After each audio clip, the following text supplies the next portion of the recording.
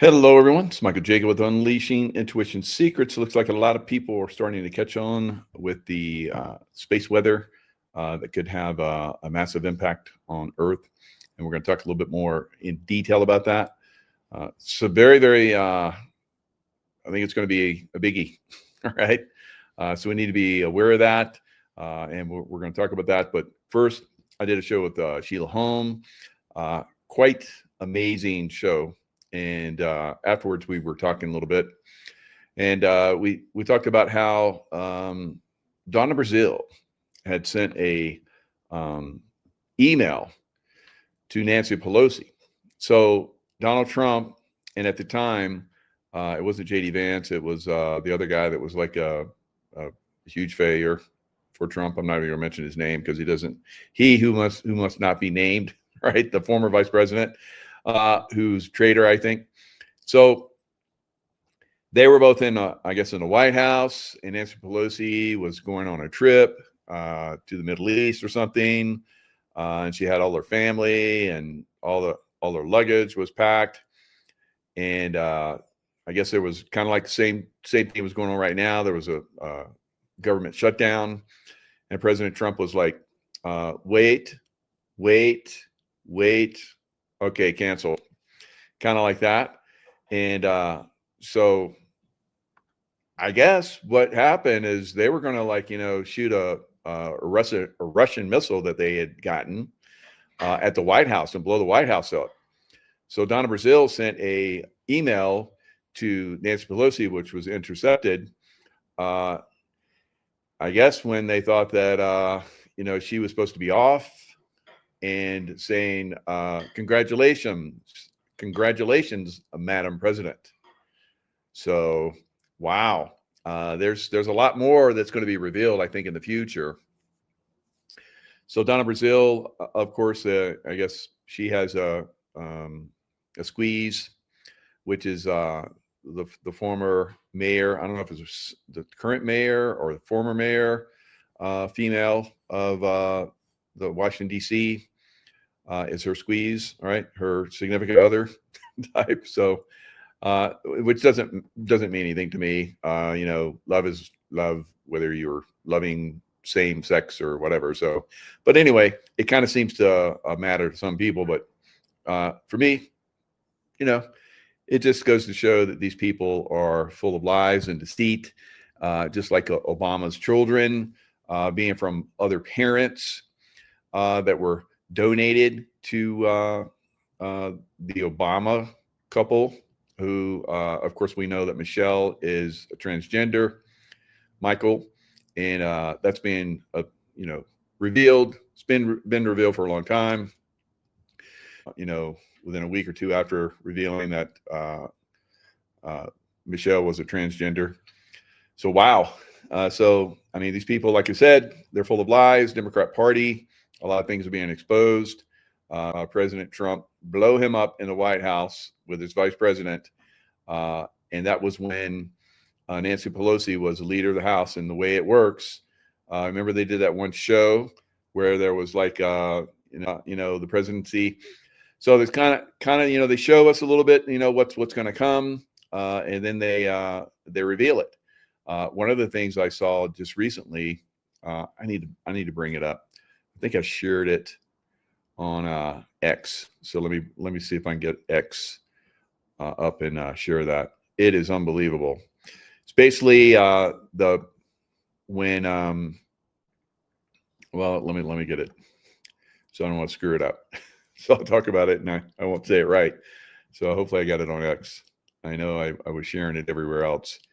So let's see. Is it there? Come on. Maybe I have it on Facebook.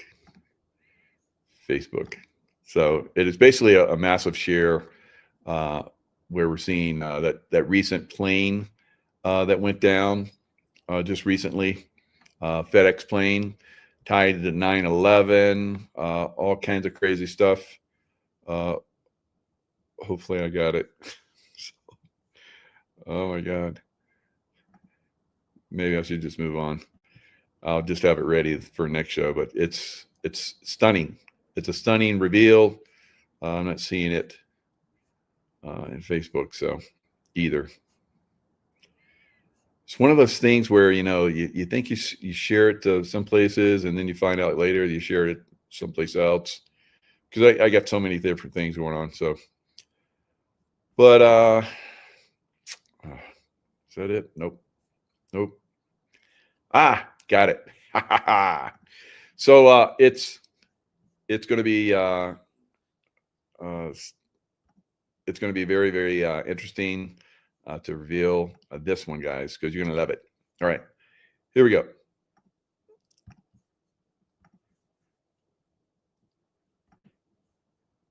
Crash that just happened and 9/11, I didn't believe it until I fact checked it, and it is completely real. Listen to this. This is an image of Dick Cheney watching the September 11th attacks. He passed away November 4th. So he was the VP during 9/11. Now, on the FBI's website, they state that 2,976 people were unalived on September 11th. What at first could be a coincidence is that the UPS plane crash that just happened was flight 2976. But there's more. So on the same day that Dick Cheney passes away, November. So, of course, I'm sharing this with you on 11/11. So, you know, thank you to all you veterans out there. I know a lot of you guys have been saying thank you for my service, but my service has not stopped. All right. So I'm still serving. My life is still threatened. I feel in some cases that I am under or have been under more threat, you know, sharing this stuff on, you know, social media than I ever did when I was in the military or working in the CIA in combat zones. It's crazy. Right? So, yes, thank you so much, everyone that has, you know, expressed your gratitude. So my gratitude goes back to you for, you know, tuning in and staying informed. For 4th, we have 2,976 people who passed away during 9/11. We have flight 2976 that. All right. So 2,976 people, 2976. Wow.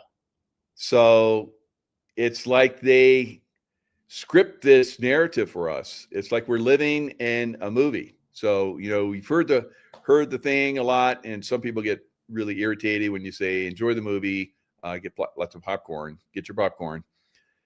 It's not like it's being done by the good guys. It's being done by the bad guys, and it's constantly happening. All right. So, but calling it out and pointing it out is very, very important so that we understand their game.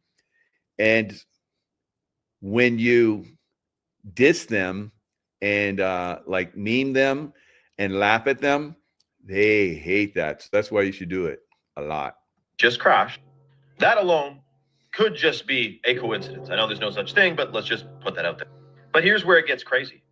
The model of the plane is the McDonnell Douglas MD-11. That was the plane that crashed.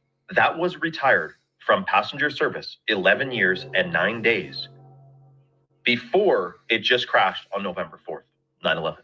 And as of today, 9 perished and 11 injured in the UPS cargo plane crash that just happened. And then here's the cherry on top. The night that happened, Donald Trump tweets, "And so it begins," which is a famous quote from Lord of the Rings, The Two Towers. So how much of our reality is scripted and planned? I bet you if you type this in, not that you should use ChatGPT, but if you did, hey chat, what's the odds between this, and that all happening and these connections between them? It's probably 1 in several trillion. It is extremely unlikely to be an accident. Now, this kind of reminds me of the kindergarten class that was being, you know, told to say with certain words, to spell out certain words, that George Bush was sitting in the class and they got the kids to read out plane, steel, beam, tower. Do you remember that? And then he got the call that was famously, they got the picture of him. Oh shit, there was an attack. This just gives me, I don't know, man. Absolutely shocking. Let me know your thoughts in the comments below and follow for more. All right. It's an altered reality. We live it, right? We live in an altered and basically managed reality. So that's what we're in right now.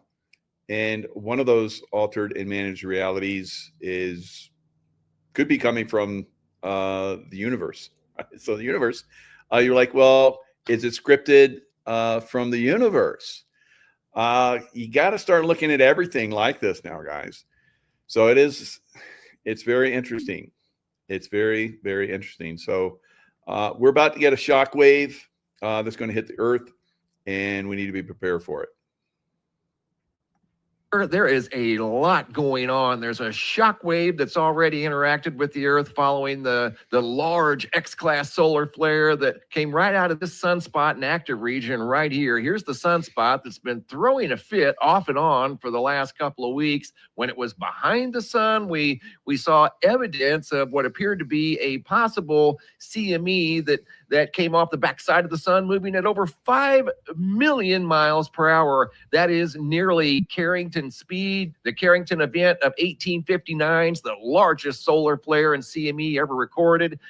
All right, so the largest coronal mass ejection ever recorded basically knocked out all of the telegraph wires. That was like their internet back then, right? So is this going to disrupt our satellites, internet, cell phone, TVs, you name it? There won't be any popcorn eating because all that stuff be gone, right? So it'll be back to like tiddlywinks and playing cards. So I don't know. You guys just be aware that we have some very powerful storms that are coming. We've talked about this for years. I've said more recently that I really, really, really feel that this stuff is coming. And it's getting very, very close, and here we are. Looking at an event right here, you just saw a full halo. That right there you just saw that looked like snow is a proton storm that's currently got the Earth engulfed in charged particles. That storm is underway. We're about to enter a possible strong geomagnetic storm following 3 X-class solar flares that all sent CMEs flying through space headed towards the Earth. And here's a graph over here at the Parker Spiral. Let me show you what's going on. The yellow dot is the sun. The green dot is the Earth. The moving waves, the activity you see between the Earth and the sun, those are the CMEs. And you can see what's called a cannibal CME right in here. Let me show you where it's at. Here I put an arrow pointing right towards the cannibal CME. The cannibal CME. Wow, that's quite a name. So these, as you guys can see, one burst out from the sun, and then another one burst out with much more power. So it's catching up to the first one, and they're sandwiching together, and they're going to hit at the same time. And then we have this coronal mass ejection, which is going to catch both of them and hit the Earth, all of them simultaneously. Oh, that's going to stir things up. Basically, this is what's going on. The CME right here is moving much faster than the large CME in front of it. It's going to join with the larger CME. They're both going to impact the Earth at around the same time. When they do, like they did back in April of this year, it created a very long duration, strong G4 geomagnetic storm. Auroras were sent way down into the lower latitudes. That could happen again. You can see this big spike right here. That is a forecasted prediction of the plasma density associated with the cannibal CME situation. So we could see a large-scale event here within the next 24 to 36 hours. The Ovation Prime. This is a graph right here that represents the Aurora Borealis and how far they could dip down into the southern latitudes. And don't be surprised if some of these auroras dip down into Kentucky, southern Missouri, quite possibly northern Arkansas, Texas, maybe even deeper than that. So a lot. Maybe even deeper than that. So many of us may be seeing Aurora Borealis. I've been up into Edmonton, Alberta, Canada, and I saw them up there. Spectacular in the summertime many, many years ago. I was doing a course up there teaching tracking and intuitive skills and remote viewing and all that kind of crazy stuff. So it is possibly going to be seen by a good portion of America. Now, right now we have an iguana apocalypse that's happening in Florida. That's right. Iguana apocalypse.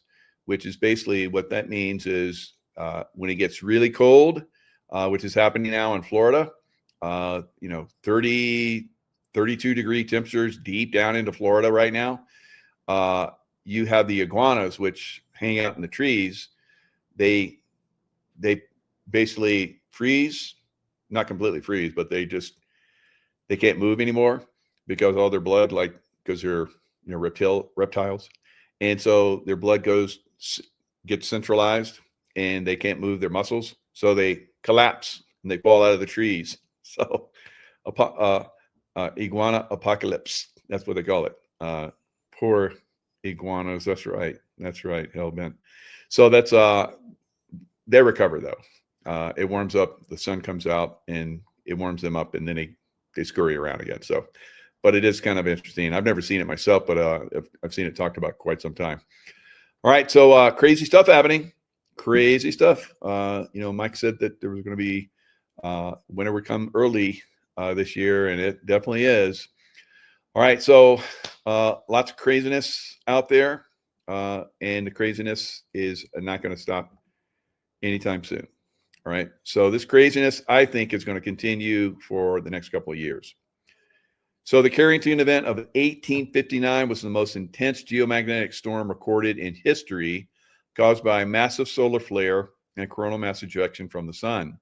It resulted in spectacular auroras visible far beyond the polar regions and caused significant disruptions to telegraph systems on Earth.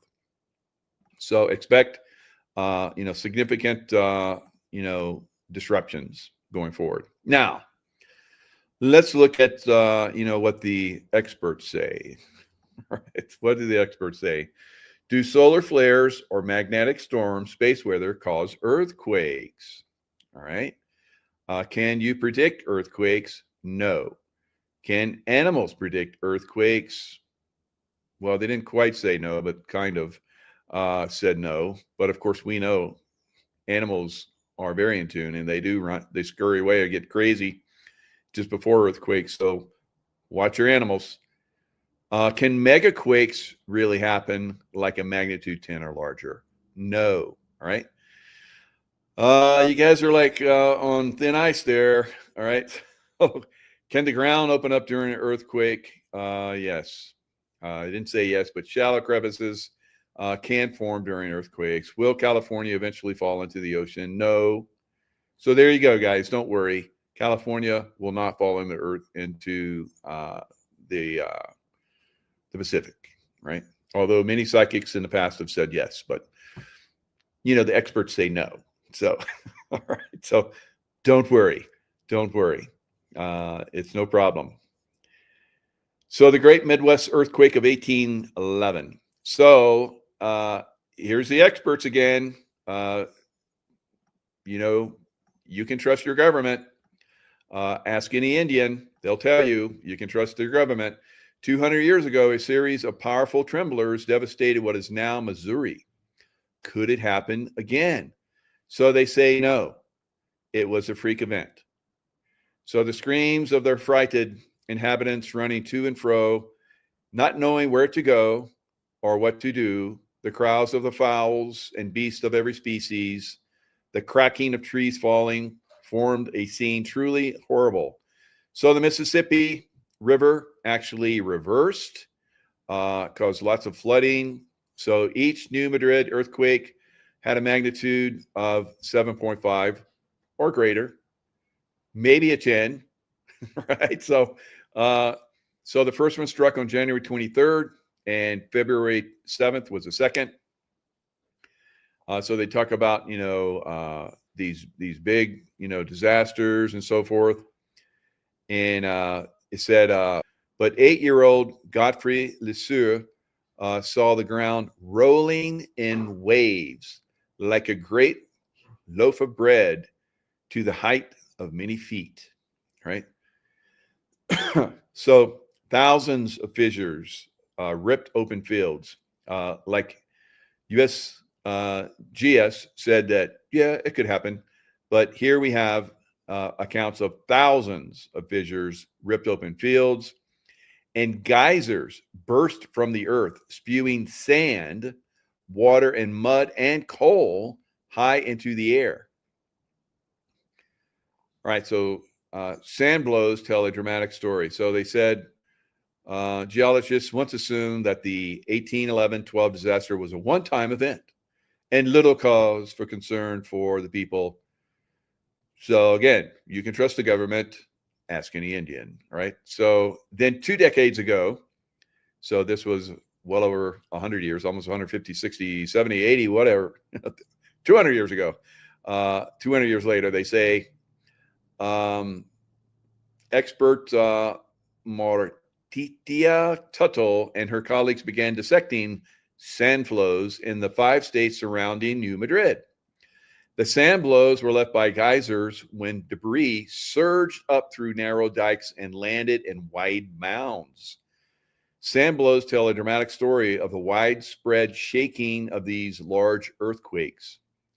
So they excavated potsherds, spear points, and corn kernels, and realized that many of the sand blows were more than 200 years old. Oh, so it wasn't just a one-time freak event.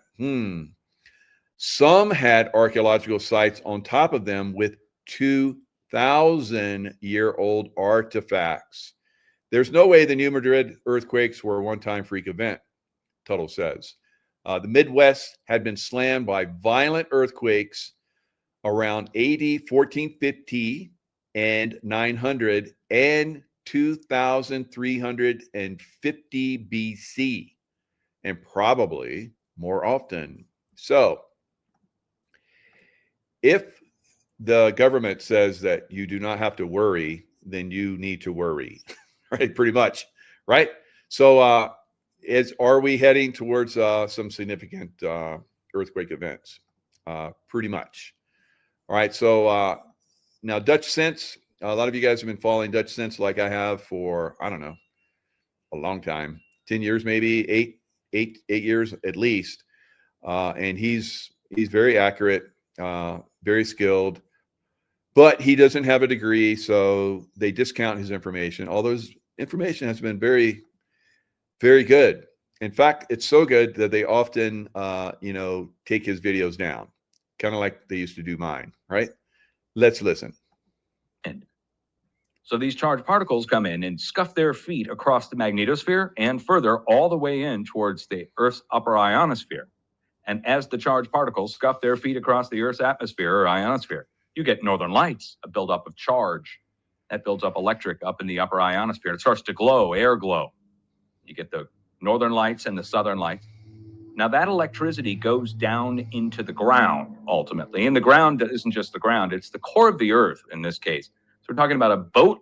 All right, so the electricity, right, the energy goes down into the ground, right? Very important point. Energy coming in, and it gets dumped into the magnetosphere, which then takes it down into the core of the Earth. And within a couple days of the arrival of the solar storm, or even less, in the same day, when the solar storm arrives, when the charged particles arrive, we tend to see a new beat of the drum come up from down below the plates, down in the core of the Earth. And electroplasma in the core of the Earth, like lightning times a billion, a trillion. I don't really know. It's somewhere between a billion and a trillion, let's just say. And so we have lightning coming up from the core of the Earth, electro, and it comes up to the underside of the plate, hammering in with a very low frequency. And that then gets us into, is there an earthquake? All right. So all this energy that's coming at us is going to go into the Earth. It's already into the Earth. The Earth is already active.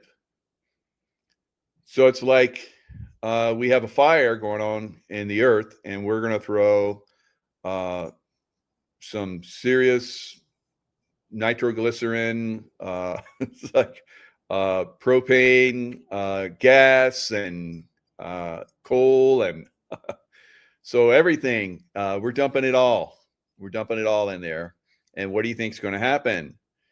All right. So this is what we have coming. After solar storms. Yes.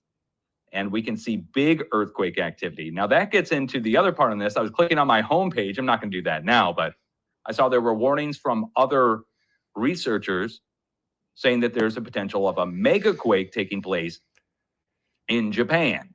Now, I'm not going to dispute that at all. Japan has been moving. It went up to 6.8 just a day and a half ago. We went to 6 yesterday. And so we're flirting between 6 and 6.8 already on the coast of Japan. Then down to the south, 5.1, 4.9, and up to the north, 4.9, 5.4. So it's two of the same sized earthquakes equidistantly spaced out across the plate boundary, which is not even evenly spaced. Let's go over to the USGS plate boundary map and show you what I'm talking about here. So other researchers warning for a megaquake to take place. When I hear megaquake, I hear 8+. Like, that's just what I think of when I think of megaquake. It's not a definitive term for anything. So just a very large earthquake is what's being called for by other researchers. And I would say we need to watch it. Additionally, I mean, I'm not going to dispute them. Okay. So remember, the government agency, USGS, says that you cannot predict earthquakes, right? Especially big earthquakes. And there can never be a 10.0 or 10 earthquake, right? So we'll see.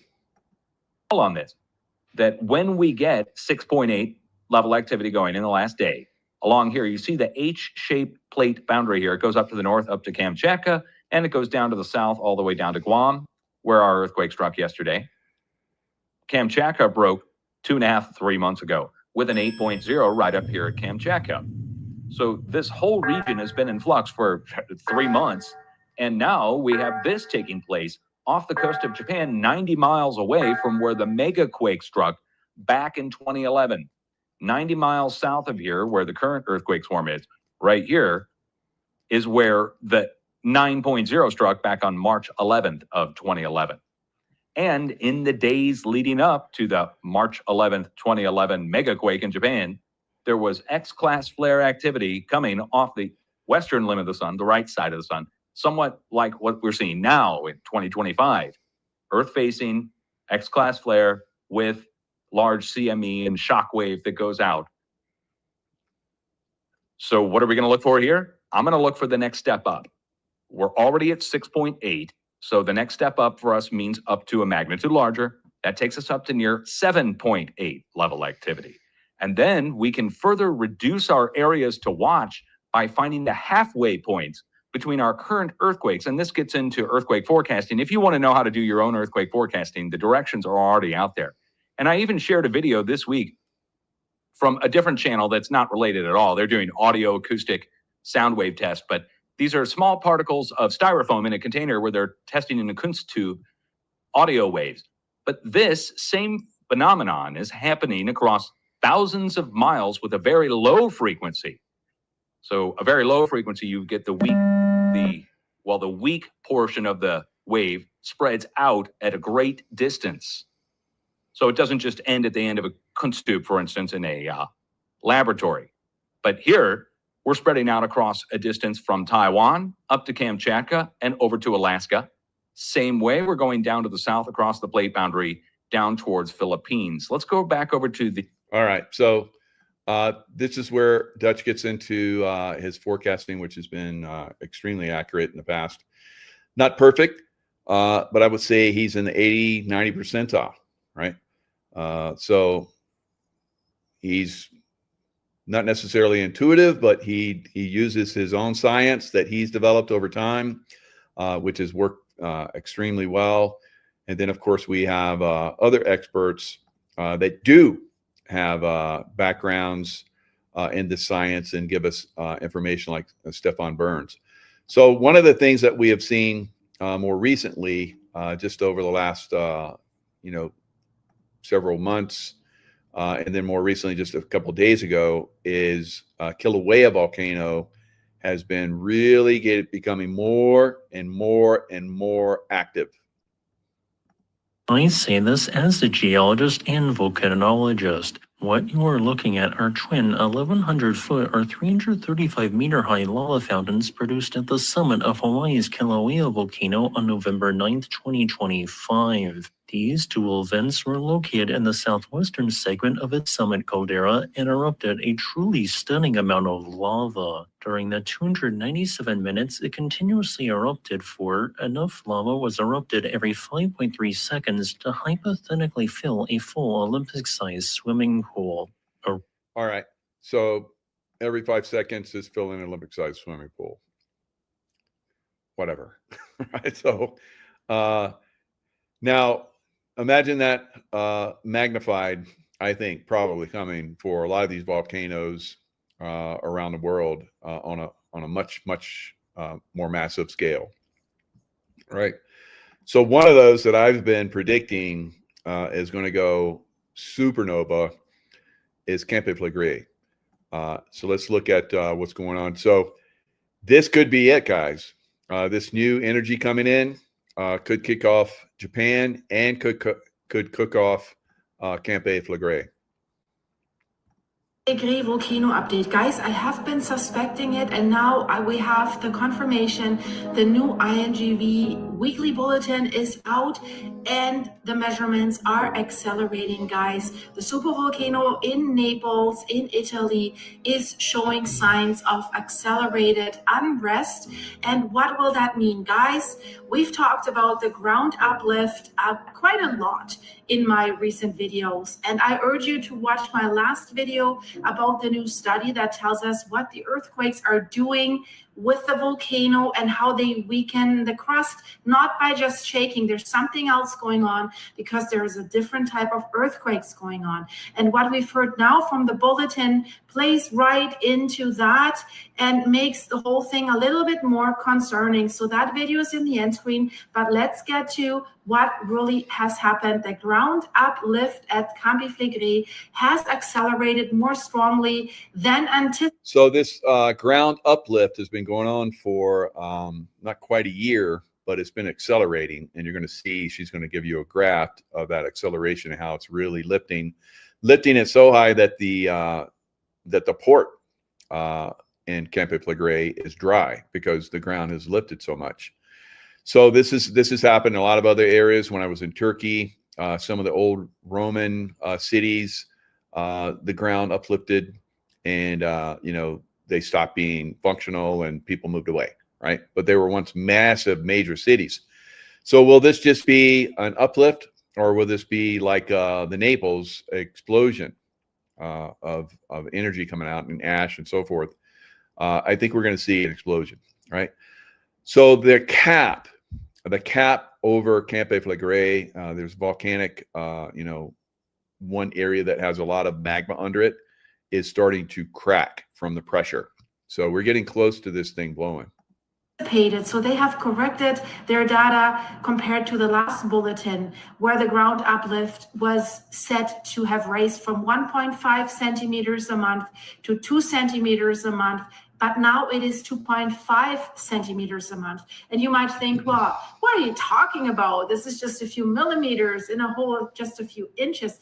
Guys, look at this. This is the Medusa station with the tide gauge that is measuring the unrest, and it's measuring the land rise. And you can see over the years how that has accelerated. We're approaching 1.60 meters. That's why the port of Pozzuoli is running dry. There's no water in there because the land is rising. This is significant. And guys, we had the unrest in May 2024, where the land rise had accelerated, and in February, March, where we had that seismic crisis at Campi Flegrei, non-stop earthquakes in the higher magnitude, 4.6. All right, so that puppy is getting ready to blow. So if it gets a little bit more pressure and energy, which seems to be coming right now, and this might not be the only one. This could, invigorate it more, make some more vents pop open, a little bit of volcanic seepage or so forth. And then we're going to get more and more and more. This is not going to stop, right? We're moving into a period where you look back into history, these periods have come, and you have the poles that are going to wander. The poles are wandering like crazy right now.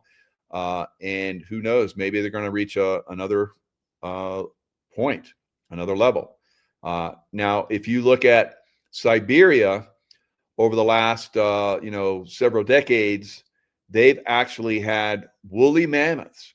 So the woolly mammoth during the last cataclysmic event 12,000 years ago, when the ice age ended, all right, so all through this ice age, you have all these massive woolly mammoths that make the African elephant look like a little child, right? They're massive. And so they're all over the place. They're in North America. We have woolly mammoths. We have Siberian tigers with those great big teeth, right? They end up hammered. Massive numbers of them, along with trees and everything, get slammed into canyons for miles. Oh, that's just normal. That's just normal, right?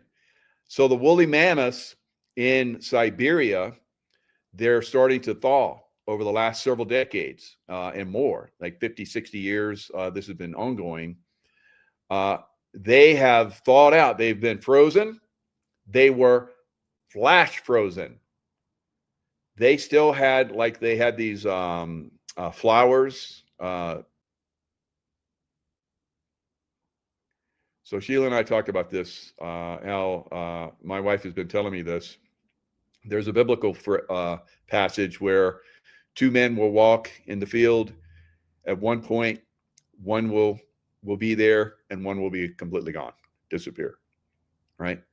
So this has also happened throughout time, where cultures and groups of people have just disappeared. Are those of us that are enlightened and raising our vibrational consciousness, are we going to soon disappear from this craziness? I think there's a possibility, guys. So anyway, so stay focused. Don't give up hope. Maybe we're just going to create a new Earth. I've heard from a guy that I think it's called 44 Hours, where he died and came back, and Jesus talked to him, and he said that he's not going to, when there's destruction that's happening now on Earth, he's not going to come and refurbish Earth. He's going to create a new Earth, right? So you need to be aware of that. Don't give up hope. I've seen a lot of chat where people says, I just don't care anymore. It's like, okay, you're not going to come to the new Earth, all right? So it's like, you're not going to be part of the team then. So we want everybody to get involved in this, guys. So stay focused. Don't lose hope. I think there's going to be some major positive events that are going to come in the future. So just stay with the program. Don't give up, right? Look at that sky back there. Somebody told me that yesterday when I was outside doing the show, went super fast forward, and the sky was like changed. I got to go back and look at that. That must have been pretty cool. So now here is Stefan Burns. Stefan Burns is, I think, one of the leading, revealers of excellent information. So let's listen. So I posted this on my X account when it came out. I'm just like tapped into him, right? So within minutes after he released this, is 5 hours ago now, I was posting on my X account. I'm Stefan Burns here. We just had a 5.1 X-class flare blast off from the sun just a few hours ago. Boom! Shakalaka. That is the 6th largest solar flare that we've had in this solar cycle 25. Months ago, I was talking about how this fall we would very likely see a second peak in solar activity. That confirms it. That launched a colossal coronal mass ejection towards Earth that is expected to hit us in less than 24 hours. The initial velocity estimate on this is about 1,850 kilometers per second.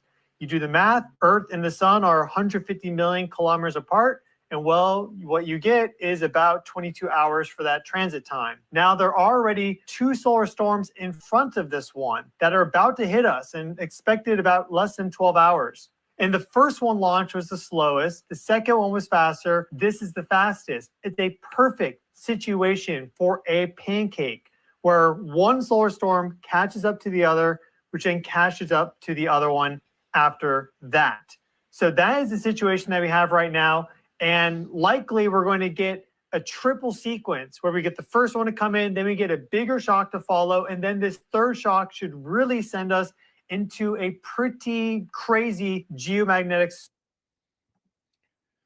All right, so I'm putting this, I don't know if you can see it. I'm gonna stop the share so it will come out a little bit better.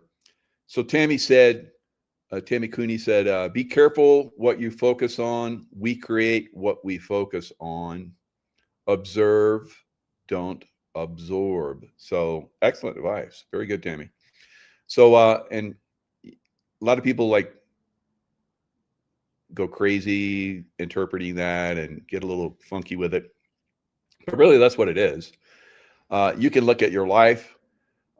Whatever you have manifested in your life is what you have focused on. And you're like, well, I didn't want to focus on like losing all my money and being poor and stuff. Well, sounds like maybe you did, because I've been in those situations and I know when you're in that situation, it's a gift.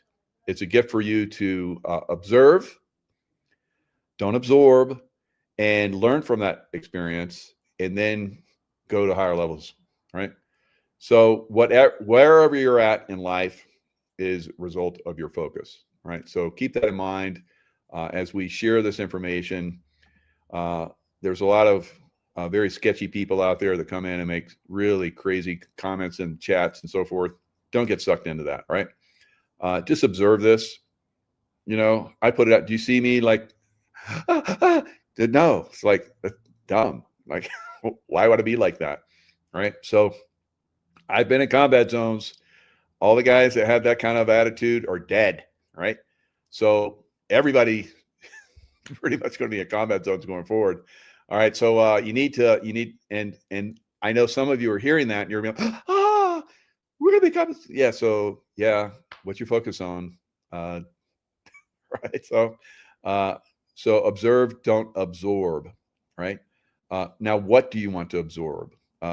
Beauty, peace, serenity, love from your fellow human beings, all right? From your animals, from your plants, all right? I have all that. I look at this. I look at the sky back there, and it's like, oh, it's so beautiful. I live in such a beautiful place. I'm gonna eat amazing, beautiful meat soon. So, thank you, cows that gave your life so that I may live. All right, so you have to observe and not absorb, guys. All right, so excellent advice from Tammy. I saw that just come across the chat. I was like, oh, you got to share that one. Good one. All right, moving forward.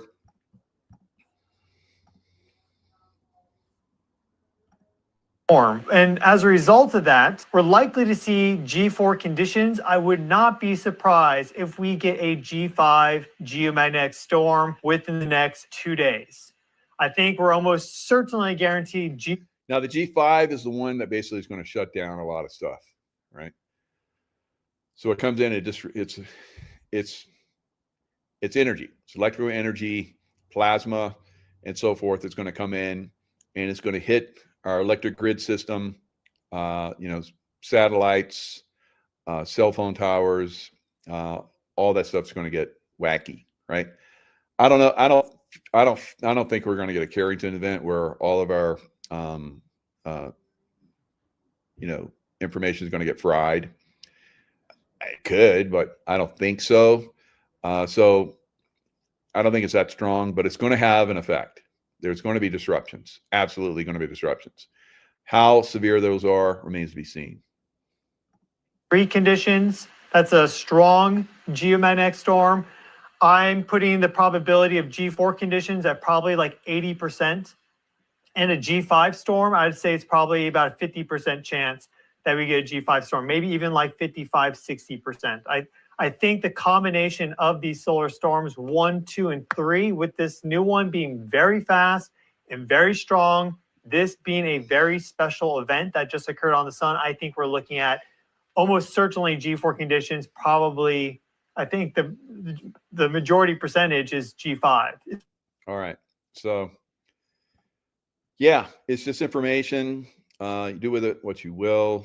Don't get all funkified by it. It is, just information. It's information that could, help you if you're prepared for it.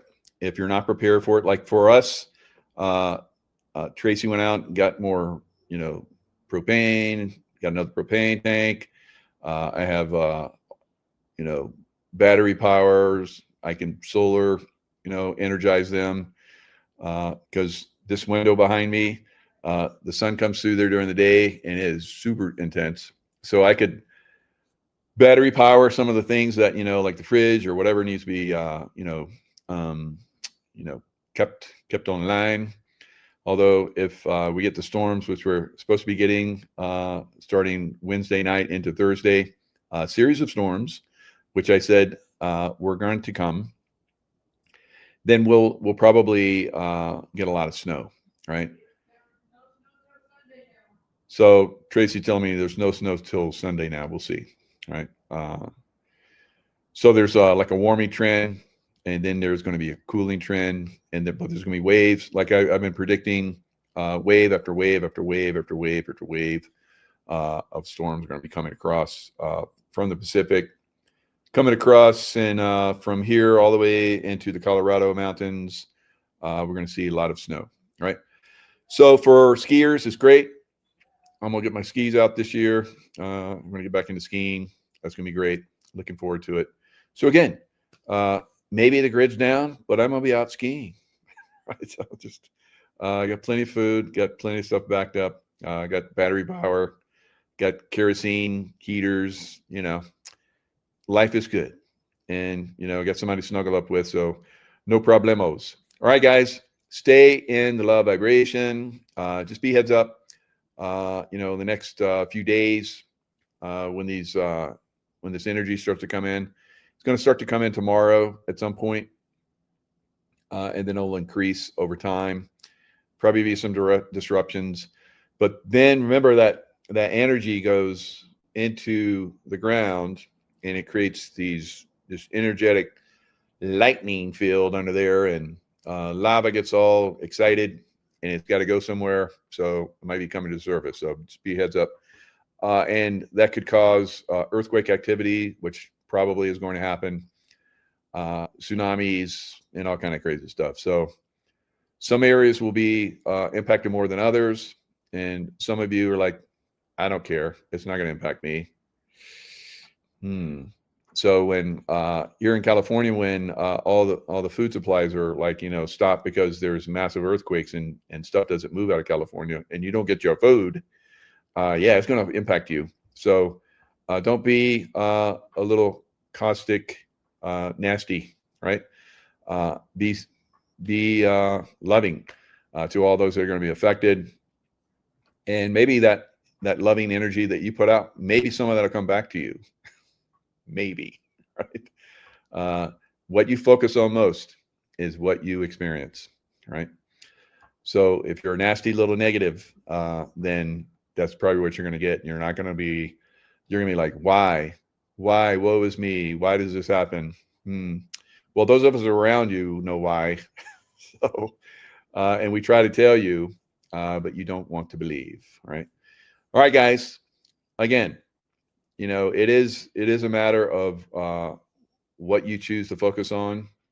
So some of you are like, I choose there not to be a massive earthquake in California and a tsunami. I choose to believe that, and I focus on that. It's always a pleasure and an honor to have you on your wealth of information.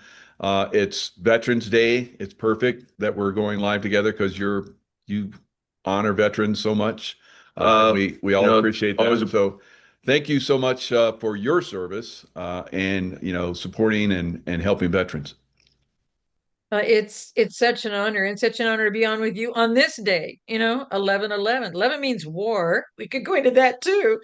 Yeah, the Warriors Battlefield Strategy Devotional. And everybody said, "Why did you put the word strategy? That's not the right word." I said, "Well, Father gave it to me, because if we don't know how to strategize with him, we're going to be in deep trouble."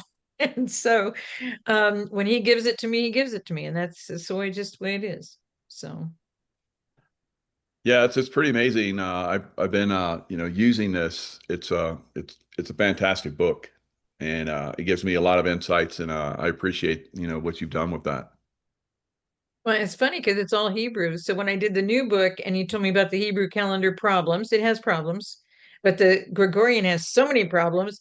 And he Oh, said, that's why I did that with you in the devotional. I'm like, well, what did I do in Hebrew in the devotional? And he had to remind me, we only did 1 through 7 more than 52 times, but we can't do a 13-month calendar of 4 weeks of 28. None of that works. So I'm working on combining, and our good friend, I gave him stacks of information on all this to put it through his mind. It's just let him put it through his meat grinder and sift it all out and see what happens. But what I gave to him is because I'm not trying to choose, but I don't want to be on a calendar with names of gods and goddesses for the months and the days of the week. I don't want to be living there, because that keeps us stuck where we are. It's just like that 1607. I've been going over the 1607 covenant because people think that's better than the Pilgrims, but the Pilgrims knew we had to get away from England. And Americans never knew we were never away from England the whole time until President Trump in 2017, which he reconfirmed in September when he went there. So if we don't understand how to come out of the mess and help each other come out of the mess, and unity is what you focus on all the time, we don't have a prayer, because this evil has been so organized, and they keep thinking that it's just a few of the past presidents. So we can get into that today if you want to, because nobody realizes 41 wasn't able to be a candidate. 42 is questionable about his father. Was he able to be a candidate for president? 43, son of 41, wasn't qualified. Jeb Brand too, he wouldn't have been qualified. So it's not just Obama. The takeover of America, this evil, guys, it goes all the way back to the very beginning of the world. It goes all the way back to the garden. And we haven't had people go, why didn't this get cleaned up before? When did we have this level of communication, this level of technology, this level of, and yes, the Aztecs and Mayans had some kind of computer process. I get it. I hear that all the time, but they didn't have the communication process. They didn't have the ability to get together with each other like we are, and fighting through this. I mean, what you've been through, taken off of this platform, taken off of that platform, deplatformed here and there. It's like a whack-a-mole game that we've been living in. So I'm so excited each time we come on together, and the feedback on these interviews is just so powerful, Michael, and I'm so excited that book is a blessing to you. Really is. General Flynn, it was Nation Restoration. He wanted the second edition. I'm going to try and get it out this year, but I don't know if I can get it done by the end of the year, but I'm working on that. But it is such an honor to me that someone like you, who's fought this hard for our country, gets that much out of that Warriors battlefield, because we are on the battlefield and acting like we're not. That's where we are. Yeah, what I like about it is, there's something new every day that you read, and then you write down your insights and what you've gained and so forth. And it's an ongoing process. So you start to look deeper inside yourself, that in ways that I thought I was already well informed as far as like my internal workings, but this has really opened me up in a lot of different ways. So yeah, I definitely appreciate it. So we have Mamdani that's taken over New York, or will, I guess, January 1st, maybe. I don't know. There's seems to be a big movement to restrict him from actually getting there. You talk about people that past presidents that really probably shouldn't have been there. They didn't fit the bill. Mamdani seems to be in that same category, but still we see these people continually getting these positions of power. And it's definitely crazy, because we have a communist, basically, Islamist communist, that's going to be in the nation's capitalist capital. So I don't understand, how this has come about. It's really disconcerting. There's a really good chance he isn't even an American. It's just a really good chance that he's not Yeah. even American, because what they're saying now is he's absolutely not. I haven't seen the documents, so have you seen anything on the documentation for him? But it sounds like he has no he has no rights to even be here. He isn't even legally in this country. So it's going to be interesting to see what happens. President Trump's been very, very specific about it, saying that we don't have to worry that it'll be taken care of, because the law is the law. Yeah. Seems like there's a lot of different laws that may be stacking up against them. Communist law of 1954. So you can't run in a communist position. I think that would probably take out most of the Democrat Party, unfortunately, or fortunately, however you want to look at it. So there's a strong chance that he'll get in there and everything will fall apart. Does New York have to suffer that? I'd hate for it to happen, but they're the ones that basically stood up and voted for him, on more than 50% of the population. So it may be a learning curve that they're going to have to go through to wake up. What are your thoughts? Well, after President Trump just did the executive order, they didn't do everything lawfully in their elections. And this isn't even an election year. But did you see all the states that had elections this year? But it's so amazing that the executive order just came out and nobody watched what was happening. And now I've asked people and they go, we don't vote this year? Oh, no, it's every other year. And they call it a midterm, but Congress used to only have 2 years to be in. And all the Congress reps had 2 years. Yeah. And the senators were selected by the Congress reps for the two best ones to represent the state. And Wow. now the entire House and Senate have become global people traveling all over the world on our dime, making all these negotiations all over the world, which isn't even their job.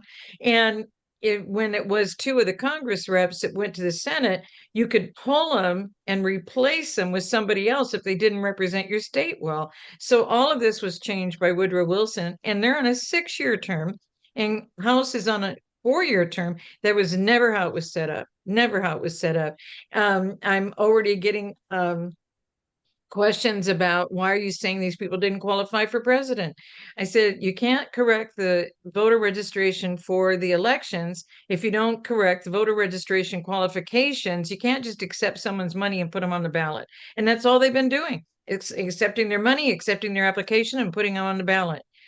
And it's a funny thing about president, because you can, if you're a legal American, you can be in any of these other positions, but you cannot become a president unless your parents were American born Americans, still Americans, not changing their residency, not having dual residence, which we're dealing with, gonna have to deal with all of that too.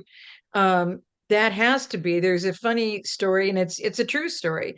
Professor said, asked if people, wanted to run for president and blah, blah, blah, because the thing you need to remember is you have to be natural born.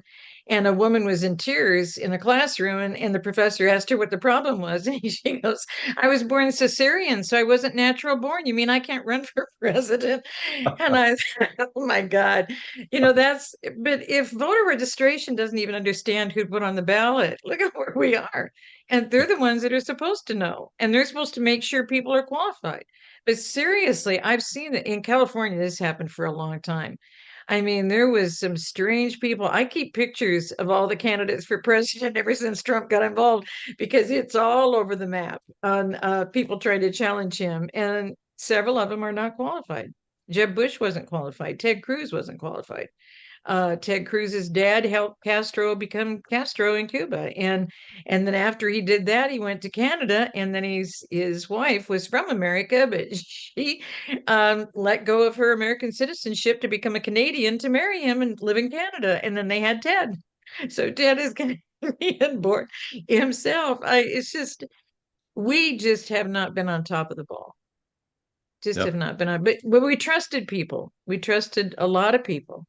And that's something we might want to think about getting into today, is about the Bureau of Investigation, because none of these bureaus are legal either. None of them are per our Constitution. These were all set up by international people who came into America and set all this up. So it's not just that it's evil, it's a system that the pilgrims got away from because they watched them groom the children. And that's why that devotional became so critical. I didn't understand. It came out like days before the 15-day lockdown back in 20. And what God said is, you got to show my people, because the children were groomed in the church and in the school, set up in the same structure with evil intent in the background of how these were all set up and all these different religions and everything. So if we don't bring people to the truth in actually who they are and whose they are, then we're not going to be able to get through this, because these evil people have done the same stuff all over the world to all the different nations.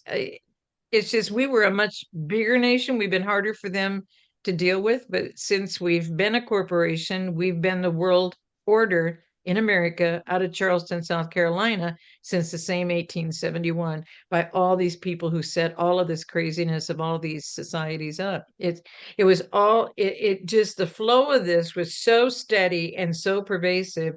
How are you going to get ahead of it? And this is the first time in all of history, that we're facing all of these things. And this Bureau of Investigation was set up with special agents by Napoleon's great nephew, Charles Joseph Bonaparte. And when he did that, he was only there for a little bit, setting up the special agents. And then J. Edgar Hoover comes in, who doesn't have any background in America.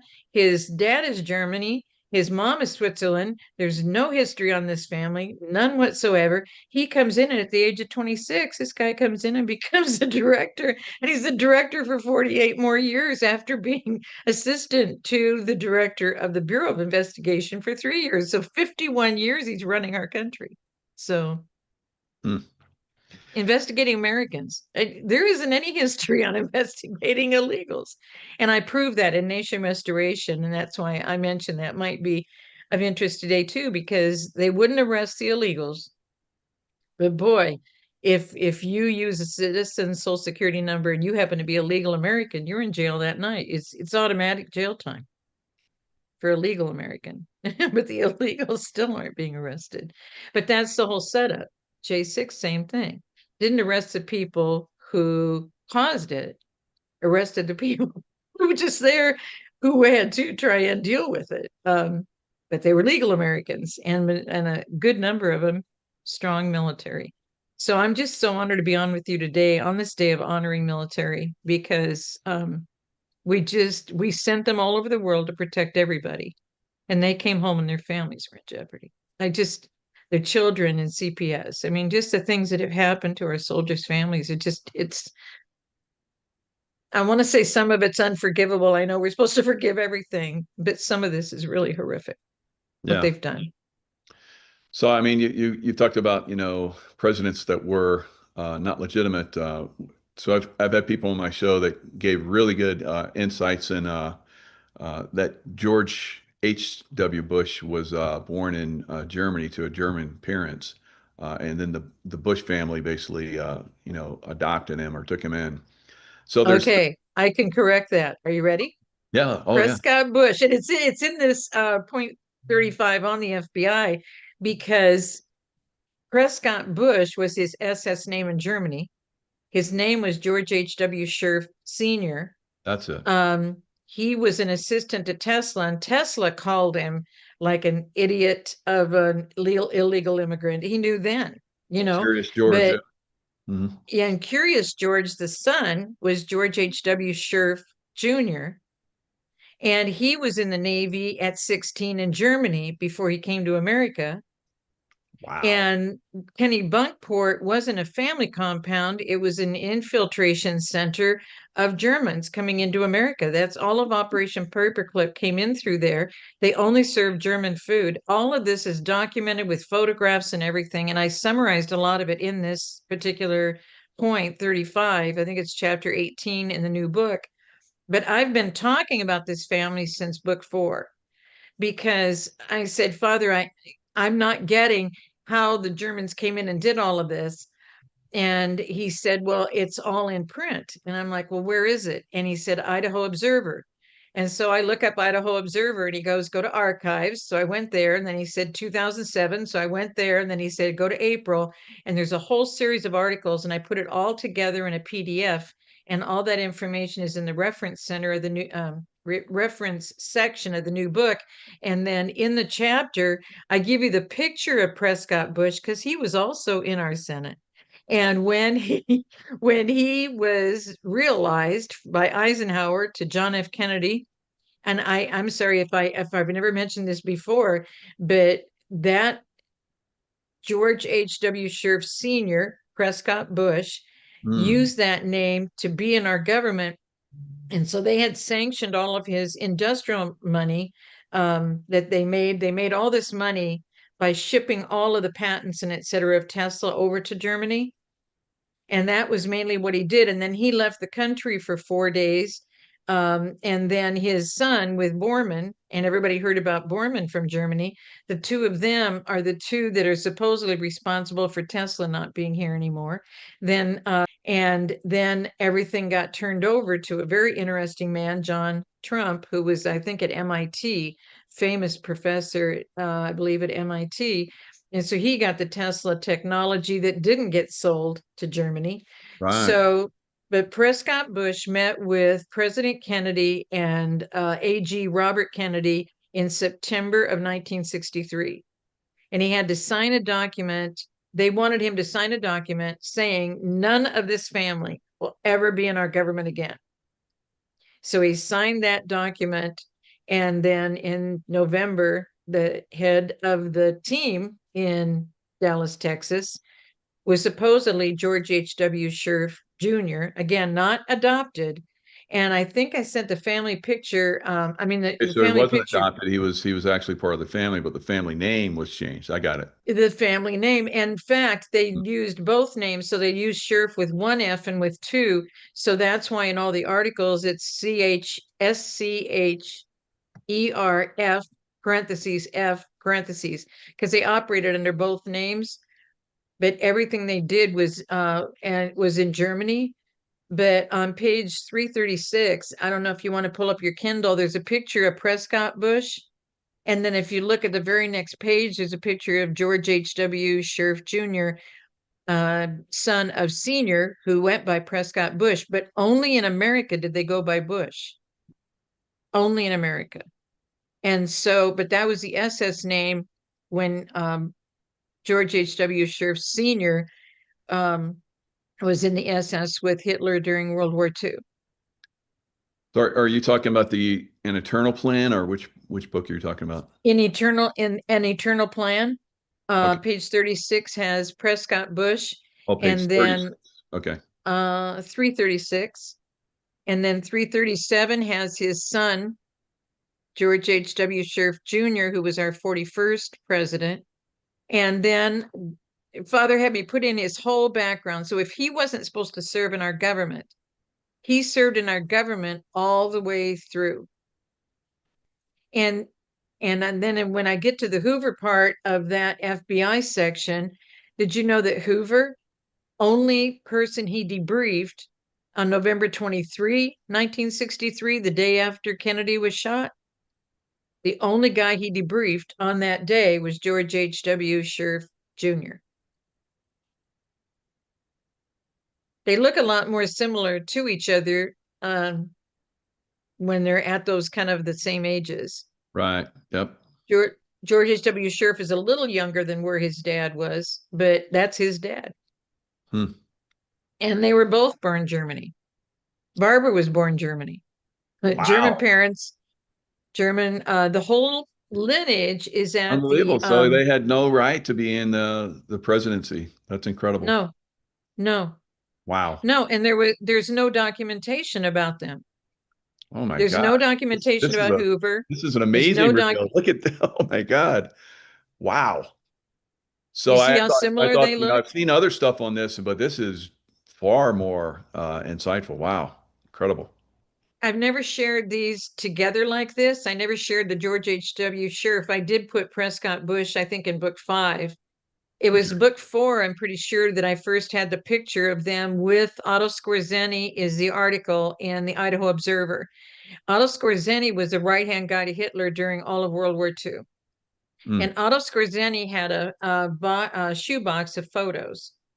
Right. And he had just shared them with a guy that wanted to marry his daughter because he said, look, you know, I don't want any problems and I don't want you to have any problems and I don't want to have a problem with you.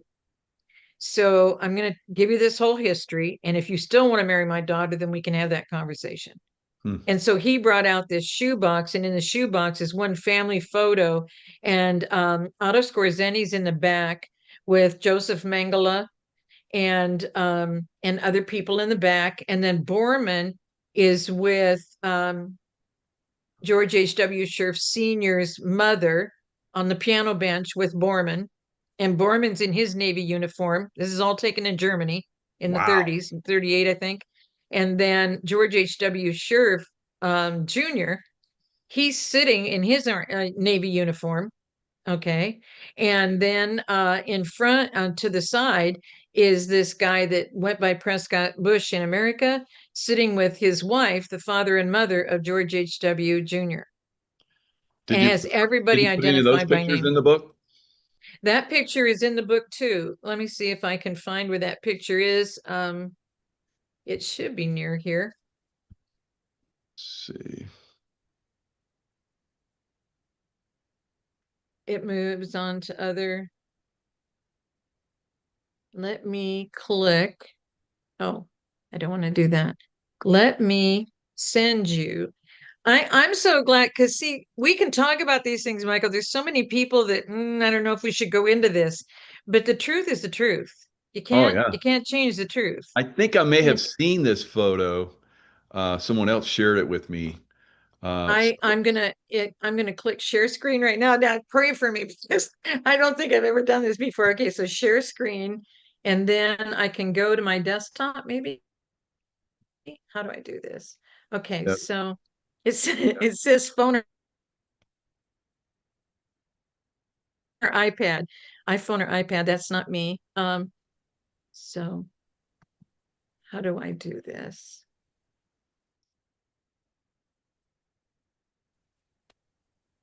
I have to find it. Okay, let me make this smaller.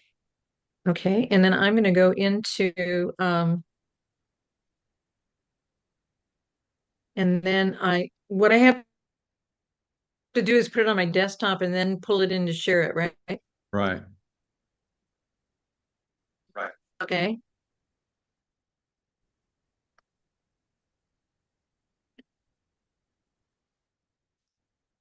Because it's so exciting because you can see them in Germany in a room, all sitting together.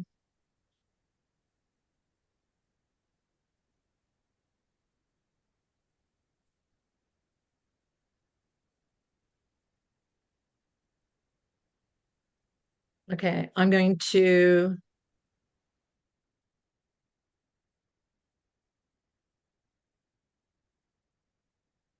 put the color one. Now the color one has the names, but the brown scale is the one they're going to see in the article. So,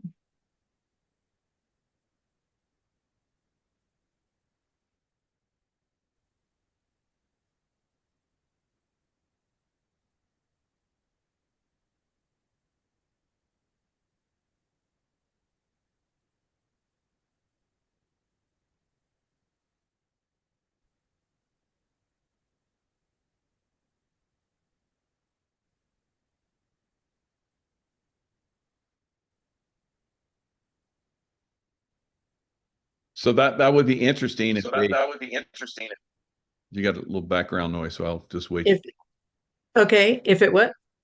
So that would be interesting if if this is proven, which in my opinion, it's proven, then all of their administrations, everything they did can be removed. You know, bills they signed, Yes. just kind of like what happened with Biden. So we know that Obama was basically controlling his administration. So the auto pen stuff, all of that stuff, in my opinion, I think they're moving in that direction, can be basically removed.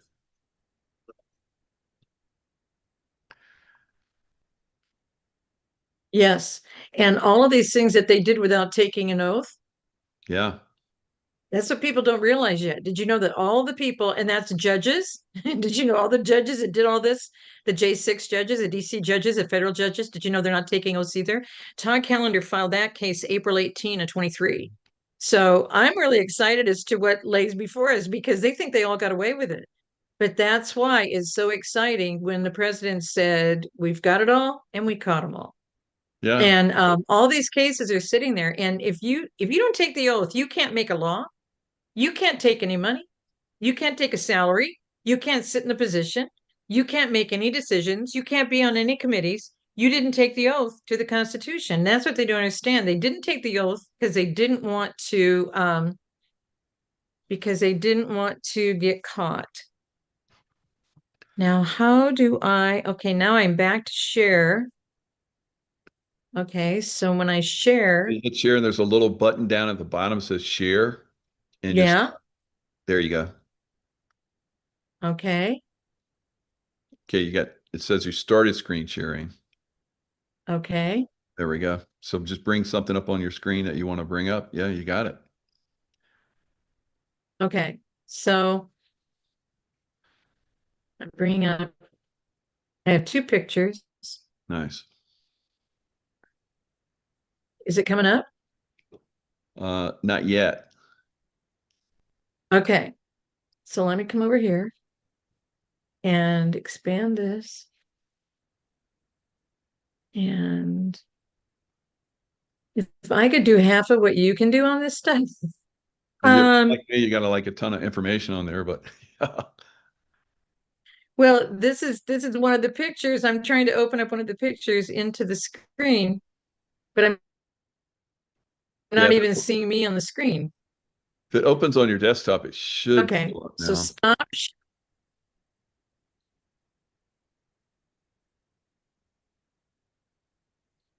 This is what I'm trying to open. Okay. I see you're clicking on it, but it doesn't seem to be opening on the desktop. Yeah. Okay.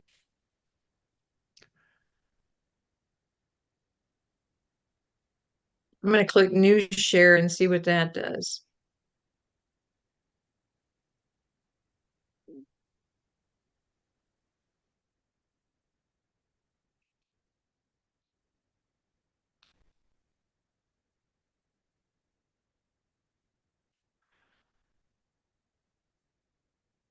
So this is amazing. So all of what you're talking about is available. The public can actually look at this. So who at that point pushes this forward into like revealing that these people were illegally in positions of power, and that's the because once you start that process, then it's going to be a domino effect. And there's going to be lots of people that are going to fall out. So you're looking at, like you're talking about, treason charges and so forth. Looks like we lost Sheila, so she'll be back. But you're looking at treason charges for a lot of these people, and that's treason. That's long prison sentences probably, and or execution, depending on severity or what they did. Now, I would think that if you knowingly came into the position of the presidency, knowing that you should not be serving in that position, and you promulgated laws and you started wars, which both of those presidents, both of the Bushes started wars and so forth, that's probably executable offenses there. So you're going to, of course, Bush Senior's gone. But the record could be, we could push the record that he, caused incredible harm to our country instead of being some kind of, maybe now, I don't think a lot of people think he's a great president. I don't.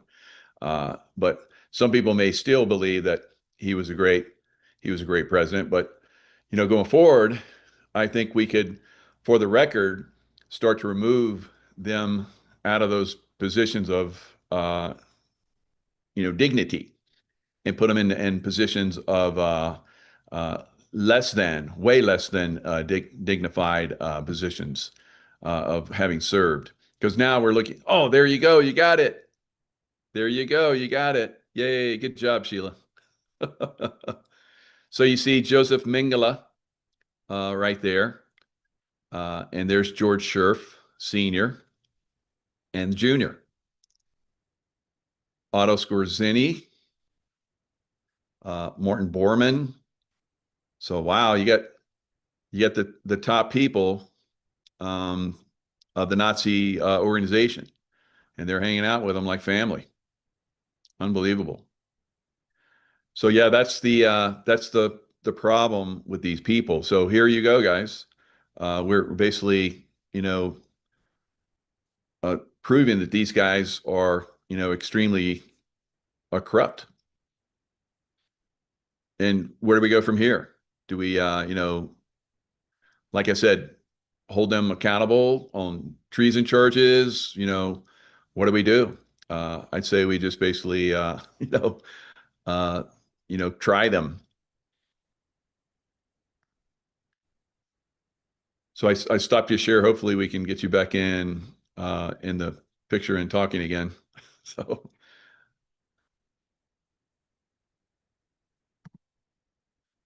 So yeah, there's your book. Your books are basically revealing this. God gives you insights, sends you on these great information hunts, and you get all this great information. You've had tons of this information in the books. Going through the books, you're like stunned with all the information is there. But with you talking about this information, Sheila, it really brings it to life and a greater understanding. Just how corrupt a lot of these figures are. Like you said,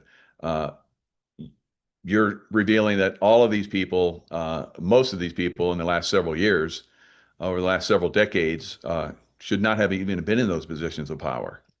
And we've seen some very corrupt things happen, during there we go. I just got it fixed. Okay, keep back on there.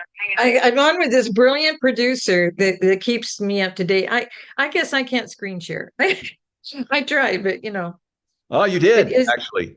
Isn't this amazing? You and had all the articles are in there. You had the pictures of while you were kind of out, I brought it up and I brought it into view. So yeah, all those Nazi figures, and then the Bush Senior, Junior there, with all those Nazi figures, Bormann and crazy. They never lived as Bush. Yeah, that's just what the name they gave us. You see what I mean? Yeah. And that's why to them, the infiltration of all of these people, this is what they always do. They moved the Native Americans off the East Coast and then brought in all of their people. And then gave them things all across our country and brought in more people. It's only our relatives that had to sign in at Ellis Island and come from a town and have all of our criminal record completely cleared. And if we had any debt, it had to be cleared. All of our stuff had to be documented. To this day, they want us to document.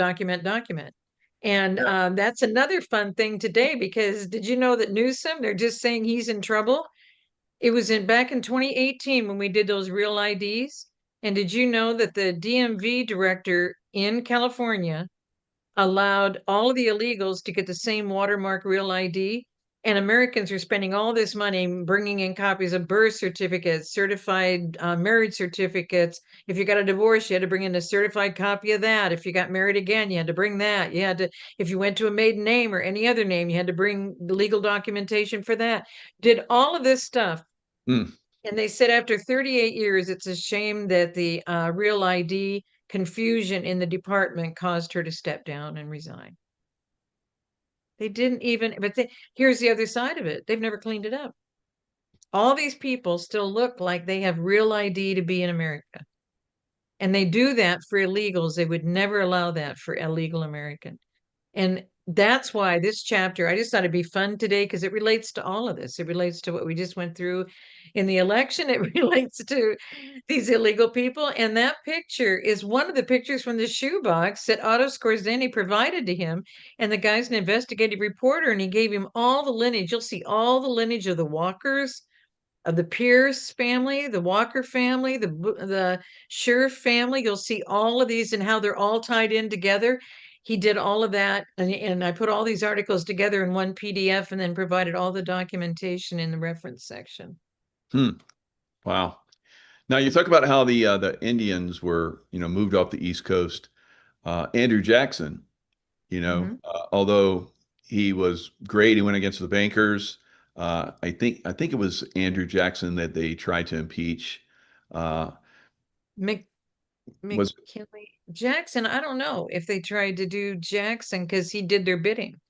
I don't know. I'd have to look that up. They said McKinley is it appears, war hero, New Orleans war hero, kept the British out of New Orleans, and then eventually, he's elected to office, and he stopped the banksters from coming in and starting with the Federal Reserve. Would eventually, get under Wilson. That's everything other than him forcing, the Trail of Tears, the Cherokee Indians and all the rest of the Indian, pushing them out of lands that they had been in, obviously, for generations, but before the Americans even came, the Pilgrims came, and they were integrated into society. They were great, intermarried and all kind of crazy stuff. And then he forced them out. It's crazy. Well, they had to do that because they knew the truth. And if you think back in those 1800s, because I shared some pictures, I think it's back up in the family situation about compulsory school, up in the earlier points, which are the older points, the 41 to that kind of stuff. The school bus was led by a horse in 1912. The roads in California were built out of lumber and braced out of lumber. The coastal road in California was all lumber in 1912. So when you think about how did these people get around, it would take days. I mean, it took 5 days for my great-great-grandfather to use a buggy and get my great-great-grandmother over to Iowa to see relatives from Nebraska. Jeez. And people don't realize that and how this would happen. So the reason why to get him on that was his third goal. But it's so awesome what you were saying, because that's how he did it. That's why I think Trump is honoring him. You do the tariffs.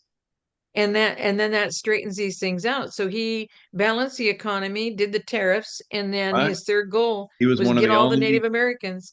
Only presidents in history that had a balanced budget, actually had a surplus. Yeah. Yeah. Well, that's why they did that Andrew magazine. But the thing that's so bad, he knew in our Constitution, the president had to enforce the win that the Cherokee got in the Supreme Court.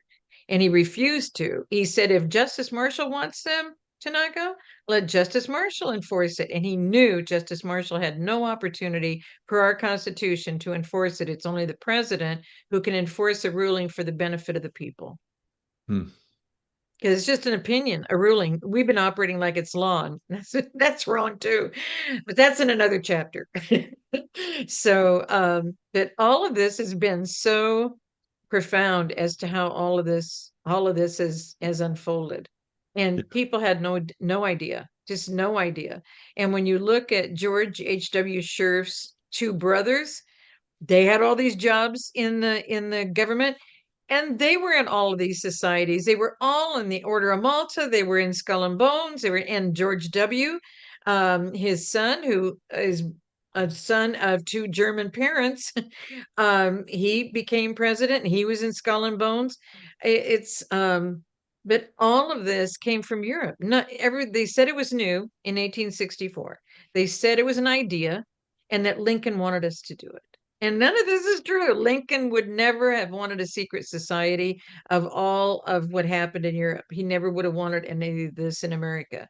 But they always say, like the Soros brand, we're going to be charitable, you're going to benefit, and it's all fraternal. We're all here for each other as brothers and sisters. And that's the mockery of being together as believers and being great to people and being charitable to people and being fraternal with people and not getting it from anywhere else. Our Congress has been paying all of this.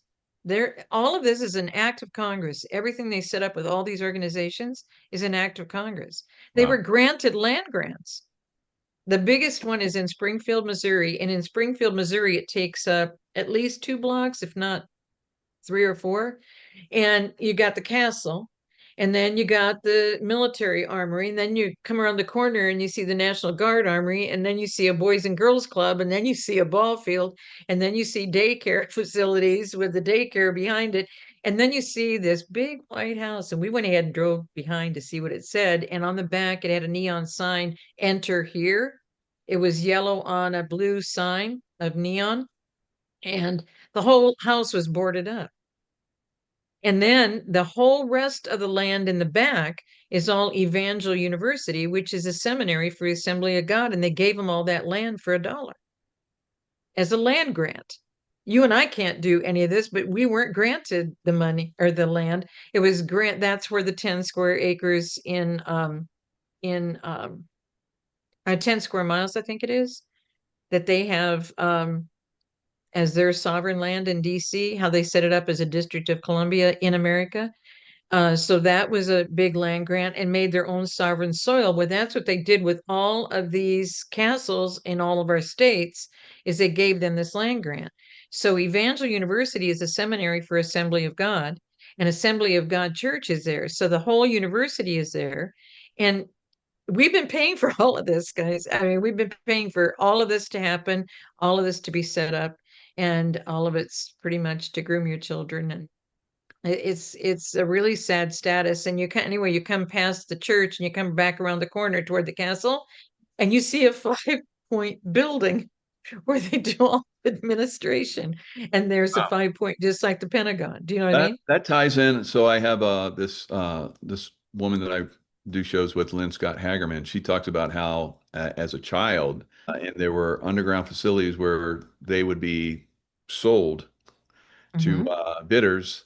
And I want to go in that direction with our conversation, but there was some very, very shady stuff that was going on there. So that kind of ties in what you're talking about here. Wow. Well, Bob Jones University in South Carolina, he was a high noble in the Knights of Pythias. It's on the memorial pages, and people who graduated from there went, "Oh, it wouldn't be Bob Jones. He's a Christian, and he wouldn't be doing." He's a high noble in the Knights of Pythias. The only way you can get the money for this, if you look at all the universities, where do they get the money? All of this is being funded, and all of it. The castles do the same thing. They have tunnels underneath. The kids go down there. They actually have what was it in olden times? And they had the bars over the windows. It's like a jail, and you are a jail, but it's the whole backside of the castle. When you drive around and see the backside of the castle, it's like I would say a brig, like a military brig, with all these iron bars over the windows. So why would they be? But they're over the Sunshine Boys, Sunshine Girls. They had seniors living there. So the elderly and the children, and what are they still focused on? What the status for the elderly and the status for the children? Same thing. So Bob Jones, are you talking about Bob Jones?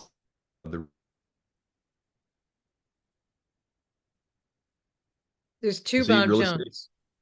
Bob Jones University is one Bob Jones, and then there was Right. Bob Jones, a prophet. And Bob Jones, the prophet, with Arthur Burt and John Paul Jackson, pulled away from Kansas City prophets, who are still in trouble to this day. Mike Bickle and those guys that are over Kansas City prophets.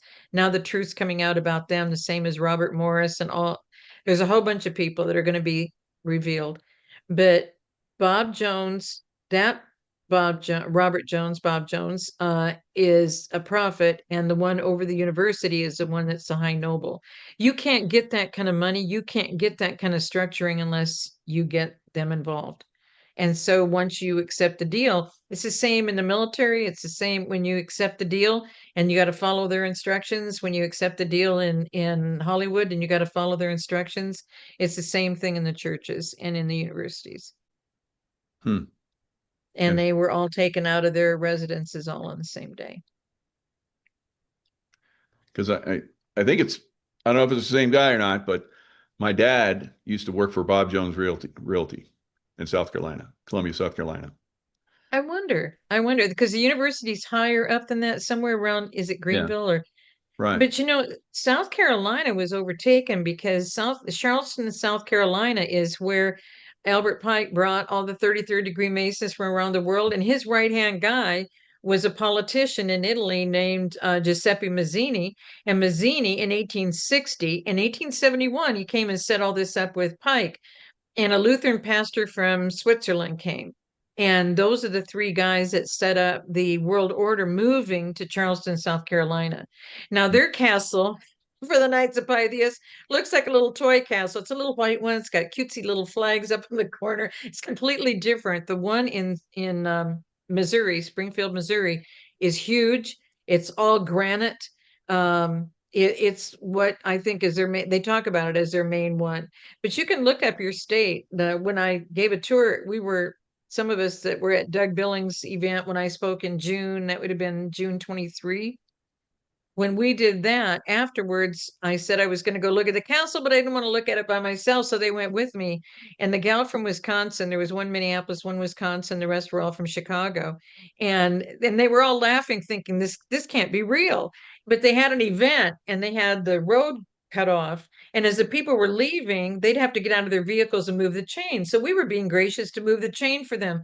Angry faces, didn't thank us, didn't say anything, just angry, and just tore out, as soon as we moved it, just tore out of there. They all had medieval costumes on. It was very, very interesting.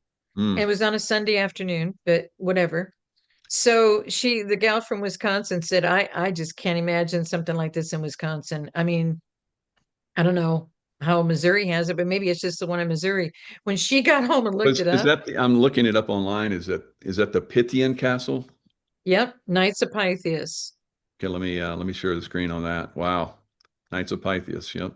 Absolutely. And the castle in Wisconsin it's less than 3.5 miles from her house in Milwaukee, Wisconsin. Tour Springfield's incredible Pythian Castle. So it's got this looks pretty interesting. Children explore the basement of Pythian Castle. So I wonder how actually deep it goes. So that's very interesting. Well, and they've got to have movement because there's no way to get from the castle over another block and a half over underneath that White House that's all boarded up. Yeah. But it says enter here if you're coming, enter here if you're coming from the outside. It's just, it's the crazy. But guys, this stuff is real. Giuseppe Mazzini started the Italian mafia in 1860. So none of this is new. It all comes out of the Khazarian business plan. All of this stuff is identical. It's all identical, and it just gains different names. It's just like if you go way back in history to the Ark and Nimrod being a great grandson of Noah, he being the only righteous one, his mom was Semiramis. And he was Nimrod, but he was deified in Egypt. They get different names as they get deified in these different areas. So they're used to carrying and living under different names. It's not brand new for Prescott Bush to operate as Bush in America, but anywhere else he is in the world, he's his real name. Because all of these guys that came from Germany that are the top guys, did you know they all have ranches in South America? I thought, this is just really kooky. And God said, go ahead, look it up. And so I did. So I looked up, is there a Bush family ranch in South America? And I'm pretty sure it was Paraguay. And I don't even know which part of South America that is, but they have a landing strip and a house is what they've got. And so they were business consultants all over the world because they said Hitler went to South Africa and his main guys were in South Africa and are not South America. And so they're all in South America, and that's how they're coordinating, and they're charging to be business consultants around the world. And that's how George H.W. Scherf Sr. became how did he, out of anybody in the world, become the guy who was Tesla's right-hand guy, controlling a handler of Tesla? And you can see in the pictures when Tesla was old, he was so gaunt. Oh, yeah. It was horrible. But then you look at Thomas Edison, and that's not in this book. That's going to be in book 7. Thomas Edison of the Ancient Society Theosophical that became eugenics. That was the Georgia Guidestones under the Order of Malta. You see what I mean? But all of these are the same people in the same memberships and they're just in all these different groups, and then they operate under all these different names. And when you go to these, it's just like it's in the Shriners. They're called Noble, and then your last name. So when I was in Macon, a guy came to a church and he took over the youth group, he took over the men's breakfast, he took over all of these things, and he comes in his Masonic. As soon as they gave him all these jobs, he came in a Masonic with a Masonic hat, baseball kind of hat, with all these symbols on it. One Sunday, the very next Sunday, he came in a Shriner shirt. It said Noble James. His last name was James, and so it said Noble James, and then his hat. And the pastor had no idea what he was representing. I said, he's letting you know you just gave him all these positions over your youth, over the men, over everybody, and he's in all these societies. Yeah, wow, incredible. So, I mean, this goes all the way back to, a lot of this stuff goes back to England. Mhm. My wife Tracy and I, we went to Glastonbury, and we saw, King Arthur, his grave supposedly there, and Queen Guinevere. Of course, they, I think it was Henry VIII, basically, did away with the Catholic Church and started the Church of England. So a lot of these places were destroyed, Glastonbury being one of them. So we stayed at the pub that was across the street from Glastonbury Cathedral, and we were told that there were tunnels that went underground to the pub so that the monks could like leave and come over and enjoy themselves and partake of the females and so forth. But there was rooms there. We stayed in the rooms, fabulous. So 1,000 years old, crazy, this pub. And so this history has come to America with these castles, like we were just showing, but the connection to Britain and the control that Britain still has over America, and breaking that control is, I think, one of the things that the Trump administration is doing. Are you seeing the funny thing about the ballroom? Exactly. Very The ballroom, they're digging so deep. Everyone, that's very deep to dig to do a ballroom floor. Why are they digging so deep? Foundation, yeah. Well, it's going to have some really good foundation. Yeah, all the tunnels and is exposing everything. I get such a kick out of President Trump, and he's so casual about all of it. It's just, don't worry, you guys aren't going to pay a dime. Did you see the list of who's paying? It's an alpha order of all the corporations where the CEOs had to step down 2 years ago at the end of the year. And so it's all of those corporations, and it doesn't miss Facebook, it doesn't miss Microsoft, it doesn't miss Amazon, it doesn't, all those corporations, when they had all the transition of all of those leaders having to step down from their corporate presidential roles, they're paying for this ballroom, but they're paying for all the digging to get rid of all of these tunnels. Because these tunnels, a lot of them, they said, even because it's always been a vice president. I don't remember that much about a vice presidential house until there was so many problems with Kamala and her and having this vice president's home in DC. But Naval supposedly they go to their homes, these tunnels. Yeah, of course they do. Yeah. So, wow, how about that? And it's supposedly there's a grid system there in DC as well that's basically destroying. Demonic grid system. The goat symbolism is destroyed. The 2 flagpoles started the process. When he did them way out where he did them and how he put them, it's not the same worship center that it used to be. So people thought we'd have to tear everything down. I don't think they are restoring the Lincoln Memorial to tear it down. That doesn't make any sense. Doesn't make any sense they would tear down the White House. It doesn't. And I do think, because there is supposed to be a location in Texas where the Secretary of the Treasury is going to be with the Treasury, and that is a bullion reserve in America. And so maybe that is going to happen, because that's supposedly built in Temple, Texas. Several people have confirmed that who live right in that area. And one of the guys on the building team told me about it before the guys who live in Temple, Texas. So that could be happening. But at a minimum, they have to save it as history. So when people were furious about, and this is all happening in the past couple of weeks, President Trump is redoing the Albert Pike Memorial statue. And why is he doing that? The guy was a 33rd degree Mason, and people are so funny because Masonic is the bottom. They're not even crediting the fact that he created, or he brought in America Odd Fellows. He brought in the Scottish Rite Temple. That's their worship center. All of the shapings and everything come out of all of that. And then he started the KKK. And that's why there's a picture in the book of a Cherokee female chief, and she happens to be a Black person. People are like, how did that happen? I said, because they were here for centuries. They were in the Middle East, so they were darker like the Arabs. They're lighter and lighter over time. Even the Aborigines, you can see the families get lighter and lighter as they marry into other families. But when they're just Aboriginal, it's a very, very dark color. And so people are just like, how could this be true that they're the native tribes and they're of a darker skin? And I said, why do you suppose they call us white man? Why do you suppose they call us pale face? Where do you think those names came up? Because they hadn't seen people as light as we were because of where they lived and where they came from, and they stayed within their own tribes. And so we have so much to learn. We have so much to learn that has been a complete lie in our country. Wow. It's just Yeah. really hard. Yeah, I've been with some other people that have been disclosing that some of the tribes from Israel came here to America, and so that makes sense. That's why the native cultures are so dark skinned, some of them. So wow. They went to all of the uninhabited lands. That's in the Apocrypha.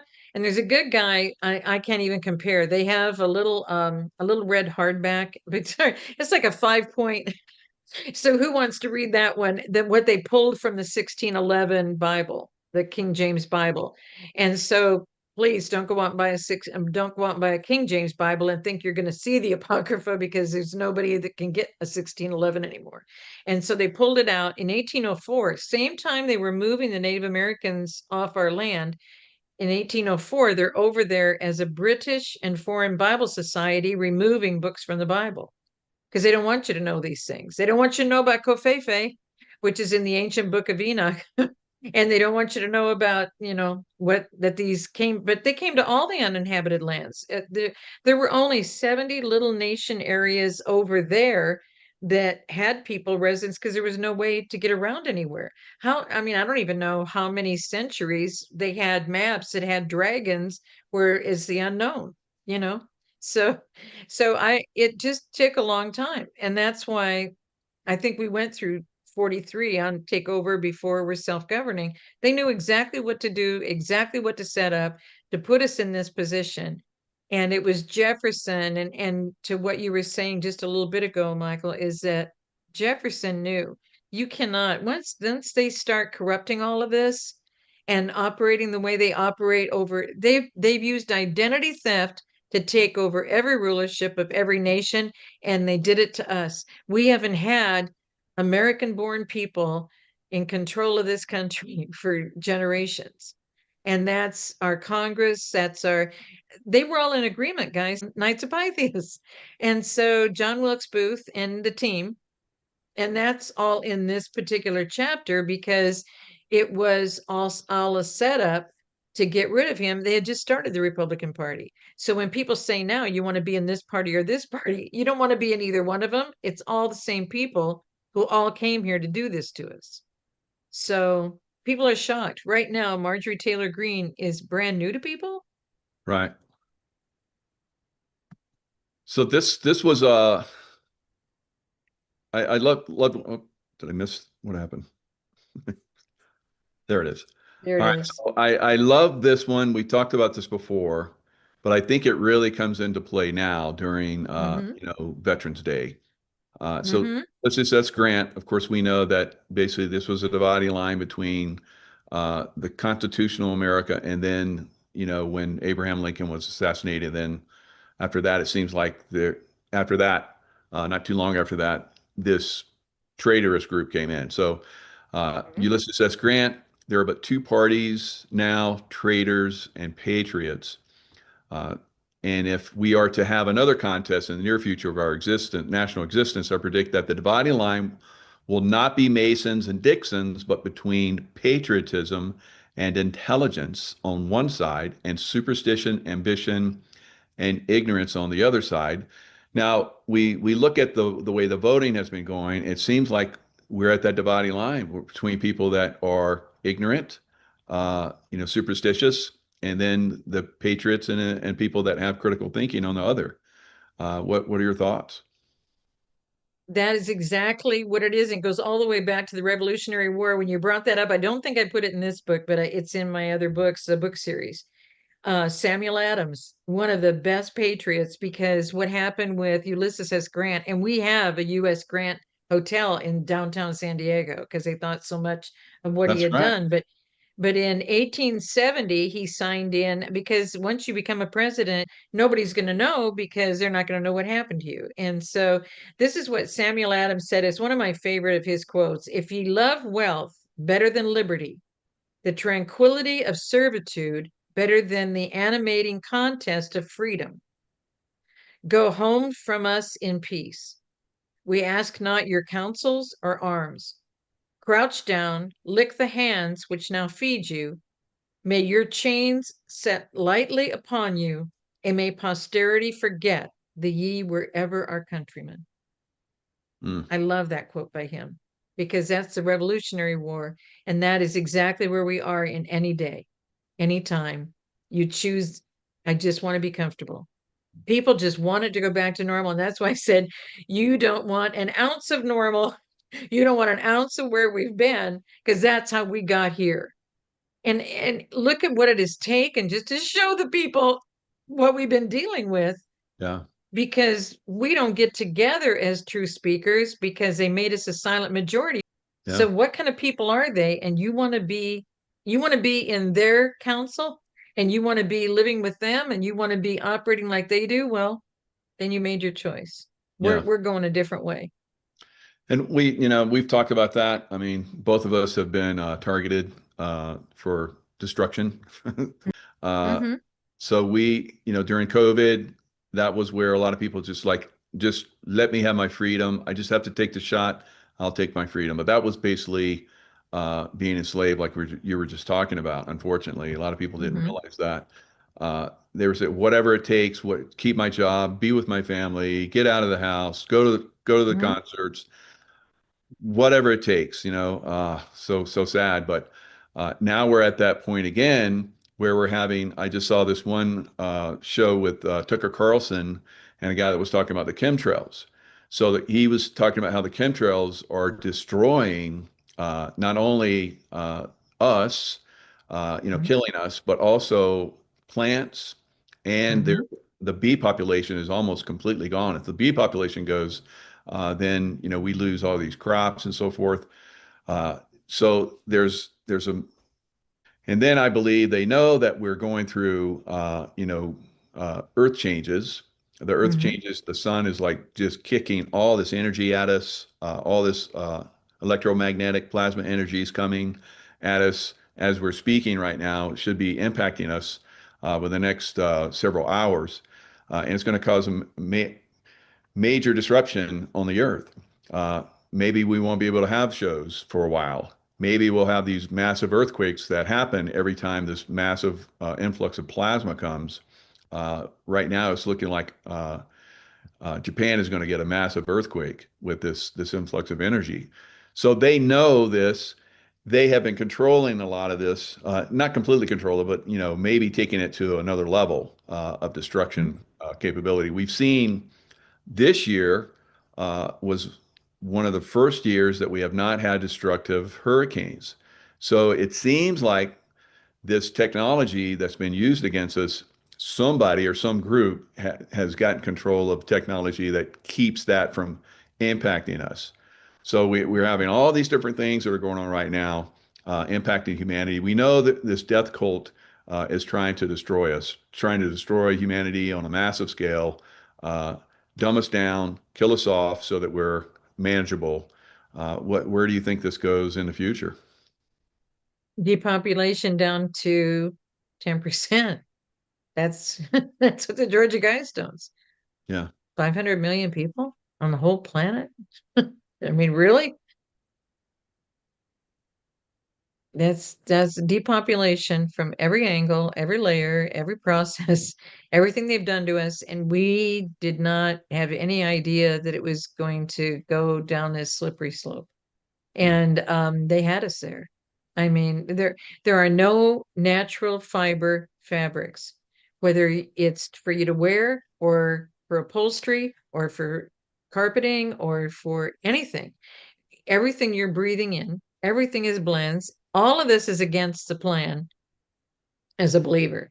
And so what they did was take everything that was promised to us and do everything they could to destroy it without us realizing how bad it was. And the chemtrails are ruining the soil. They're already finding that some of the soil may never recover.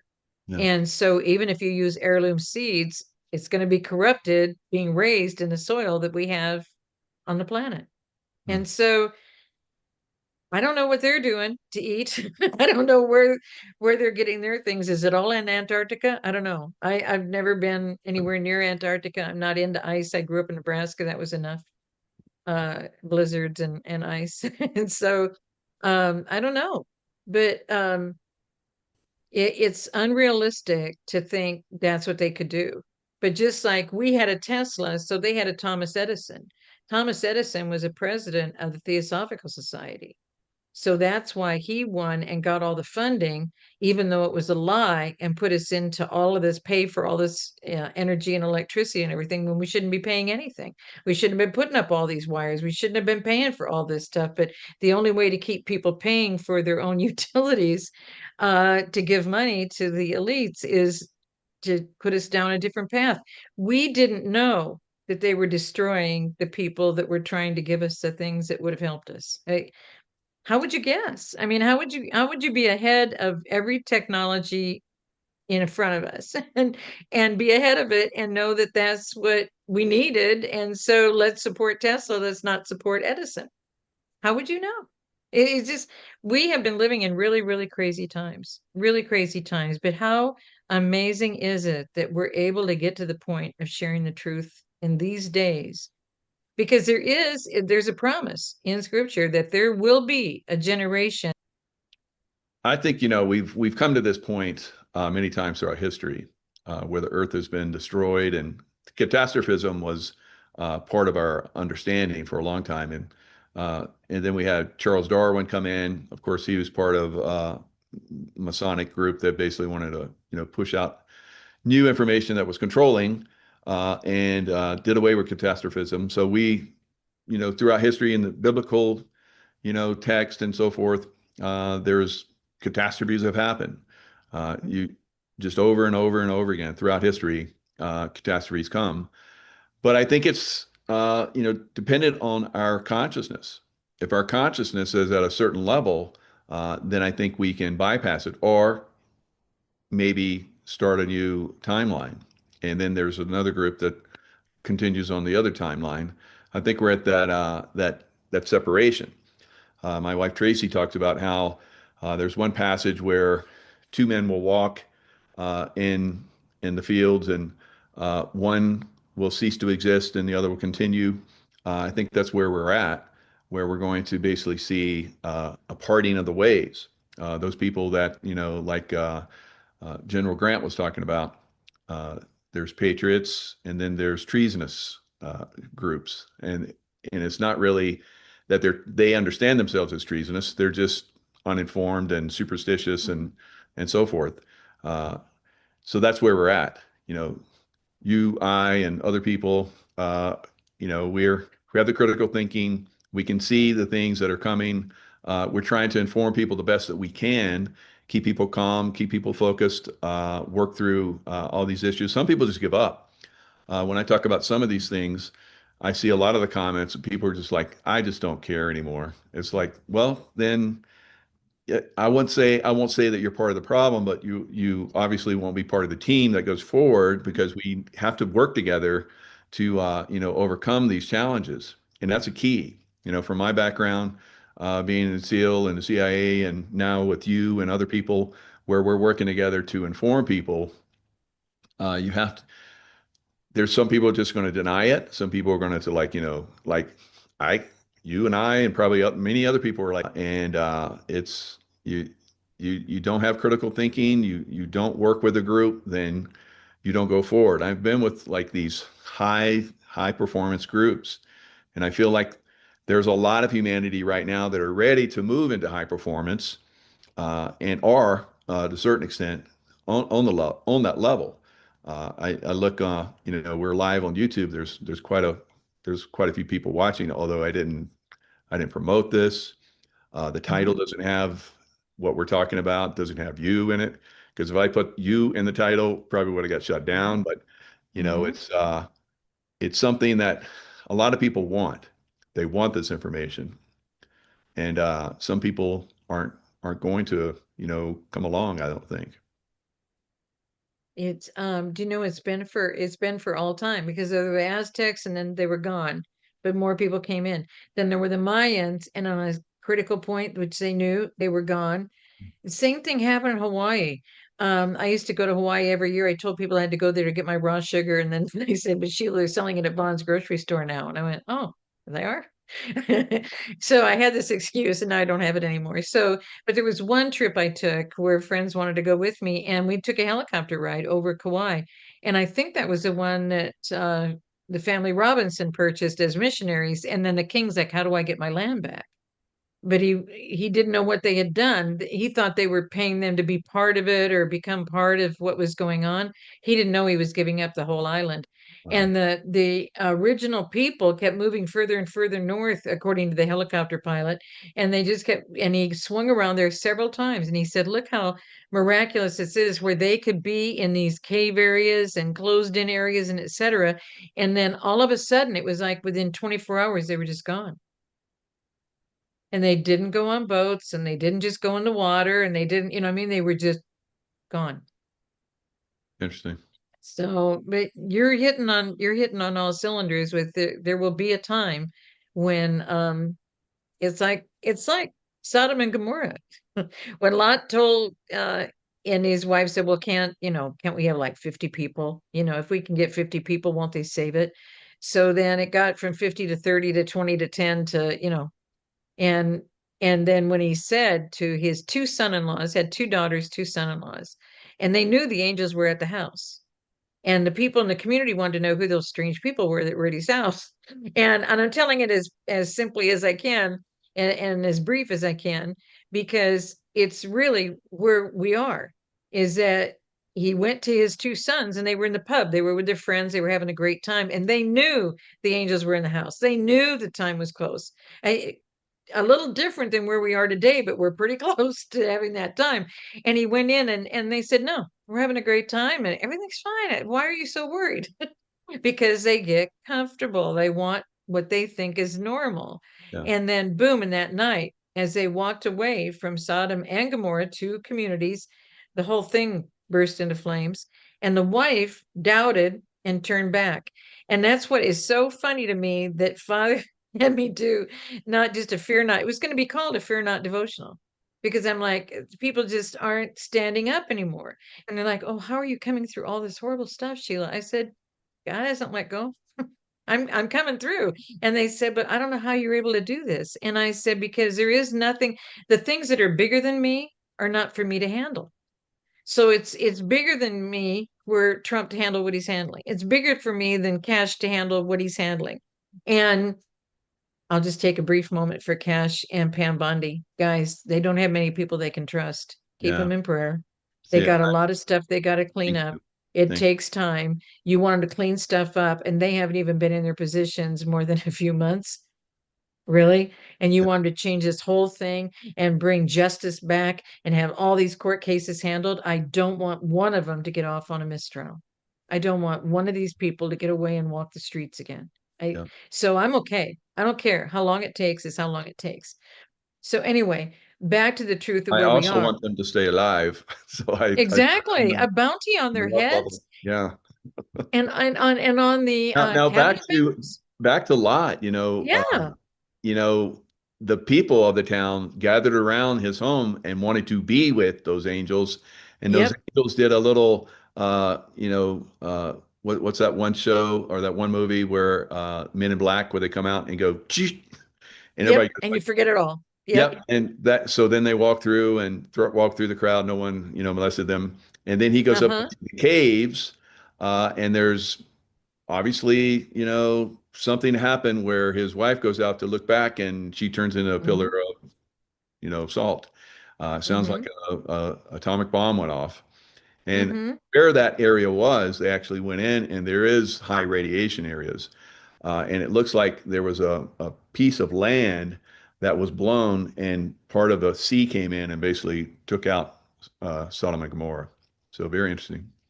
But that happened in Georgia when they did all this to the Native Americans in Georgia. The guy that became the governor of Georgia, Bibb, and now Bibb County is where Macon is. So that's where God stuck me for the first 15 months while my car was still in California, trying to tell me what all I was going to be doing. And so by then I wrote 5 books in 2014 and 6 books in 2015. So I thought I was done. And at that point, Father's showing me that he then, because he was a high noble in the Knights of Pythias, he went over and became the territorial governor in Alabama. Well, where was he raised? And this is, I'm pretty sure, in my first book, could be the second, but I think it's in my first book. God had me put the sign of the town where he was raised that is now completely underwater. People can once in a while see a horseshoe or a brick or something, and it's Clark's Hill Lake is now filled in. The whole thing got destroyed, okay? Because they built that town when they came from Europe. They built that town on funeral mounds of the Native American Indians. And so when it sunk, then the water came in and they had no town. And so Wow. it's not just happened in a couple of areas, but we don't really look at these things. If Father hadn't pointed all that out to me, and that's why I thought when I come out with that first book in the series, well, I'm going to be done in Georgia. 3 years I've been here, little did I know. But anyway, that book and that summary of all of that development led to this new book. Everything that they had done, because Georgia was named after King George III. And when he did all of this, and he was the architect of it, as soon as they won in 1820, as soon as they were going to be able to stay in Georgia, that was the opportunity they took to take out King George III with arsenic. And then in 26, Jefferson and Adams. In 1831, they took out Monroe.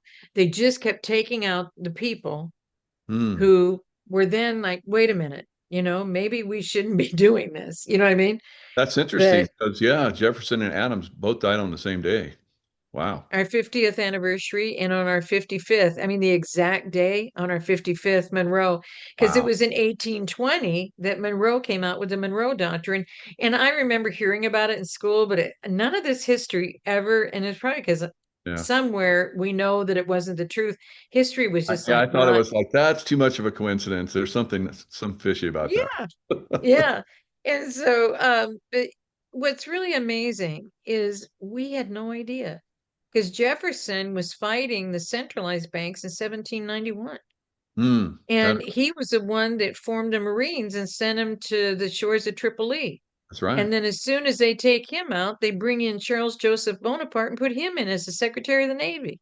Do you see what I mean? So they're always removing who's making it happen and replacing them with people who are going to destroy this country, because they've never, ever, and that's why you hear this from them. They don't like America at all.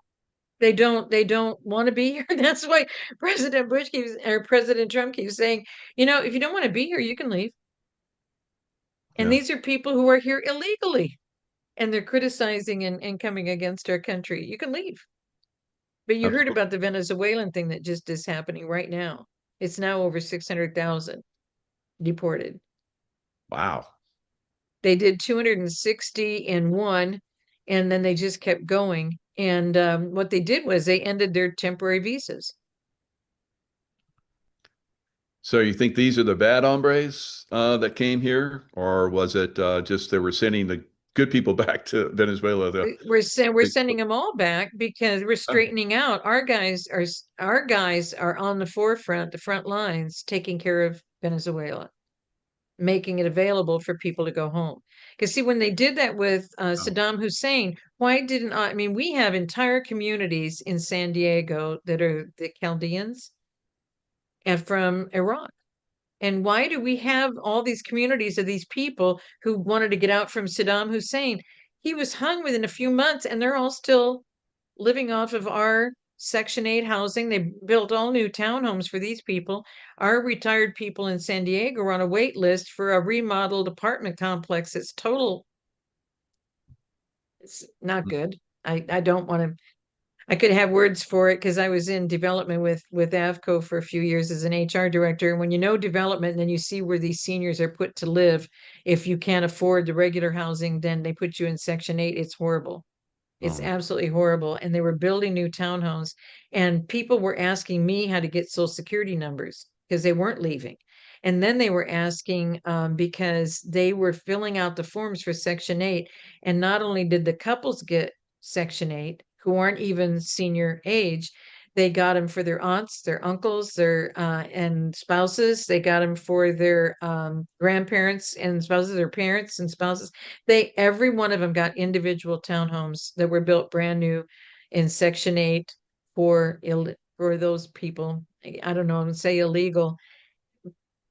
It's just happened in America again and again and again. We got all the Shah's people, and they all said they were Persian, and they came in and they all got these advantages. None of this is new that we're dealing with right now. Since Vietnam, we got all of those, and then we got the people from the Philippines, and then we got the Shah's people. All of that's in one little decade, part of one little decade, because I think Vietnam fell in 1776, was it? Something like that. 1976, because the lines for gas and stuff were 73. So, but all of this was under Carter then with the hostages in Iran. I mean, all this stuff that they've never cleaned up. And so our guys are in trouble everywhere, and their people get to come here and have all the benefits that we won't even give our veterans. And so since we're on Veterans Day, I'm so upset that the majority of people who are homeless as Americans are our veterans. Yeah. And the rate of suicide is just over the top. I've seen that the suicide rate is like 22 a day. And I've heard from a lot of professionals and people that are working in that community. They say it's like double that.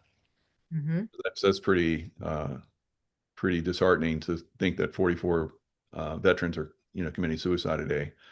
And there's no reason for that. There's no reason for one person. That's easily. There's lots of different ways to overcome that. He was coming into Vietnam, and there was a huge explosion. He said they were integrating him into. He was going through processing into the country, and there was a huge explosion, and shrapnel everywhere, and gases, and all kind of crazy stuff. They didn't know what it was from. He didn't find out until decades later that they had blown up the Agent Orange gas canisters that were using to do the jungle and so forth, and of course American veterans are in those jungles too. But it blew up on that base, and lots of these guys were exposed to it. He didn't even know it till like decades later when he goes in and is like, "Oh, you've been exposed to Agent Orange. When did this happen?" And they had like suppressed it and all kind of crazy stuff. And he's had to have his jaw and his tongue operated on, and had to take a piece from his tibia and from muscles and to help replace his tongue, all kind of crazy stuff. The guy's a stud, he's a Marine. He's like, us veterans, we know how to deal with pain, but still, they even told him that your DNA could have been affected by the Agent Orange. So there's been people that have been exposed to Agent Orange. Their children's children are being born with kind of crazy stuff. So he was really scared that his grandchildren, but I guess his grandchildren weren't affected. But it's another crazy thing that can you trust our government? No, on really no level. It's insane. And on Veterans Day, I salute, and I'm thankful for all the veterans that are out there. but we are heavily suppressed and we are heavily disadvantaged. Homeless veterans, veterans PTSD like crazy, commit suicide like we're talking about. It's sad, very sad. And it's all happening on our watch. Yeah. It's all while we're here to help each other. And that's what makes it so sad. The J6 guy that we're going to help, Andrew Hernandez, I can't find him. I can't get him by phone or email since he was pardoned. We don't know what happened to him. But Oh. here's a guy that was a medaled Marine, served, honored many times for his service. But because of J6, his family departed from him because he was going to have to serve a prison sentence. So they felt he was a criminal in some way to go to prison. And so his family pulled away from him. His wife pulled away from him, got a divorce from him, took the children in full custody under just her. And so he had nothing to come home to. And that's what you just, how they were treated. And then boom, what just happened on BBC? Did you see where BBC was now revealed that they took part of Trump's first part of his speech about we'll go up there and meet with the real people who are serving you in the Capitol. And then in a different part of the, like, I don't know, 45, 50 minutes later, he said, we're going to fight for our freedom and our rights. The news department took those two sections and made it as though he said it all in one fell swoop at the end of his speech. And so today it just came out that the newscaster who did that, now she wasn't embarrassed back then in 21 or 22 or 23 or 24 or 25 until now it's been revealed that she did that. She was part of this. So she stepped down over the weekend and wanted people to know that BBC is a stellar news corporation and blah, blah, blah, blah, blah. And she made her own personal decision to step down. Well, when these people are in the club, they never lose their income. That DMV director in California who was confused about Real ID when they were supposed to be handling Real ID and they were telling us what to do about Real ID, they never lose their income. They just moved her over to the Secretary of Transportation. And so when they do this, they don't lose their job. So she's saying all these glowing things about BBC as she's walking away from the building. I just decided over the weekend that I just don't want this to impact BBC because they're a wonderful news operation, blah, blah, blah, blah, blah. And they knew what they did. And as a newscaster, if you're going on air, you know what's coming up on the teleprompter. You know what those pictures are that are coming up.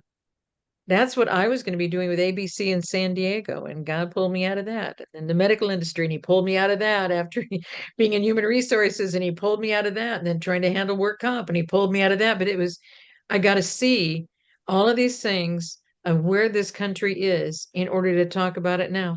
I never would have guessed. I never would have guessed. But it does not compare to one day of what you guys have gone through for the sake of our country, and then come home and find out your families weren't even protected while you were gone. That everybody was vulnerable because all of our fighting men were elsewhere in the world.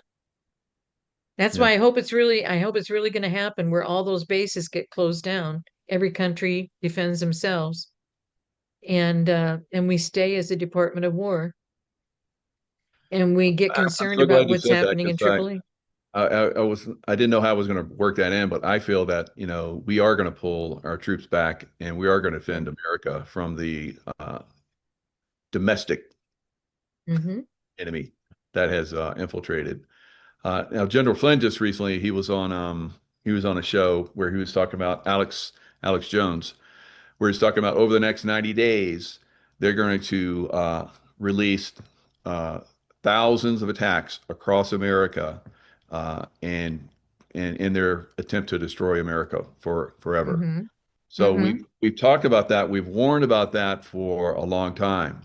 But this is the same thing we've said about, like we talked about before, 80% of people didn't listen. So how many people have listened?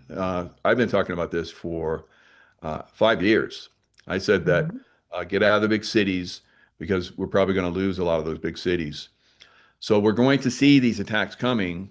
A lot of people are now, beating that drum and trying to wake people. We're in the last hours of it, the last days before Mhm. these things start.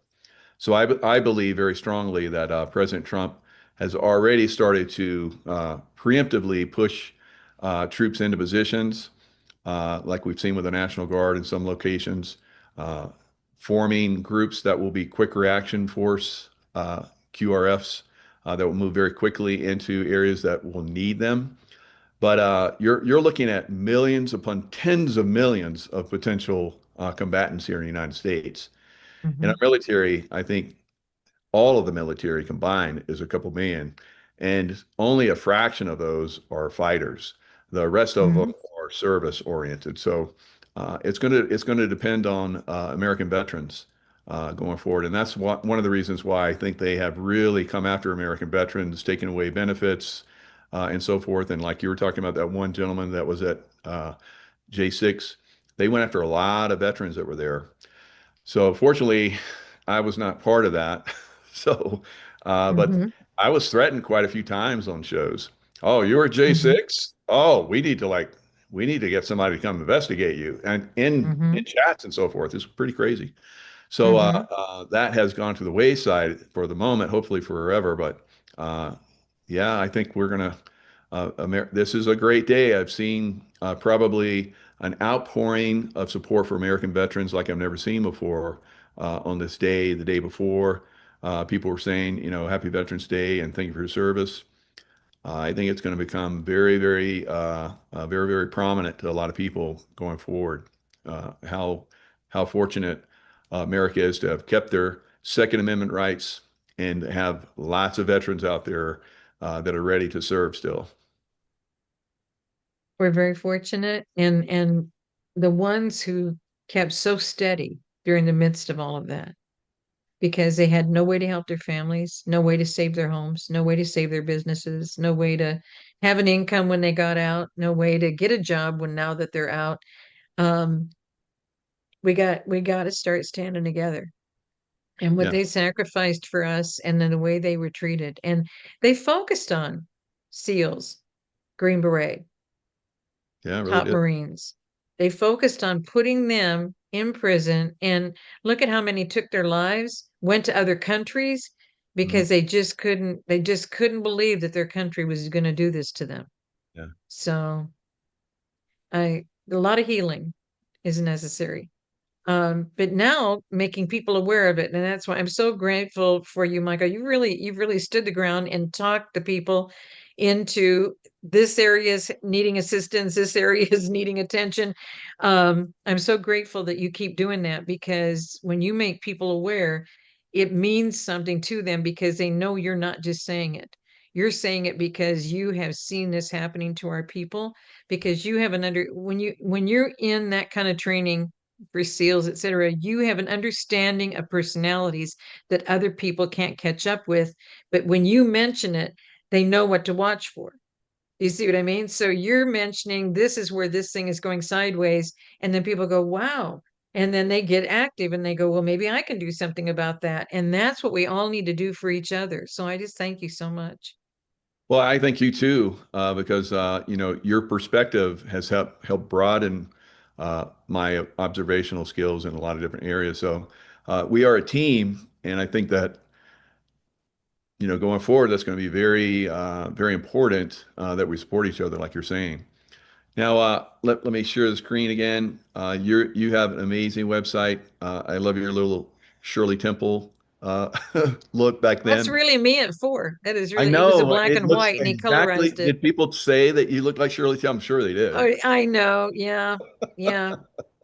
And I didn't, I mean, that curly wavy hair was all natural. It, That's I beautiful. have 7 different cowlicks, and when I lost all my hair after Linwood, it all grew back different, and I have cowlicks and different. I mean, I'm trying to get used to my hair, but at least I have some. They said I Yeah, wouldn't. absolutely, So, absolutely. yeah. Yeah, you've gone through a lot. You've been on the brink, and Mm-hmm. a lot of people around you didn't make it, but definitely God has designs for you and good things. Mm-hmm. So yeah, you have a great books. You have interviews in here. It's you're doing a lot of incredible work. Your store has your books in it. You can get the books on Amazon, Mhm. but you can access them here. This is the one that I pointed out earlier, a Warrior's Battlefield Strategy Devotional. So there's enough in here for a whole year of, just read, keep reading, make your notes. Mhm. And when I go back, I'm like, wow, I've learned a lot here. So, Yeah, you when know, you go back to a previous week, it's like a big difference, isn't it? it really is. It's pretty impressive. After, being in this for well over a month now, uh, probably going on 2 months, it's there's a lot that I've learned. So Mhm. very, very good stuff. All your books are like this. Uh, I have these books. I've been through these books, but sometimes you have to go through a book several times. So Mhm. hisbest.org Mhm. to reach Sheila's site. And, absolutely incredible show as usual, Sheila. Uh, I'm just honored and, thankful for, the stuff that you share with all of us. Well, we got through about 5 pages. We were going to look at FBI today. We got through about 5 pages. I think it's the biggest chapter. I didn't go back and check. It's over 60 pages for the FBI chapter. Just not because they came against me, not because they tried to destroy me, but Father gave me more about. It's been in the 4 and 5 books a lot, but when we got to this book, and it just like everything came around full circle, and it's just like, Oh, oh wow. my God. Well, But I have maybe a we can surprise do for another you. show in Yeah, the near future. We've yeah. been on the go for a while, but we're kind of settled now. So maybe the next week or two we can get back and go into more detail on some of that. That'd be great. Awesome. I've been invited to President Trump's America First Policy Institute group.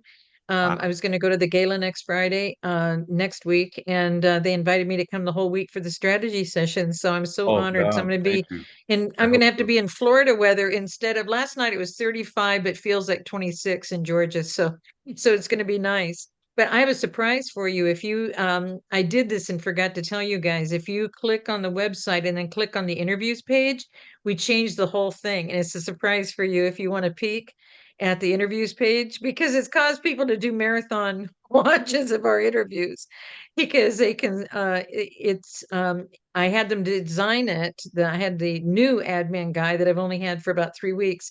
I had him go in and redesign it. So it's like looking at YouTube and you can see the interviews right there. And then you just pick and choose and it goes on for pages. And so you don't have to go to links. You don't have to do any scrolling through. You just see it on the page, click on it, and it's automatic access to your Rumble or YouTube channel, whatever link you give me.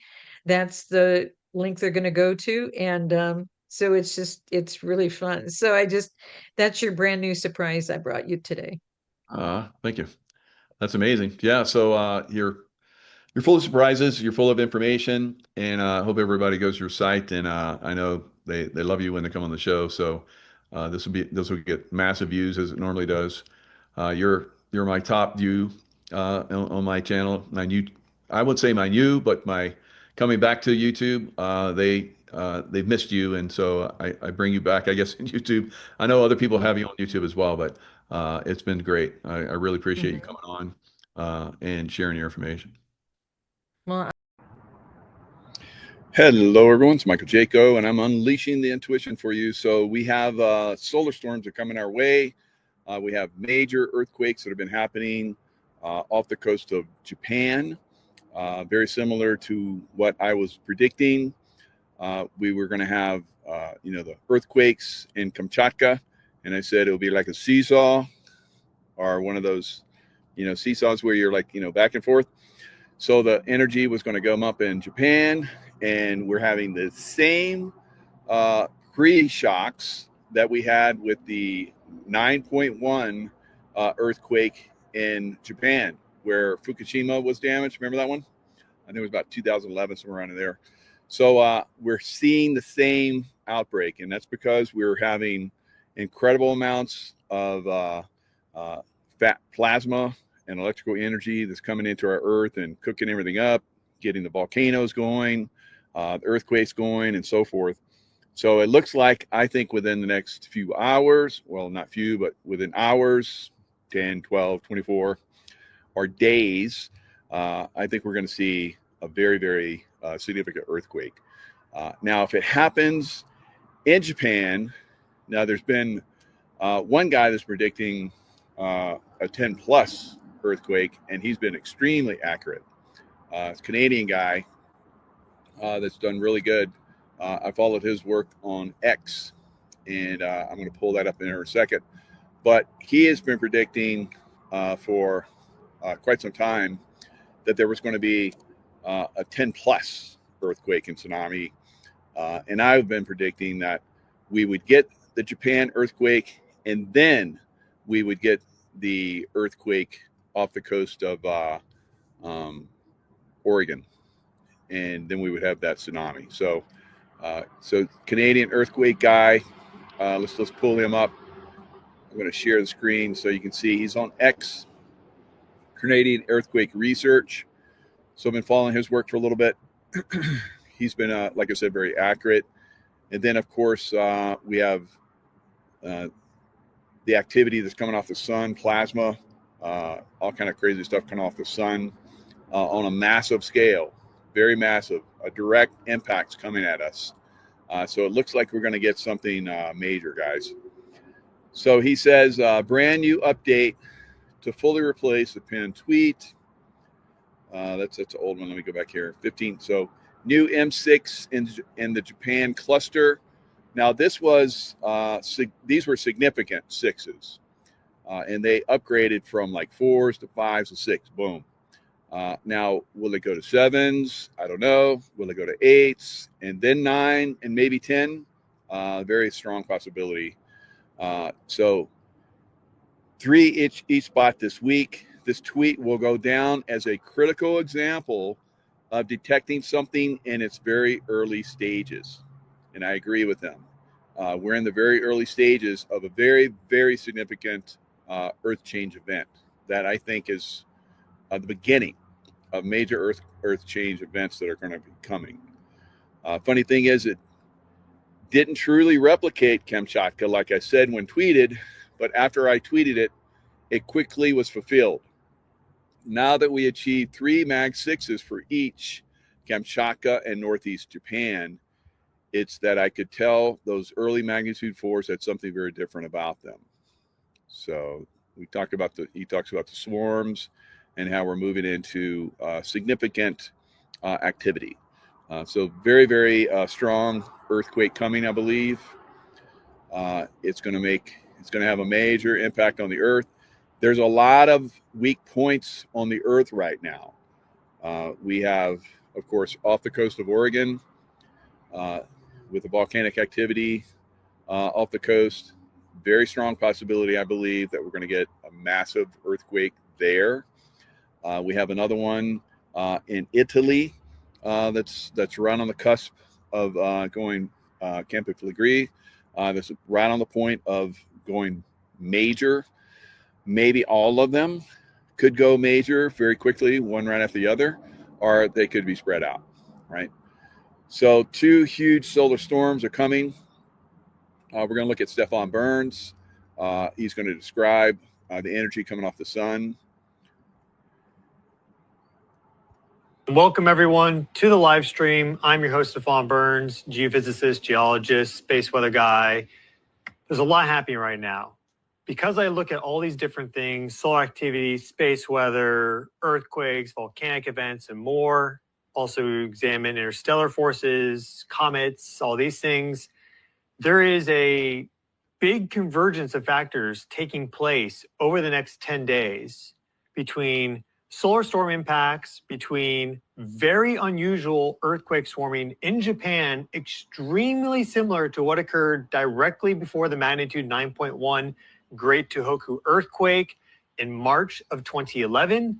You also have a extremely precise linear planetary alignment between the sun, Mercury, the moon, Earth, and Uranus. So this goes all the way from the center of our solar system out to 20 astronomical units involving the Earth and its moon, which is one of the main agents of tidal forces, both ocean tides and Earth tides, vertical displacement of the Earth on the planet. And these solar storm impacts, these solar flares, there's a ton happening. So I am getting actually pretty worried about what's happening with Japan, because this earthquake swarm has not stopped and we are getting new solar flares. Each of these explosions charging up the global electric circuit by blasting the earth with its high frequency light radiation, extreme ultraviolet light, X-ray light, the same sort of X-rays that you receive at the doctor's office. The doctor says, oh, it's fine, but then they hide behind the wall, right? It's the same frequency of light, except a huge, massive amount of it that the sun will blast off. Light travels in a straight line, unaffected by electromagnetic fields. It's creating these electromagnetic fields based on impact coming in. I'm expecting G3 levels minimum. That would be a strong geomagnetic storm. So we can see here with our scale rating, 1 is minor, 2 is moderate, 3 is strong. We could even get to severe levels. I don't think we're going to go extreme with these impacts, but you never know. But probably G3 minimum, and I wouldn't be surprised if we have G4 storming. This does bring into question issues with the power grids and satellites and radio communication and more. Headed inbound. So we know we've had the lockdown. We haven't been able to look at a lot of this stuff. Of course, 3I Atlas, which I believe is a craft, highly intelligent beings on that craft. Now, will they have an intervention in what's coming for Earth? That's possible.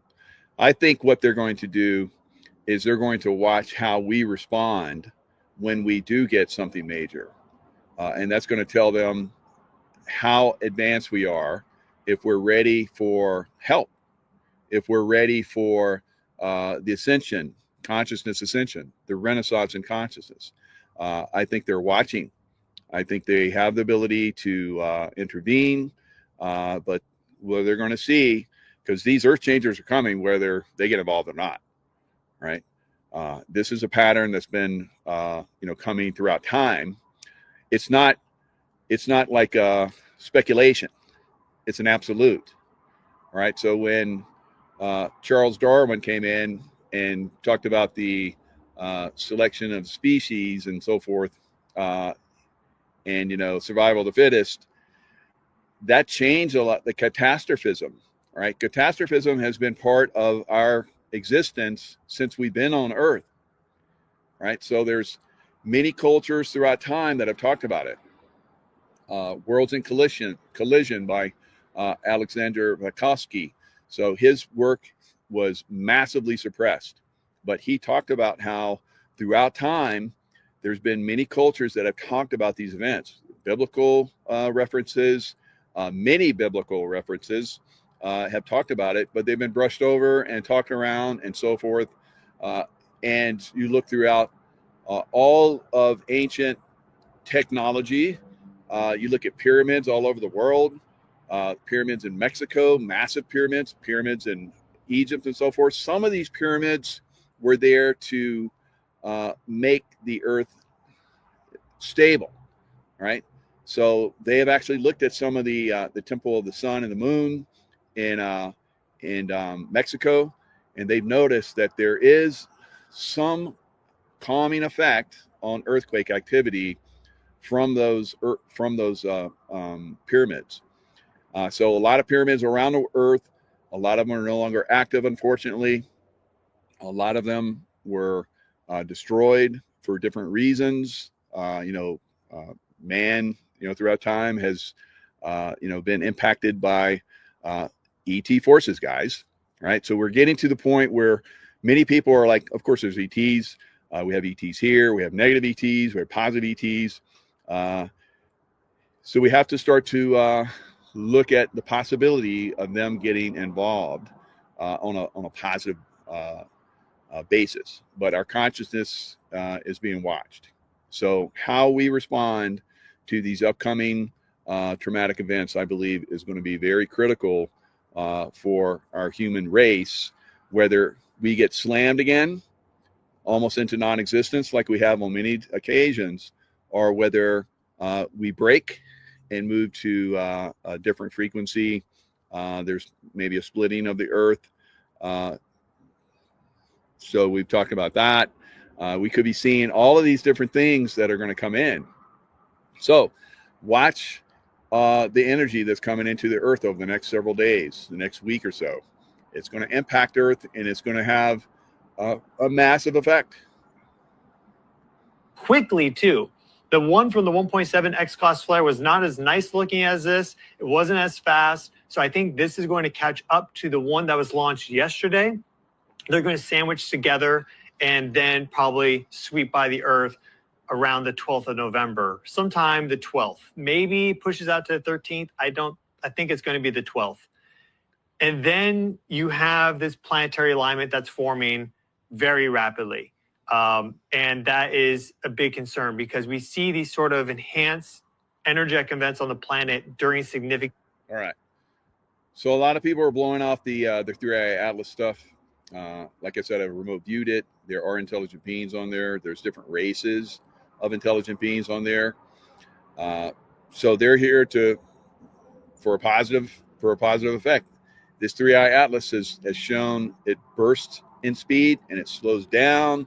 It definitely is an object that is moving with intelligence, right?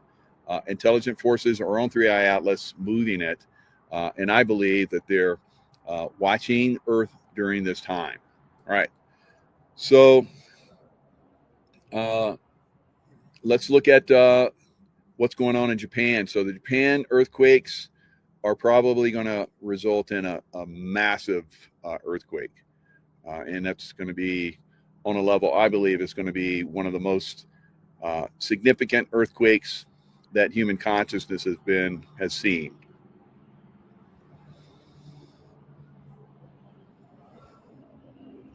Of another magnitude 9+ megathrust earthquake like it happened in Japan in 2011 with the Tohoku earthquake, because we have an earthquake swarm going on there right now, maximum magnitude so far, depending on who reports it, between 6.7 and 6.9. Before I tell you more about this, have a look at this, how they keep coming, starting from November 9th up to November 11th. There you see the bigger the circle, the bigger the magnitude.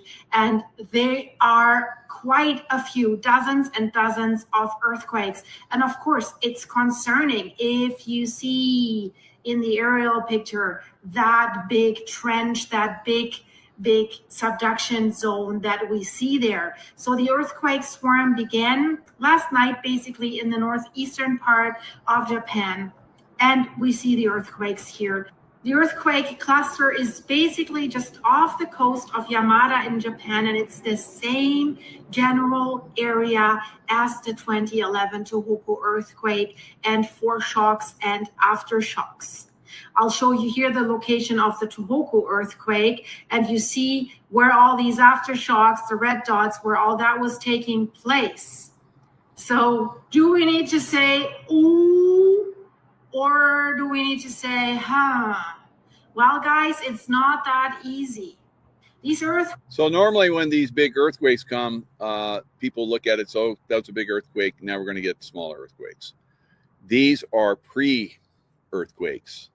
Same thing happened in the past before we had the March 2011 massive earthquake off the coast of Japan that caused the plates. It happened close to the surface, caused the plates to basically move and cause a massive tsunami.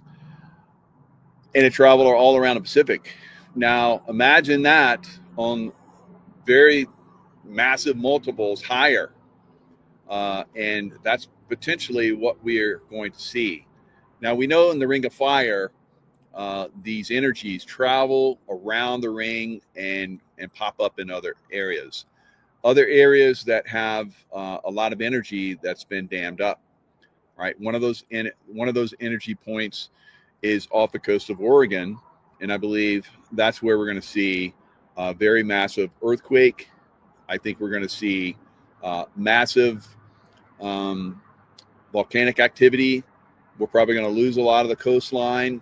We're going to have like earthquake, basically after earthquake, knocking off, different zones of earthquakes all the way across California, maybe even all the way across the United States. So depending on how massive this earthquake is. So this earthquake could just really rock it all the way across and hit it right off the Oregon coast and cause that massive tsunami, which I've been predicting for quite some time. All right, so we've had this one gentleman that was on Nino's show, Swearlow, I believe his name was.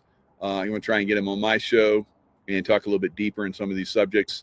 He talked about how by March of next year, the Earth will be a different place, right?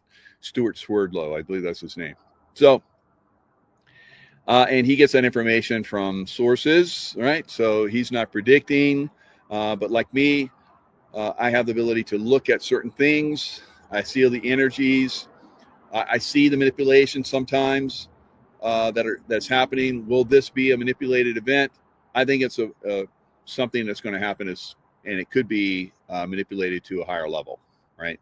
There is the possibility for that to happen, right? So very, very critical time that we're in right now. Range in depth from shallow to deep, and they increase in intensity. They have increased in intensity. Started smaller and they got larger. So none of them were really large enough to cause an alarm on their own, except the magnitude 6.9, 6.8, 6.7, something like that, has raised a tsunami warning about like a 3 feet wave or something like this. But we actually saw only a 20 centimeter wave, a wave like this. What is concerning, if we look at the cluster and if we compare it to the weeks that were leading up to the 2011 megathrust disaster earthquake, we all remember, you see the epicenter, we all remember that tsunami that followed, you see that here, and the devastation of the Fukushima nuclear power plant. And most of the people were lost not by the earthquake, but by the tsunami. So there were similar clusters of smaller earthquakes in this region in the weeks leading up to the major earthquake. And most people... So we have had very significant earthquakes in Kamchatka, which is just basically right off this area that's now having the earthquakes once again. So my prediction that it would seesaw back over Japan on a more massive level looks like it's coming to pass, right? Now, when that happens remains to be seen, but it's going to happen by everything that I'm looking at, right? So we see the science here now. We see the predictions of many of us that have been looking at this and seeing this through time. Can it be nullified? Can it be calmed down? That's obviously a possibility, because we saw the hurricane activity this year that should have devastated Florida on a level that's never been seen before. No hurricanes hit Florida, even though all the predictions of size that I said was coming, 3 massive 5s that would be close to 6s, and in some cases would have been labeled a 6. All of those came, but all of those were directed away. So there's obviously positive results that are happening right now. Is it 3i Atlas that's involved? Is it the white hat military that has gotten this technology and is finally using it? I think that the black hat military obviously has been using it for a very long time, but maybe we're seeing at this point a white hat, military side that is being successful in directing these in other directions. So unfortunately, I have not seen success with the earthquake activity. The earthquake activity has it been nullified by the good guys yet? Has it been nullified potentially by the beings on 3i Atlas? We'll see. Or maybe we never will. Maybe we're just not going to know, right? But I think it's very strong that we're going very strong outcome potential that we're going to see a very, very massive earthquake off of Japan. Now, this has been predicted by other sources. The prediction was a little bit off, but now we're seeing it's coming possibly to fruition, and possibly on a scale, I think, that is far beyond and far higher and more devastating than the last Fukushima earthquake that happened with the tsunami and everything. I think it's going to be far more devastating. It's very, very strong potential because the earthquake activity this year has been off the charts.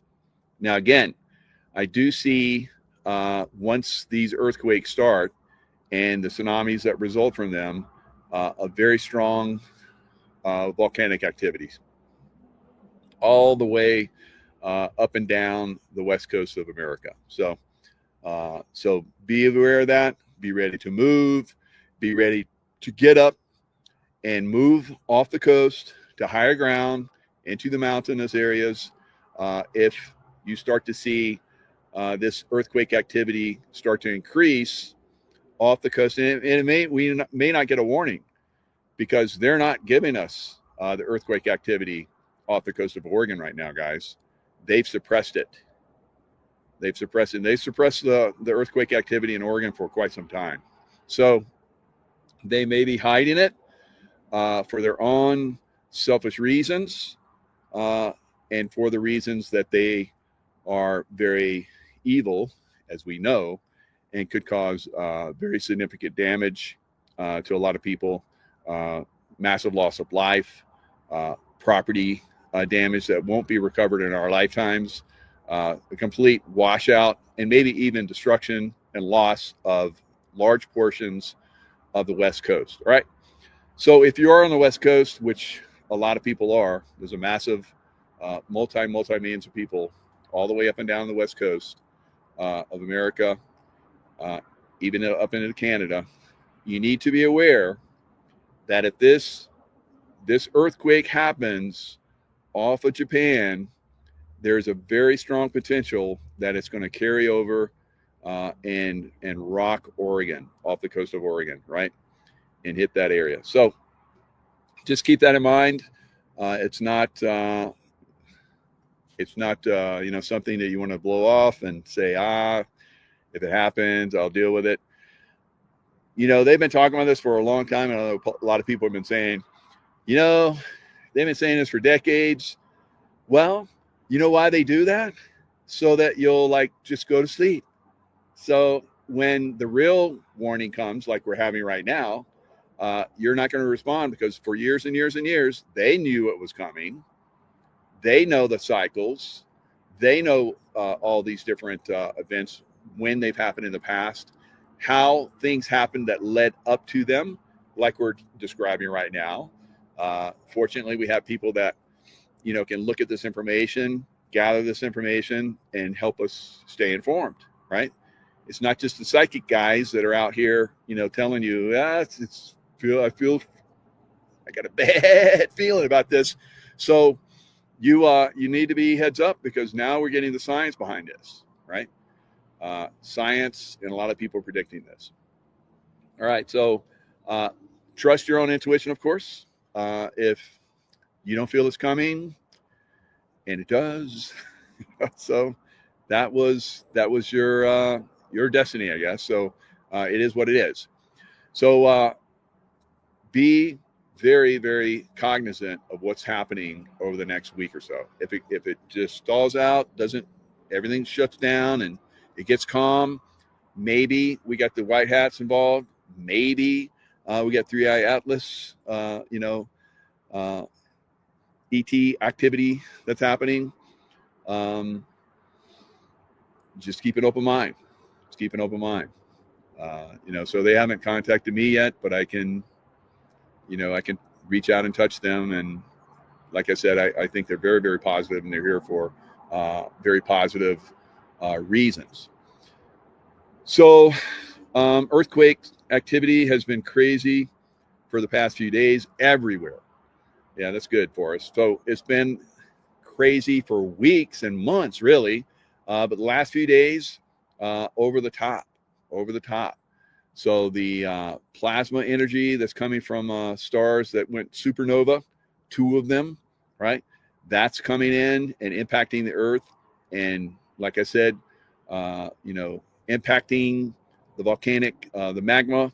The magma is like spreading and it's getting the bedrock and so forth and melting it. And it's getting ready to come to surface on a massive level. So whether that happens or not, like I said, remains to be seen. But I would be very, very watchful at this point. Don't worry. Worry will basically shut down your intuition. You're going to need your intuition going forward, right? So stay in that love vibration like I talk about. All right, so the markets, today the markets were up quite significantly. So they did a pullback, which I said was coming. I can't predict the exact days, although I've done on my own. I'm not telling everybody because I don't want you to invest and get slammed if I make a mistake. But I've been moving in and out of the stuff. I've been feeling it. So my feel right now is that we're going to continue to see upward movement. We're going to see crypto go up, maybe to new highs. We're going to see gold and silver. Gold and silver were up massively today. Massive upswing in gold and silver. There's a lot of people predicting 5,100 in gold. There's people that are predicting $100 in silver. My own prediction is 75 to 85 in silver. Dr. Kirk Elliott, who we all love and invest with, he's predicting 65 to 75. So a lot of us are looking at significant upswings in silver and gold. Today was a major up day, almost a 5% move upwards. Of course, it can move down the same way it moves up, which it has over time when it hit almost $54. And everybody was FOMO'd. They went in and bought at that. And now they're saying, oh, it's just like 1980 and 2011. It popped and then now it's going to crash. No, look at it. If it goes past $54, which I can almost guarantee you, I can't guarantee everything, but pretty much I feel very confident about that. Once it goes past that and keeps going, then it's on, right? So if you have invested and you're a little nervous because you just started investing and now it's pulled back and you're like, oh, is this a crash? Because you're gonna have the naysayers come in and talk it down because that's part of what they want. They want to suppress silver. Now gold is going to take off because the banks are buying gold on a massive level. At some point, I think they're going to do the same with silver. Now silver just got I think it's like some kind of metal that's very high value metal. I don't know what the wording of it was, but the United States just basically said it's a very, very high value. It's a needed metal, silver, right? So if you go back to 1980s, you go back to 1911, 1980s, we didn't even have personal computers or phones or anything like that. Now we do. So silver, chips everywhere. You have silver in cars, you have silver in planes, you have silver in jets, you have silver in rocket ships, you have silver in solar power. It's everywhere, guys. And it's a valuable commodity investment. So it's going to go way beyond anything that we've ever seen. It's a generational event where you can make money on a level that is beyond your imagination, right? So now, will you get that with crypto during the next maybe couple months, maybe into the spring? Maybe. I think there's a high possibility that crypto is going to get another boost, maybe to new highs. But on a percentage basis, if you look at what's going to happen with silver, you would be better in silver, although diversify is fine. If you got a little XRP, a little bit in, triple Qs, maybe some options here and there, then you probably will do okay, right? But that's on you. All right, you're going to have to figure that out, trust your own intuition or whoever is guiding you investment-wise. So there is a very strong possibility that we're going to see very significant new highs. It's going to be the blow-off high, right? Just like we saw in 2009 and 2000 and all the way back in the 1980s and 1929.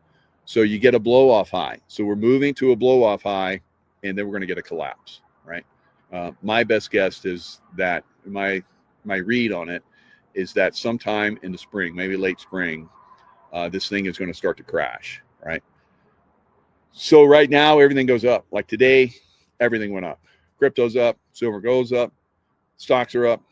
It's everything up day, right? And we're going to have those going forward. So pick and choose. Some of you guys don't have anything to invest. You're like, you're boring me. I don't care. So, but it's going to be very important going forward. If you're like, oh, I'm going to take all the money I saved and buy a house now because it's cheap. It's cheap now. It's down 20%. You're going to get slaughtered, right? You would be better off taking that money and put it in silver.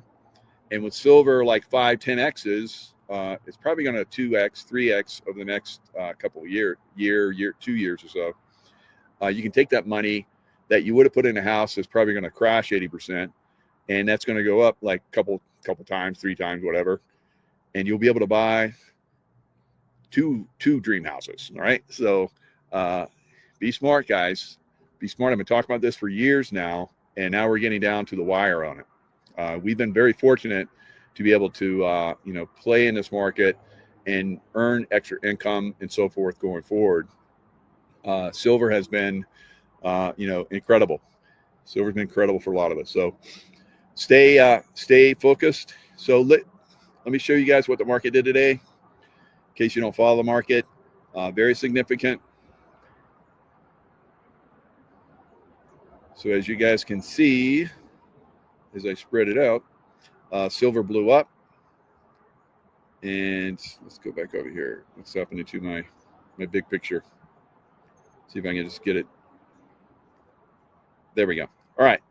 So as you guys can see, the Dow Jones up, almost a percent. NASDAQ up 2.2. You're going to see a lot of movement in the triple Qs going forward. Same thing happened during the dot-com bust. So you will see the triple Qs and NASDAQ reach unbelievable highs. We may see the NASDAQ close to 30 or at 30. We could see SPX around 9, over 50,000 on the Dow Jones. But it's going to be a very, very fast, very, very unbelievable move, right? So if you're like today, I was positioned, fortunately, to take advantage of that, and it was quite a stellar day. Can I do that every time? No.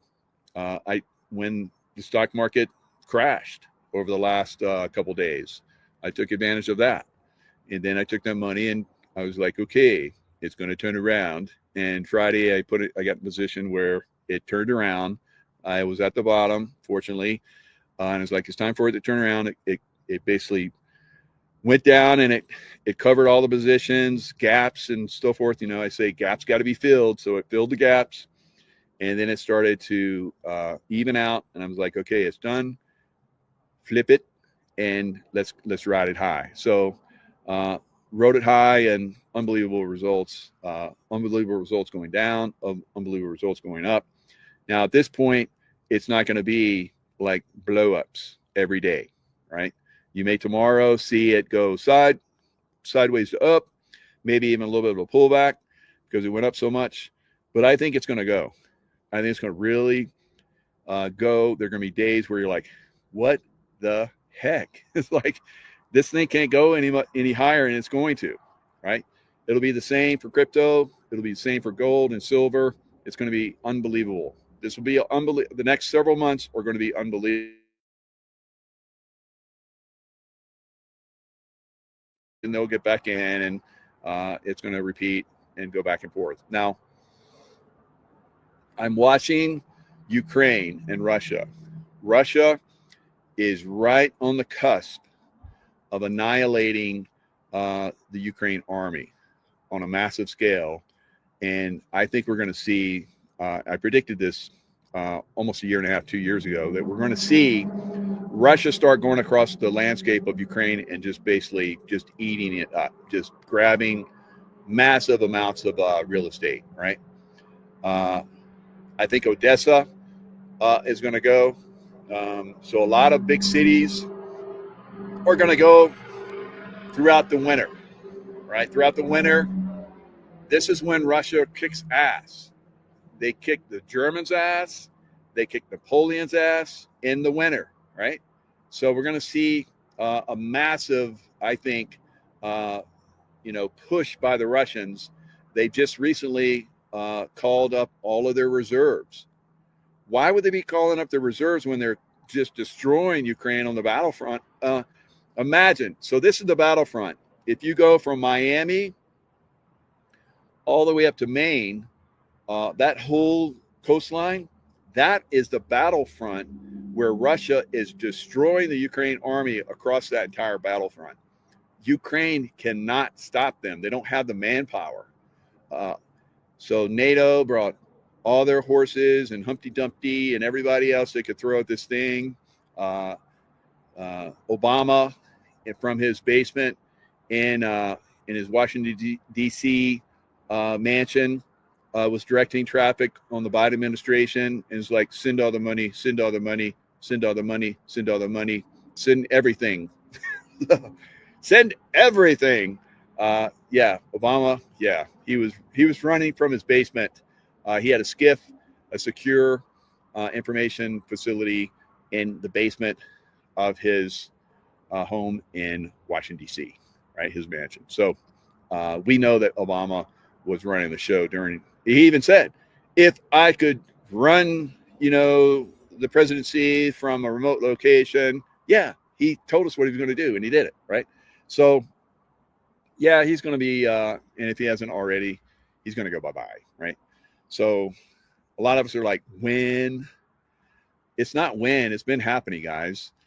It's when they are going to be ready to disclose it, right? So that's what we're going to be really looking at. All right, so in Seattle, we have a tight race, and I don't know how they're doing it. I keep asking them, like, how can Seattle have a Democrat mayor and have another Democrat running against that mayor that's basically getting the votes? I don't understand. But however, so we have a leftist communist, the communists from China, right? Because a lot of this funding, we're finding a lot of the funding for these people are from communists and China, right?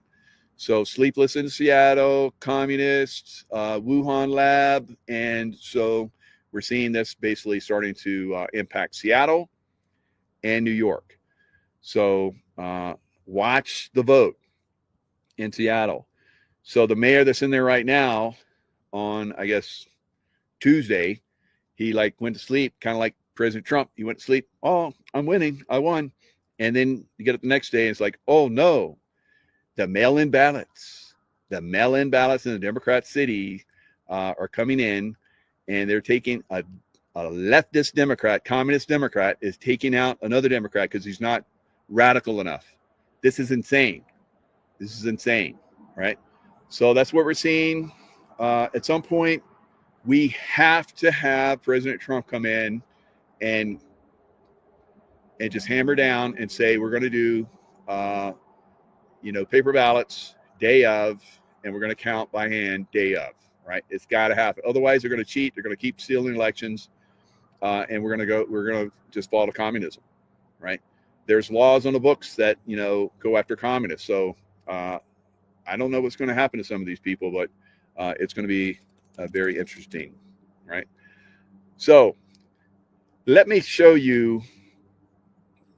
We have a massive problem with child trafficking. And I was just at an event in California where there were like 16 different people that were on the stage and talking about their, my favorite, of course, is Lewis Herms. I think is an exceptional candidate. The Republican Party, GOP, is not helping them, is not funding them. The rhinos of California. I've known this for a long time. I've supported people in California, had them on my shows, supporting them financially. And the GOP came in, and instead of giving the people that were front runners and very popular, they gave the money to someone that was no chance they were going to win. So it's a very corrupt situation in California, right? Both parties are in cahoots to destroy California, right? Now, we've seen a lot of the stuff from Jeffrey Epstein and all these other people that are involved in the child trafficking stuff. It's epic. It's beyond belief what's going on in California, right? So Lewis Herms, who is very strong, has done documentaries on child trafficking. That's his number one thing. And so they even brought it up in the debate. Where would you put child trafficking and the problems with all pedophilia and all that kind of stuff? And I guess there's one congressman named Weiner something. That's everybody was like pedo. I was like, whoa. So I guess they passed a bill to make it more legal for them to do pedo in California. It's unbelievable, guys. Right. So now when I look at a lot of the stuff that like Jeffrey Epstein Island, right? Remember Jeffrey Epstein Island, Pizzagate, all these different things that was coming out, and Obama talking about pizza parties. And we found out from the FBI that pizza was that's code for pedo.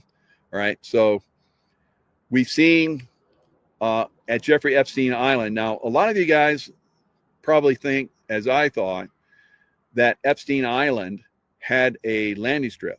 It does not. It has a helicopter pad, and it has a place. Most people go to St. Thomas. So there's a lot of people are like, we want to see the flight manifest for Little St. James to Pedo Island. Well, there isn't one. It goes to St. Thomas. So they haven't told us this. I just started looking at this, and I talked to other people, and I found this stuff out. I'm like, what? So they let us go off on these tangents, and they push us into these tangents so that we get disinformation, we run with it, and then when the truth comes out, we're like, oh, we look like idiots, so we just shut up. This is part of their game, right? So be aware that they're playing this game with us, right? They're constantly playing this game. There is extreme evil from these people, extreme evil. So these people in California, extreme evil. These people in New York, extreme evil. People in Seattle, extreme evil. Extreme, right? Can I say that enough? No, I can't.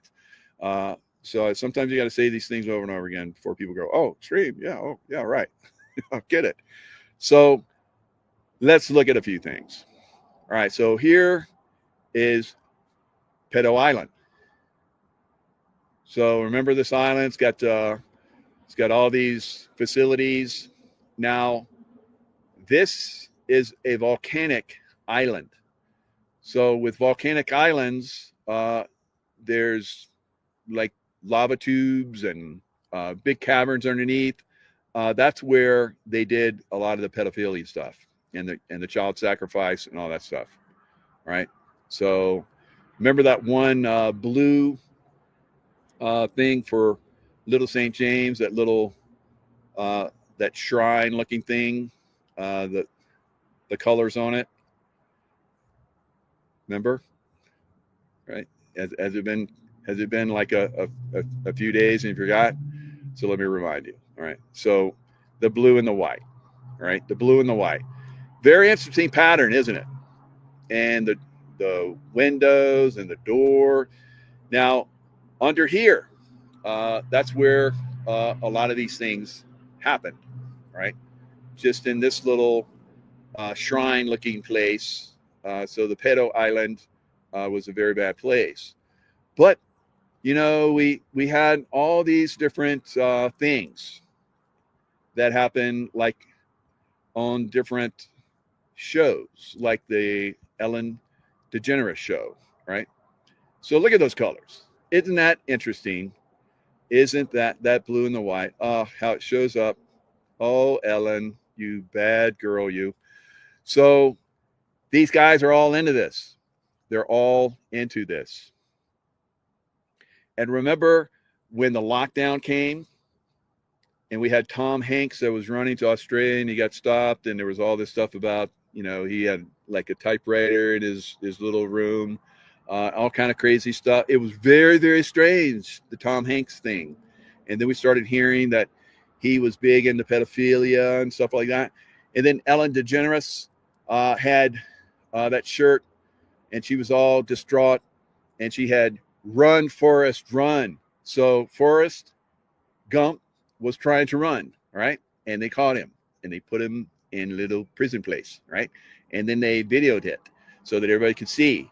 And there were little clues in there, and some of us talked about the clues. So this is the way that we disclose this stuff, guys. It takes time because people have to hear it and see it over and over and over and over and over and over and over before they wake up. All right. So don't get so distraught that it's not happening faster. Those of us that are already awake, we're trying to wake up more. The more people that we get involved, the less people we have to move through. Right. There's a wall of, you know, people that have been conditioned, that have been brainwashed, MK Ultra'd through different systems, and waking those people up is a process. It takes time, right? I know it's frustrating. I get frustrated, but we keep doing it, right? So we're going to keep doing it, and at some point, it's like boom, bam. It's like there it is. Right now we're revealing, but we're revealing all the way back then. We've been revealing, but some people like want it served on a platter. Here it is. This is the list. These are all the people. They've been to Gitmo. They've gone through trials. They've been executed, blah, blah, blah, blah, blah, blah, blah. All right. So a lot of us know this.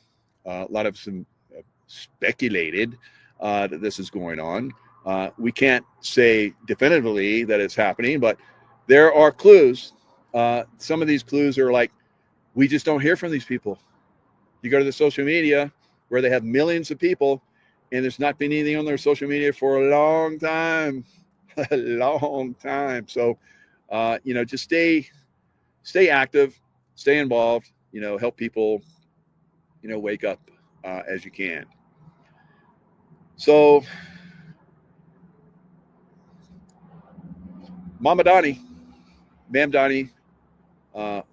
Donnie, right? Mama Donnie. So he gets sworn in on January 1st. So the day after he's basically going to give everything away, he's asking for people to donate so that he can do the transition that is already paid for by the taxes that people get taxed in New York. So it's like, what? You want money? And then he jets off to Puerto Rico, and he stays in a luxury resort that for most of his base, you know, one night that he's staying in that luxury place is like a week's worth of pay for them, right? And he's rubbing shoulders and elbows and tongues and whatever with all of these people that are part of the Democrat system that are trying to take over our country. Democrats, right? So very, very strange stuff, and I think a lot of people are waking up to it. Now, will Ma'am Donnie be, you know, revealed for being a communist, and communism is against the law in America, right? Running for office and being elected in office is against the law. in America. There's a 1954 law against communists in America, right? So will they use that law, or will it be like my friend Leo Zagami says, no, none of these people ever will see justice, because they're all part of a massive system, and it just keeps going around and around and around. It does seem like that, doesn't it? But I see evidence of some of this stuff being resolved. So we'll see. Look at that sky. Isn't that beautiful? It's lovely. All right. So we're getting down to the wire, I think. Be heads up what's coming earth change wise. We're in for some massive earth changes, guys. And that's really potentially going to affect everything. So we talk about, the change in the economic system. Yeah, that would be changed a lot if we get some devastating earth change activity, volcanoes and earthquakes and tsunamis. Oh my! So it's very possible.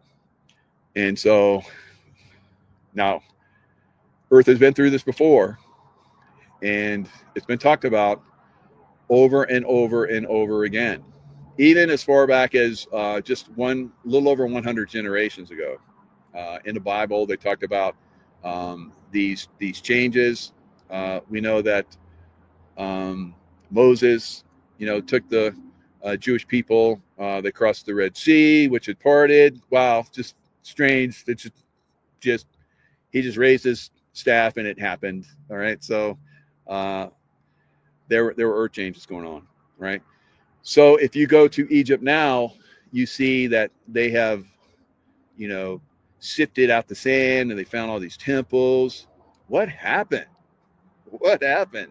And they show where the Valley of the Kings.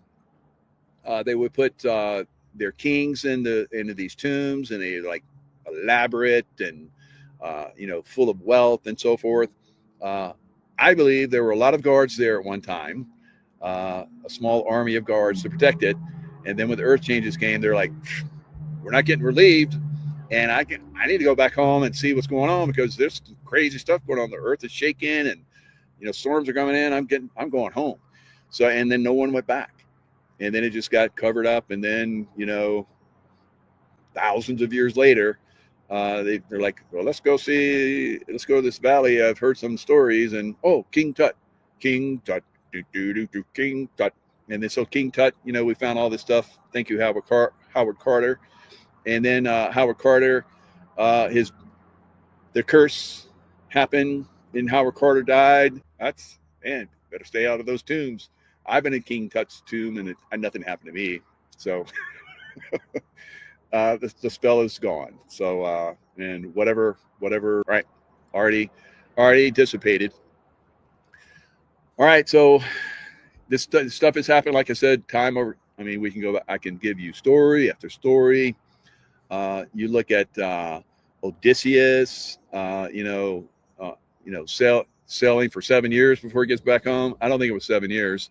I think it was a lot less. I think they said 7 years, which meant a long time, which was like maybe a year and a half or something like that. All right, so so the wifey is getting ready to go buy me and start to cook the lammy, right? So we're going to have lamb in celebration of those biblical times, right? It just happens to be. This is our first meal of the day. Yeah, it's our first meal of the day. So it's like we're ending the fast. Long day of fast. And look at that sky.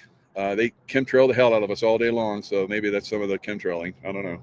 Looks like volcanic, doesn't it? You ever been to Hawaii where there's like those beautiful red skies? It's from volcanic ash. So, so anyway, all right, guys, lots of love, stay in a love vibration. And, things are going to get, we've been talking about this. Things are going to get pretty cray. And just be prepared, stay in the love vibration. If you feel the need to move, especially if you're on the West Coast, you wake up in the middle of the night and it's rumbling and shaking. I hope you have a plan. Hope you have a plan. Hope you have a go bag, and you're like, jump in your car and get the heck out, because you don't know. They might not tell us. They might not tell us that, yep, that was the big one, and you have 30 minutes, right? They might do it. Maybe everything goes out. So have a plan and be ready to roll. I'm always ready to roll. And tomorrow is Veterans Day. So all you veterans out there, happy Veterans Day. 11/11, right? So Wino7 was saying, I guess when the World War I happened, the Duke was shot or whatever, and they did the license plates, the numbers on his license plates or whatever, and it ended up being 11/11. I'm like, wow. So I guess they ended the war at 11/11 at 11 o'clock, and just, it's always in our face, guys, always in our face. But we'll celebrate the veterans. Thank you, veterans, for your service all over the world. It's a beautiful time. Hopefully we won't have a big earthquake tomorrow, but it's crazy, right? These crazy people, man. You got to take these guys out. I mean, they need to go bye-bye, right? Stay in the love vibration. Get on that life wave if you're not on it yet. It's amazing. I have a team that basically will help you out, and you'll feel better about life. You'll live longer. So get in the life wave with Mike, right? Okay, guys. Love you guys. Stay in love vibration, and we'll see you guys next time. Yeah, the east wing of the. Oh, east wing. Yeah, there we go. So the deal is, in the east wing, see the rising sun is what? In the east. Okay. So a city built around Freemason imagery and illusions has certain import within these classic things. When Trump brought the army in on the 250th anniversary, and here's something that's almost virtually unknown anywhere. At the same time the army was there, you had military troops in street clothes going into the Treasury and moving everybody out of the Treasury building while they did certain things in the Treasury and recaptured control of the Treasury. In ancient Rome, the Temple of Saturn was the most important temple within the Roman system. And the Temple of Saturn is where they minted the coin of the realm. All the Roman currency was minted inside the Temple of Saturn. Right. And it was blessed and had certain markings that had all sorts of meaning. Think of our money today. Our money has all sorts of secret hidden imagery on it that are iconic, that have certain meaning within their system. And so our current Federal Reserve money has all sorts of things that are on it. You're carrying the talismans of the cult in your pocket everywhere you go, your purse. You're using it to transact. And what are you transacting? You take your life energy, gift from God, and you exercise it in this world and the physical world. And then you trade your life energy for scrip, for fiat currency. It has no value of its own. You know, the paper isn't worth hardly the paper it's printed on, you know, the ink that it's printed with. Yet you ascribe a certain wealth value to it of your life energy for an hour's labor, a day's labor, mental or physical. And all these talismans are attached to it. And then you trade with that within their religion. The money is printed in a temple. Okay, the Federal Reserve is a temple.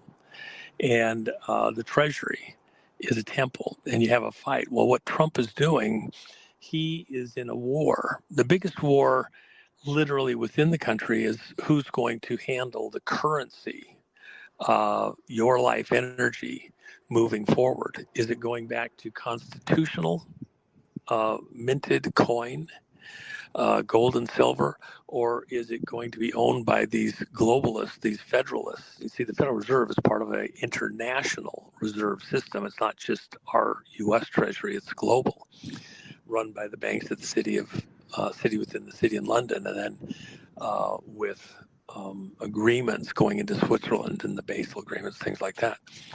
And so when Trump had troops go in and take over the Treasury at the same time that the troops were taking over Washington, D.C. symbolically, then he has 2 flags erected on the White House lawn.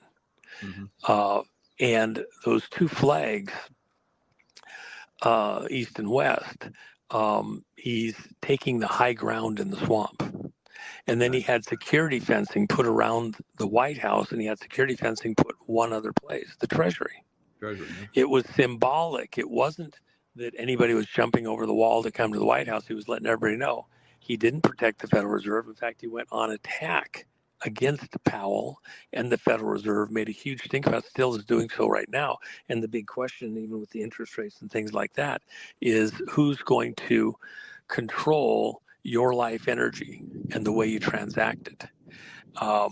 Even if you mint something, and if you think of the Treasury side, and your life energy is backed by real gold and silver, you can trade it with a receipt for that, which is what Kennedy did. Kennedy issued the silver certificates, and he was going back to Treasury operation. That was a Treasury note, the silver certificate, and it was taking power from the Federal Reserve.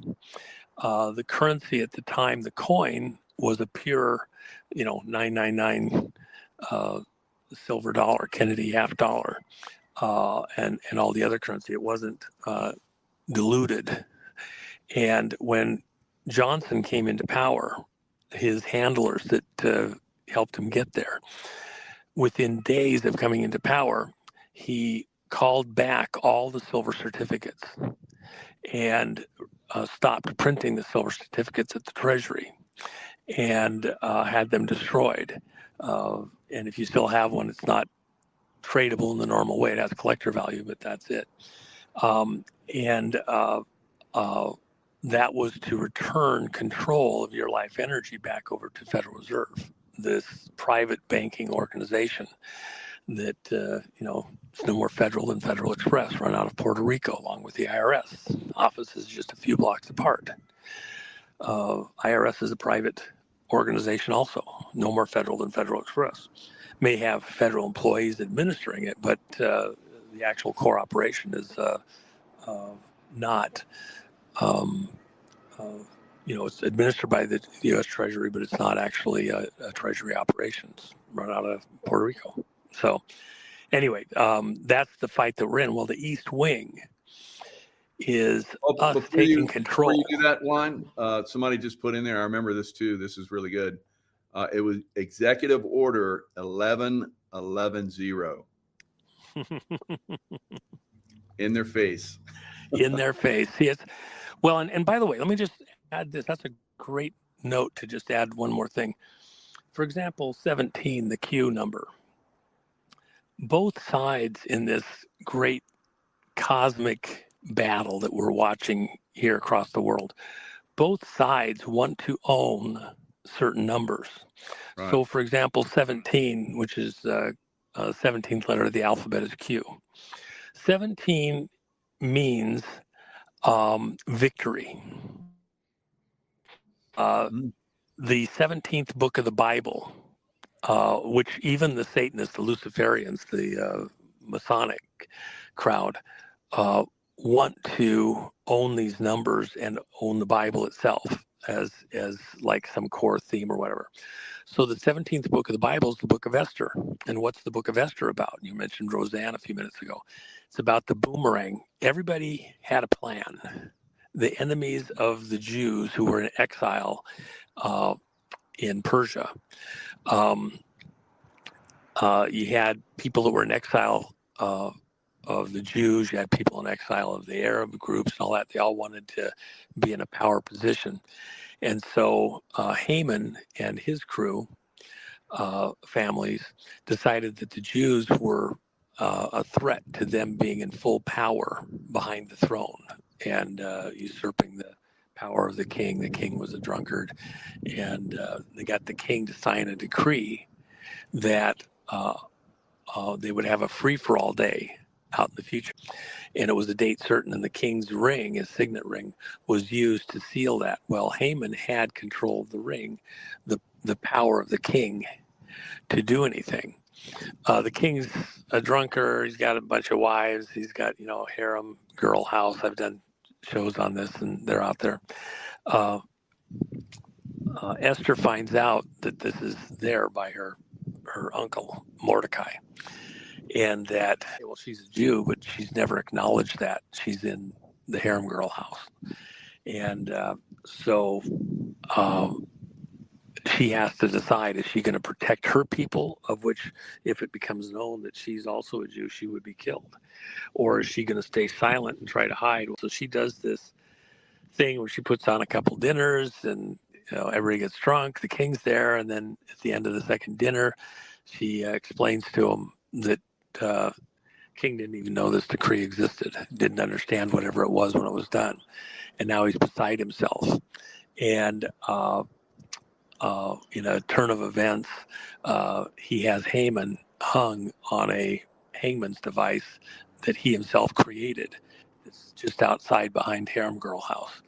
And in those days when they meant hanging, it was literally stick a spike up their ass and then hoist them up high and let them slide down on the spike, and everybody gets to see them. And so that was the symbology.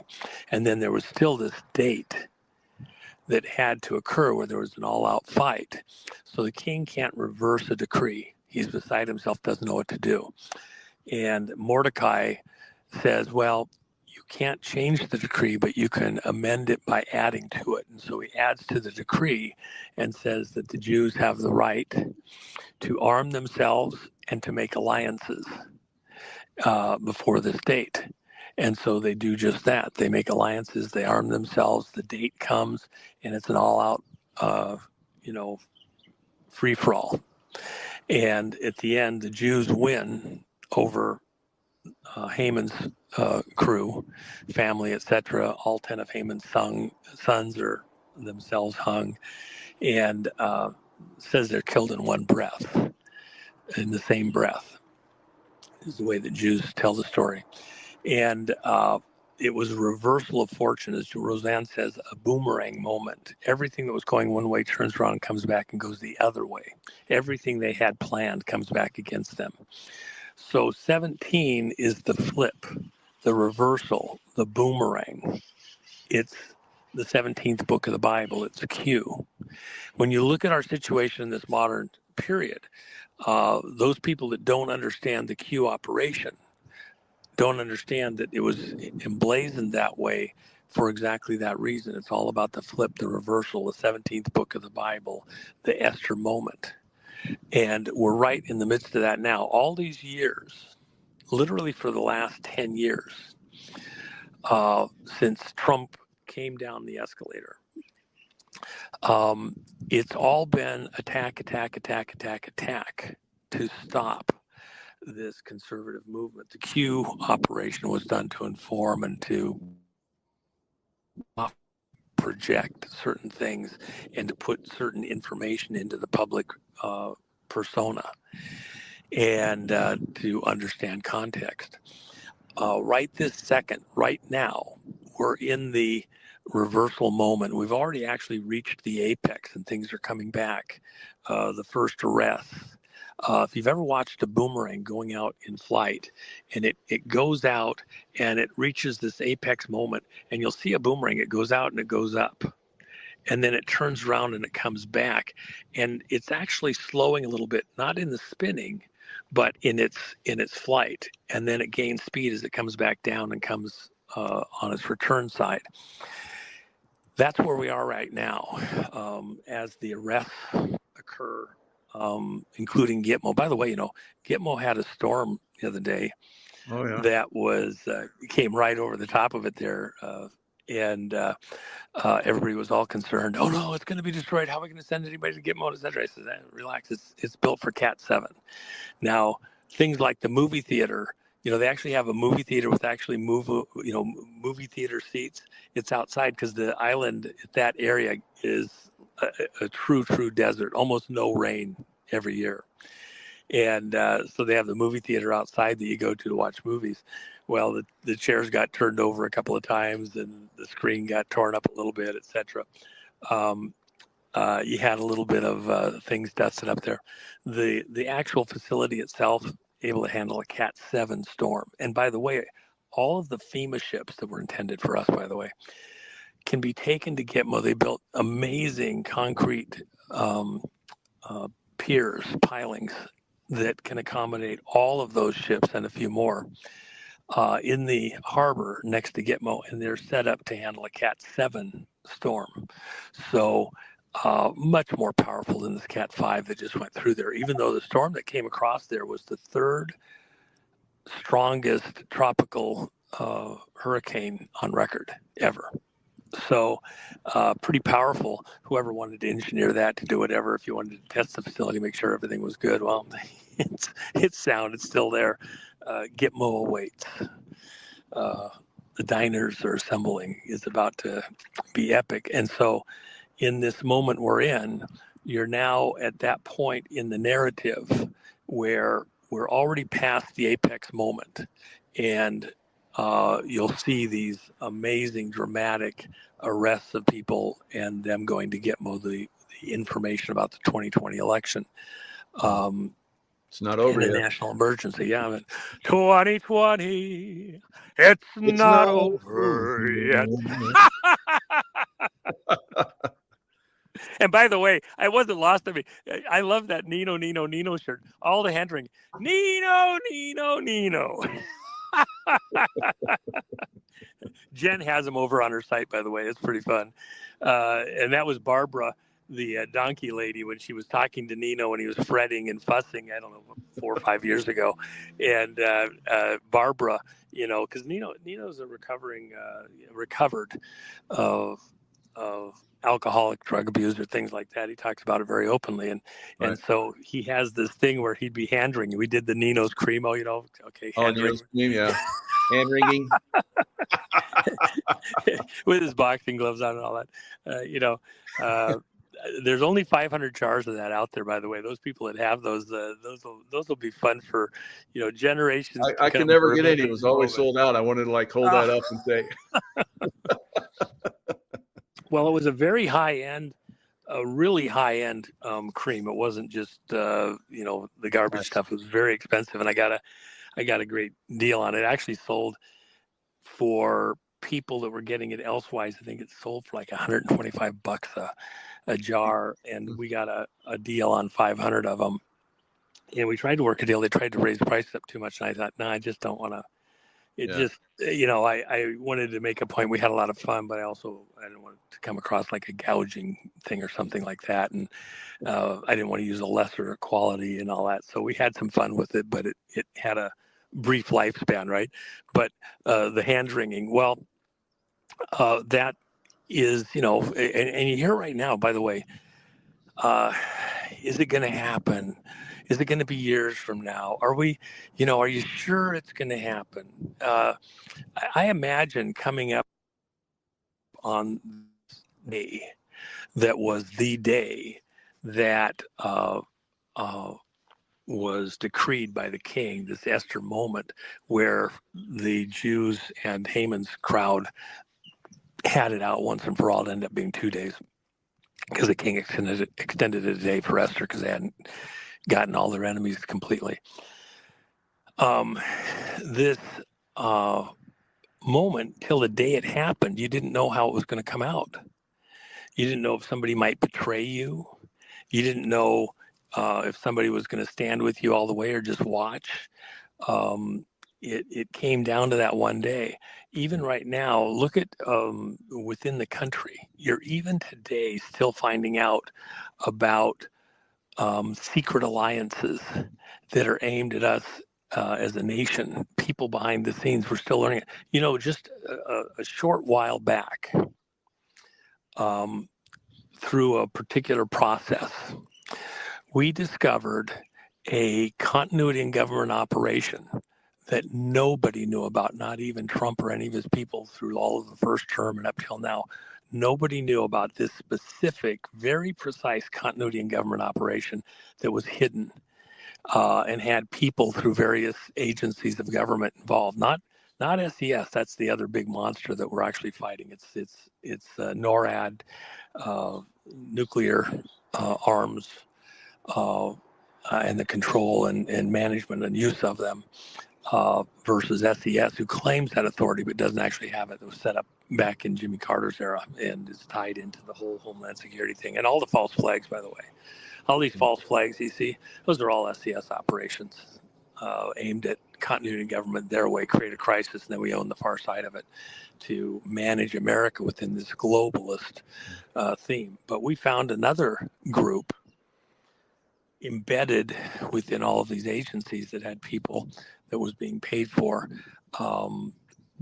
by all the taxpayers that nobody, even in the highest places, knew existed. That's how deep some of these threats are. This was a very serious, nasty little operation, and with several hundred people involved. You know, in the course of, you know, taking out USAID and the funding and all sorts of other things, Doge and all sorts of things related to that, this was discovered. And so there's still things that are in the toolbox of enemies of America embedded right there within all of these agencies and things that could still cause a problem, disrupt as we go through this boomerang flip reversal moment. All things Q, that is what this administration is all about, returning power and authority back to the people. Trump wants to leave office when he does finally leave with two things accomplished. If you want to wonder why Trump would run for a third term, this would be the context if he's not done. The two most important things that Trump wants to leave as his legacy out in time. You know, he can enjoy his grandkids. He could, you know, enjoy his own properties and buildings and golf and all that, and not have to be president, not have to worry about any of this. But he has set his, you know, you think, oh, he's president, he gets to enjoy all this stuff. Really? What a pain in the ass.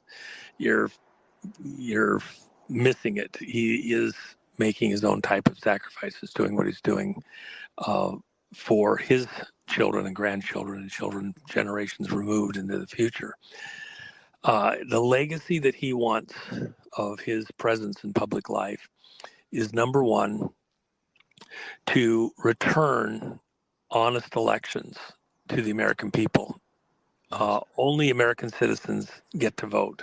Mm-hmm. And their vote is counted as cast. It's not diluted. It's not tossed in the wastebasket and diluted by other people voting or entities voting. You know, here in Hawaii yesterday, they had a 5-hour hearing over votes from the 2020 election. They're still fighting that. Wow. And later elections, 2024 and things like that. They have tens of thousands of votes that were counted that supposedly were mail-in votes, but the post office doesn't have any record of the votes going through the mail system. You know, we take pictures of every piece of mail transiting through the post office everywhere in the world at this time. There is no mail goes into the U.S. postal system. There isn't a picture taken of it at the point of entry into the mail system. Could be a landmark and case. So here you have, and they're trying to get through the judges and the courts in Hawaii. The courts, the judges won't let you get to examining those things. You're going to have to make it federal, and the Justice Department has been slow or non-existent in entering into these cases and taking over inside the state. So yesterday, there was a whole bunch of stuff that came up, but the one thing that was the biggest sticking point, 5 hours of discussion and arguing, Nobody could explain the 19,000 votes that were counted in Hawaii County.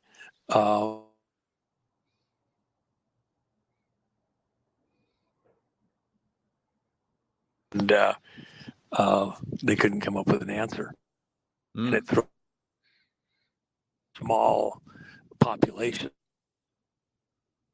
So when you got 19,000 votes, you can't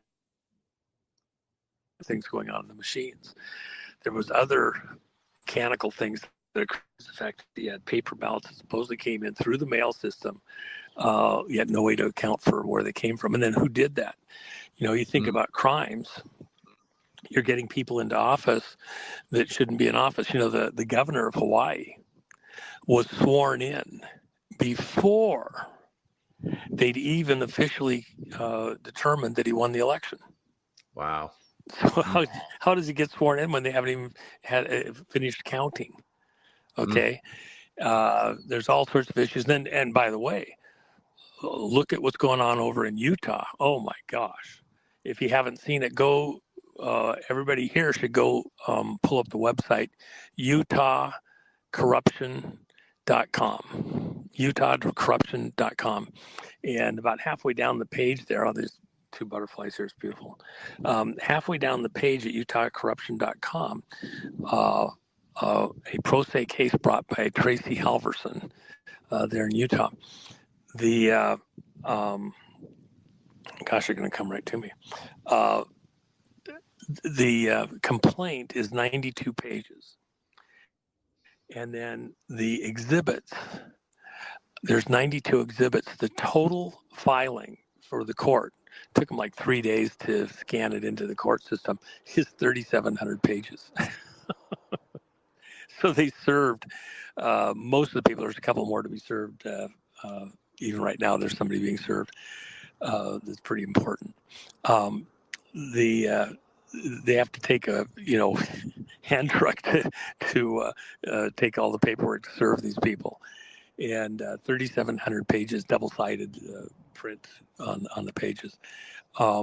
Very well documented, where the sitting governor of Utah and the lieutenant governor and sitting U.S. senator who benefited, didn't directly do it. They don't have a Secretary of State in Utah, so the lieutenant governor serves as the person that runs the elections. Well, she's in office with the governor. She replaces the governor if anything happens. The governor, Cox, had been the lieutenant governor in a prior administration, so he knows how the system works. And in this thing, he didn't win at the convention. You have a caucus, people's houses. They decide who's going to go represent every neighborhood in the state at the state conventions run by, it's an official state function for each party. And then at the, with facilities that the state provides, etc. At the state convention, the state Republican convention, then all of the delegates vote. And if you get more than 60% of the delegates vote, you're automatically moved straight to the statewide ballot. If you get less than 60%, you and the person closest to you in this contest go on a primary ballot to decide who is going to be the official representative of the Republican Party or the Democrat Party or Independent Party. This is phenomenal. It says this action targets a racketeering enterprise within Utah, orchestrated by defendants including Governor Spencer Cox and Lieutenant Governor Deidre Henderson. Wow, to manipulate Utah's election law. Wow. It is a civil RICO, and it's got a lot of. It's got so many crazy, wild things. The big thing is that the sitting governor Cox, coming into the 2024 election cycle, didn't get the majority vote of the Republicans at the convention. Another candidate by the name of Phil Lyman, who has a history, is pardoned by Trump on a deal with BLM and all sorts of bizarre stuff. At the convention, Phil Lyman got like 67% of the vote. Another candidate got almost 70% of the vote for a Senate position. And so they would go on the general ballot as the Republican candidates against whoever the Democrats brought in on the general ballot for the fall election automatically, because they had over 60% of the delegate vote at the state Republican convention. Well, the lieutenant governor and governor couldn't have that because they're in office right now. The sitting governor didn't even get, I don't think he got even 20% of the vote. It was some ridiculous low number. And Phil Lyman's people got over 60, got 67%. So with that in mind, the governor's out as the Republican candidate. Now, he could get on the ballot if he had like 28,000 signatures to put him on the ballot. So they went out and got supposedly 28,000 signatures. And that's another story in itself, because people said you never got those legitimately. The company that was hired for $1 million to go out and get these signatures was actually under investigation at the time for falsifying signatures on ballot measures, on campaign measures.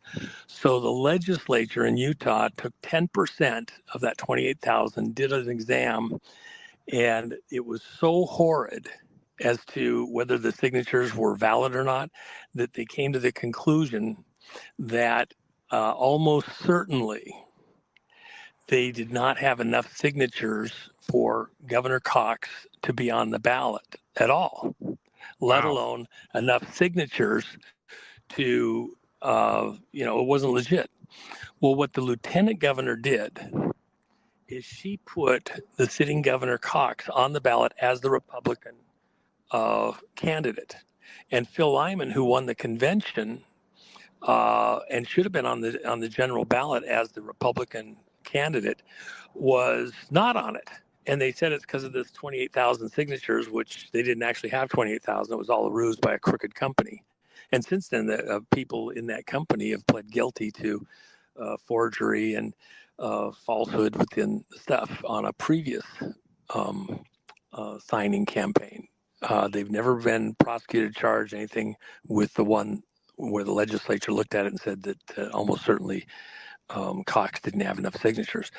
Even if Cox had enough signatures, which he didn't, to be placed on the ballot, he couldn't be placed on the ballot as the Republican candidate for governor, because Phil Lyman won that. But the lieutenant governor placed him and herself on the ballot as the Republican candidates because they were already in office as the candidates, and pushed Phil Lyman you don't outside. miss the Republicans in Utah, because remember how they booed Mitt Romney, and now Romney's gone? Oh, yeah. They screwed up bad. Well, and this is kind of a legacy in many people's minds of the, Romney enterprise, which in this lawsuit, Tracy is calling a racketeer influence corrupt organization.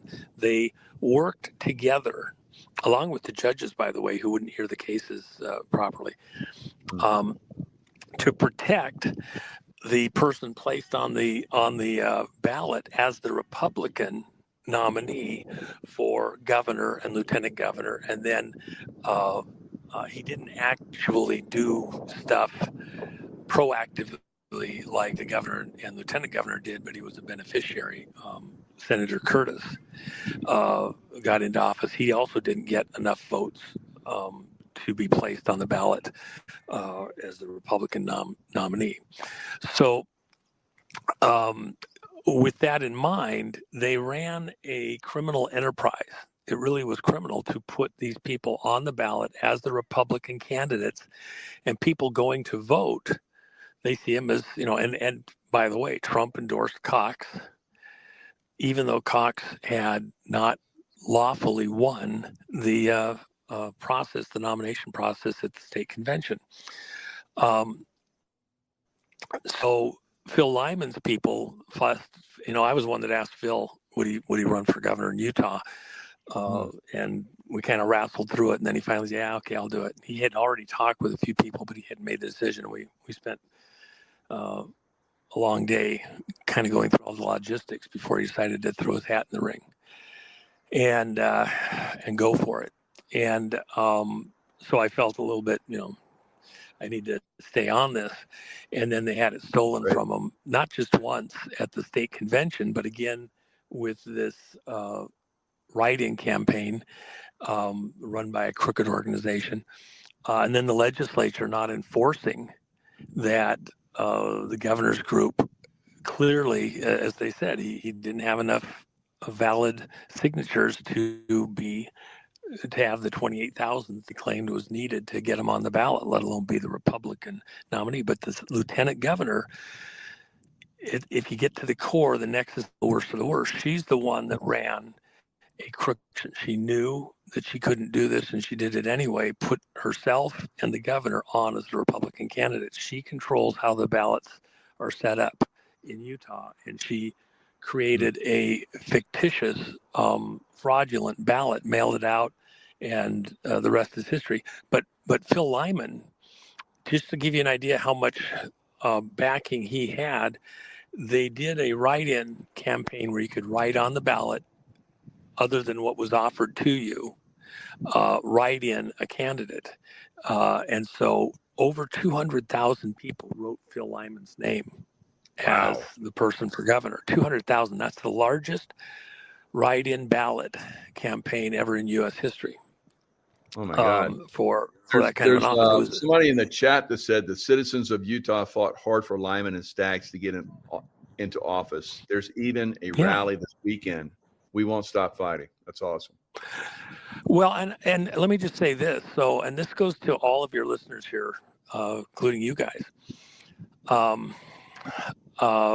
The RICO lawsuit that Tracy Halverson has put together, this 3,700-page behemoth, unbelievable, beautifully written. It's set up so that not only citizens of Utah, but any citizen of the United States, even if you're not a voter, can be included as a plaintiff in this case.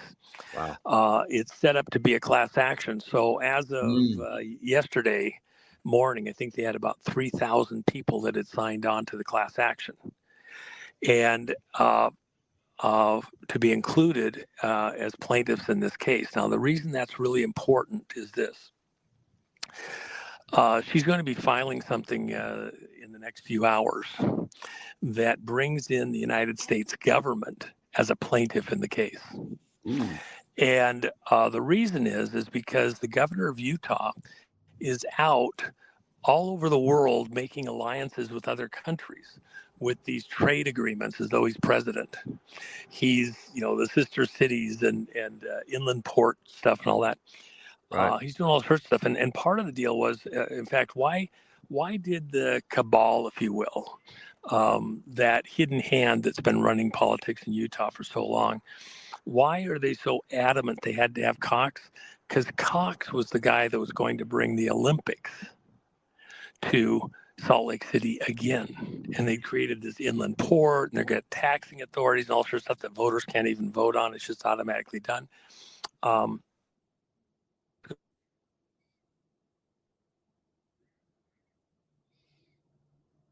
And they had to have Cox because he knew the plan, doing it for all these billionaires that are behind the scenes wanted another Olympics. And going to be the governor, and Phil Lyman wasn't in the same mode to tax all of the citizens of Utah with all this extra special stuff to do this and hijack a bunch of land for the facilities and everything else. He was a real threat. So they had to get Lyman out of here and get Cox in. And that's the context. It was all about a land grab, money grab, federal money, international money, etc., for their next Olympics project, which, of course, Romney was a key part of last time. And so this RICO, all of these people were working in collusion to make sure that Cox won this election.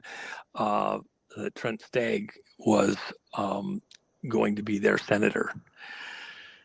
or he was a threat to their senator, which was Curtis, and the operation there. And so, at the end of the day, it has national implications. So therefore, because this was something that is taking U.S. taxpayer money and has national, international implications for every citizen of the United States in this statewide election, every citizen of the United States has a place to be a plaintiff in this case, in this class action. So we've got 3,000 people already signed up to be on the class action.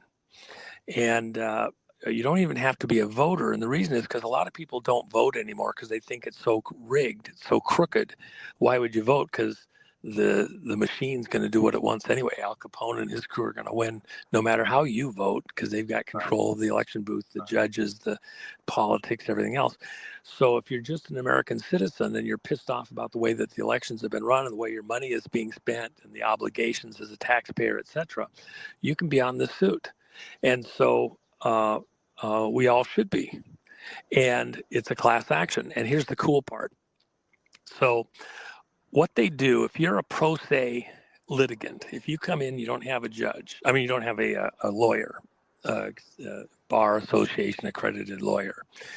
If you come in and try to represent yourself, then the courts in Utah have a special rule that you have to first be cleared as having a correct, legitimate case by a magistrate. A magistrate is, almost just a referee in these cases. You don't actually get to a real judge. This is a federal lawsuit. This isn't a state lawsuit. This is a federal lawsuit. Wow. RICO lawsuit. So, but what they do is anybody that comes in that's a pro se, they say, well, because you're not an attorney, we got to make sure you're crossing the T's, dotting the I's, all this other stuff, blah, blah, blah. And you can never get out of magistrate hell. It's part of their racket in Utah. That's the reason why things stay corrupt and crooked. It's an internal rule in Utah. So what Tracy did, she put in the way this is set up in the federal system, also that any U.S. citizen, as well as Utah citizen voters, as well as the U.S. government, can enter this claim, this case as a claimant, as a plaintiff. And so now she's requesting that the U.S. government enter through the Justice Department for its own representation, but also as a pro se, she cannot represent anybody else because she's not an attorney. So the class, all of the people that sign on to be plaintiffs in this case, the other claimants, have to be represented by an attorney, and it has to be a U.S. attorney because it's in federal court. So Pam Bondi is going to have to assign an AG to this case to represent the class, the 3,000 people and growing, plus the U.S. itself in this case in court, because Tracy can't. And what happens then is the rule inside of Utah saying that if it's a pro se case, it goes into magistrate hell and they can just manage it and play around with it for decades. You never get to an actual judge. You never get outside of their little machine. In this case, what happens is now you have a bar authorized member attorney. They can't keep it in magistrate hell. It has to go to a U.S. judge, federal judge, and it gets outside of their rules. As soon as Pam Bondi assigns an AG to this case to represent the United States and or the plaintiffs in the case, you're out of magistrate hell, and they're in trouble because now they can't play their games with you. And she did put an injunction barring them from just assigning this to a magistrate. That's in there right now, and they ignored it and assigned it to a magistrate. So the reason why everybody should be on this case is that, this is already one of the largest cases of its type with a class action. in the U.S. Okay, but I believe before we're done, it's not just going to be 3,000. It's going to be 10 times the number. It might be. Look, they had 200,000 people in Utah. All you people in Utah that wrote in Phil Lyman's name, all of you people should be on this case. This is for you.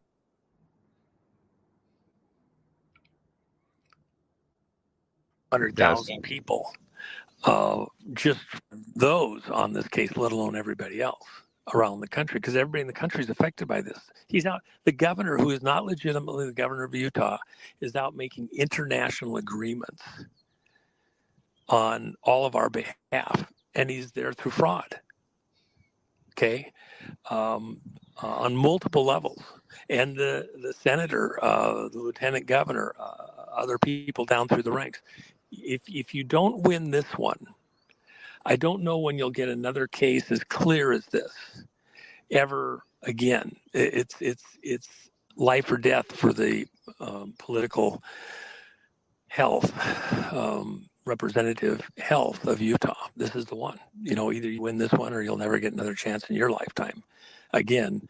And if you can't win in the courts, if you can't win in the legal arena, what's left for people to get rid of a tyrannous government? It's tyranny when they can pull off whatever they want. You can go to convention.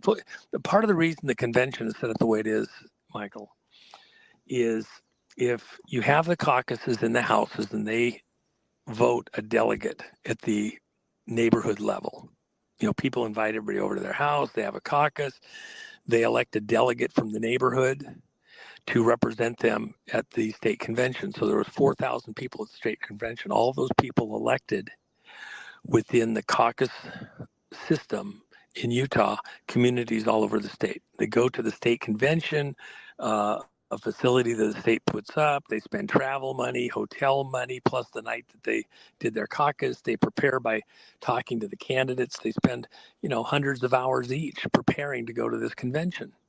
And then they're there and they have a vote. And the law in Utah is if you get 60% or more of the vote at the convention from the delegates, you're the automatic candidate. You go straight on to the general ballot for the fall election. When that didn't happen for Phil Lyman, he put a lot of campaign money, and his donors put a lot of campaign money into the caucus system and into the state convention to win the party nomination. That costs real money, time, everything, to then be the one that goes on the general ballot. When they did what they did and ignored the state convention against the state law, and went through this other system, getting the 28,000 votes to put them on the ballot in the fall election, then frauded everybody that they were the Republican. Now, they could be put on the ballot, but not as, if they'd had 20,000, which they didn't have, but not as the Republican candidate. They'd just be on there as their own independent thing. They were put on as the Republican candidates and pushed the people that were legitimate candidates off to the side like they didn't even exist. Okay, and ran an illegal election, totally illegal by Utah law, totally illegal. And when you complain to the courts, the judges are looking at the sky, they're counting sheep, asking what's on the menu for lunch, whatever. They won't even let you get in through court, okay, because it's a fixed system. It's their own little cabal. That's why it's a RICO. They were racketeering to engineer how the election was going to be conducted illegally. And so within that context, numbers mean things, even to the federal government, Pam Bondi, et cetera. If you don't have enough numbers, even 3,000, which is an astonishing number of people have already signed up in the little bit of time that this has been out there, a lot of people don't understand the magnitude of this particular case. You get 30,000 signatures. You get 300,000 signatures. How's the Justice Department, Pam Bondi and everybody else going to ignore this? Okay. The will of the people is being denied. I think that numbers do matter in this, and that you have to make known decisively that we're not going to be shut down, put away, ignored. And even now in the courts in Utah, they know that 3,000 number, it's only been out for 2 weeks. It only was filed 2 weeks ago. We haven't even got all the main players served yet. They're doing some of that today, right now. There's 12 people named in the lawsuit right now. The number of people, as they find out, that are plaintiffs in this case is going to continue to go up, and they're going to have federal representation from the Attorney General's office for the class, all of those 3,000 people and growing. And at that point, the judges, the magistrate system in Utah, you can't say, oh, it's just a pro se person, so we can ignore this. As soon as you have a U.S. AG assigned to this case and they're a member of the bar, which they're going to be, it has to leave the magistrate system, go straight to a federal judge, and the rest is just a matter of timing because the case is very well documented, very well put together, and it's going to go to a jury. And by the way, if an AG is assigned to the case, this is a really interesting little point. If an attorney from the U.S. Attorney's Office is assigned to the case, in the course of their work through discovery, investigation, depositions, evidence gathering, if they learn of anything that constitutes a federal crime, then, or even a local, by the way, they have to refer that to the criminal division for investigation. So to the extent that these things were crimes, which they were, as soon as they have guilty knowledge through being involved in the case and they see evidence of a crime, they have to refer it to the criminal division of the Justice Department for criminal investigation and action. Criminality is involved here. It'll get there. It's only a matter of time. So you're not just going to have the civil RICO for damages, but the criminal RICO, not just a criminal for one or two little people, because it was a corrupt organization. You're dealing with Al Capone's buddies. They will be under a criminal RICO conspiracy and indicted as such, and that's going to be epic. And this is the opportunity to win back Utah for Utahns. And then we have other states that are looking at how this action has been developed and written up. And they have similarities in other states that are, going to be happening too. In fact, one other thing, Oregon, the person who ran for governor last time around and who had the election stolen from him in various ways on the way that the campaign money was brought in. She filed quo warrantos where the people in office had to prove that they were there legally. It's a particular type of a filing. The courts in Utah just shined them on, wouldn't do it. In Oregon. Oregon laws written in a way that to keep you from getting into any court in any meaningful way or to the Supreme Court. And they reread the rules so they understood, actually what they're saying you have to do, you don't have to do based on the way the law is set up. So the courts wouldn't let them force these people in office to answer the quo warranto. Are they there legally, legitimately, according to constitutional law? They filed in the Supreme Court, and the Supreme Court docketed the case about a month ago. So there's a Oregon quo warranto case before the Supreme Court, U.S. Supreme Court, that is docketed. Now, to just get on the docket is like 1 in 1,000 get there that file. But getting past the docket and actually going to a hearing is even more difficult to get past that. So they've still got huge hurdles to get through, but the fact that they got docketed at all means that the court saw the legitimacy, the clerk saw the legitimacy of the case, and that it had checked all the boxes to be able to be docketed. Oregon's in play over the way that their governor got to office. This hearing yesterday in Hawaii, some of that, they're looking at similar potential for legal action that would be a RICO similar to what's going on in Utah, occurring in Hawaii. There's other cases that are looking at this in the same way, and I don't want to name all of them because they're less, developed, but they're coming.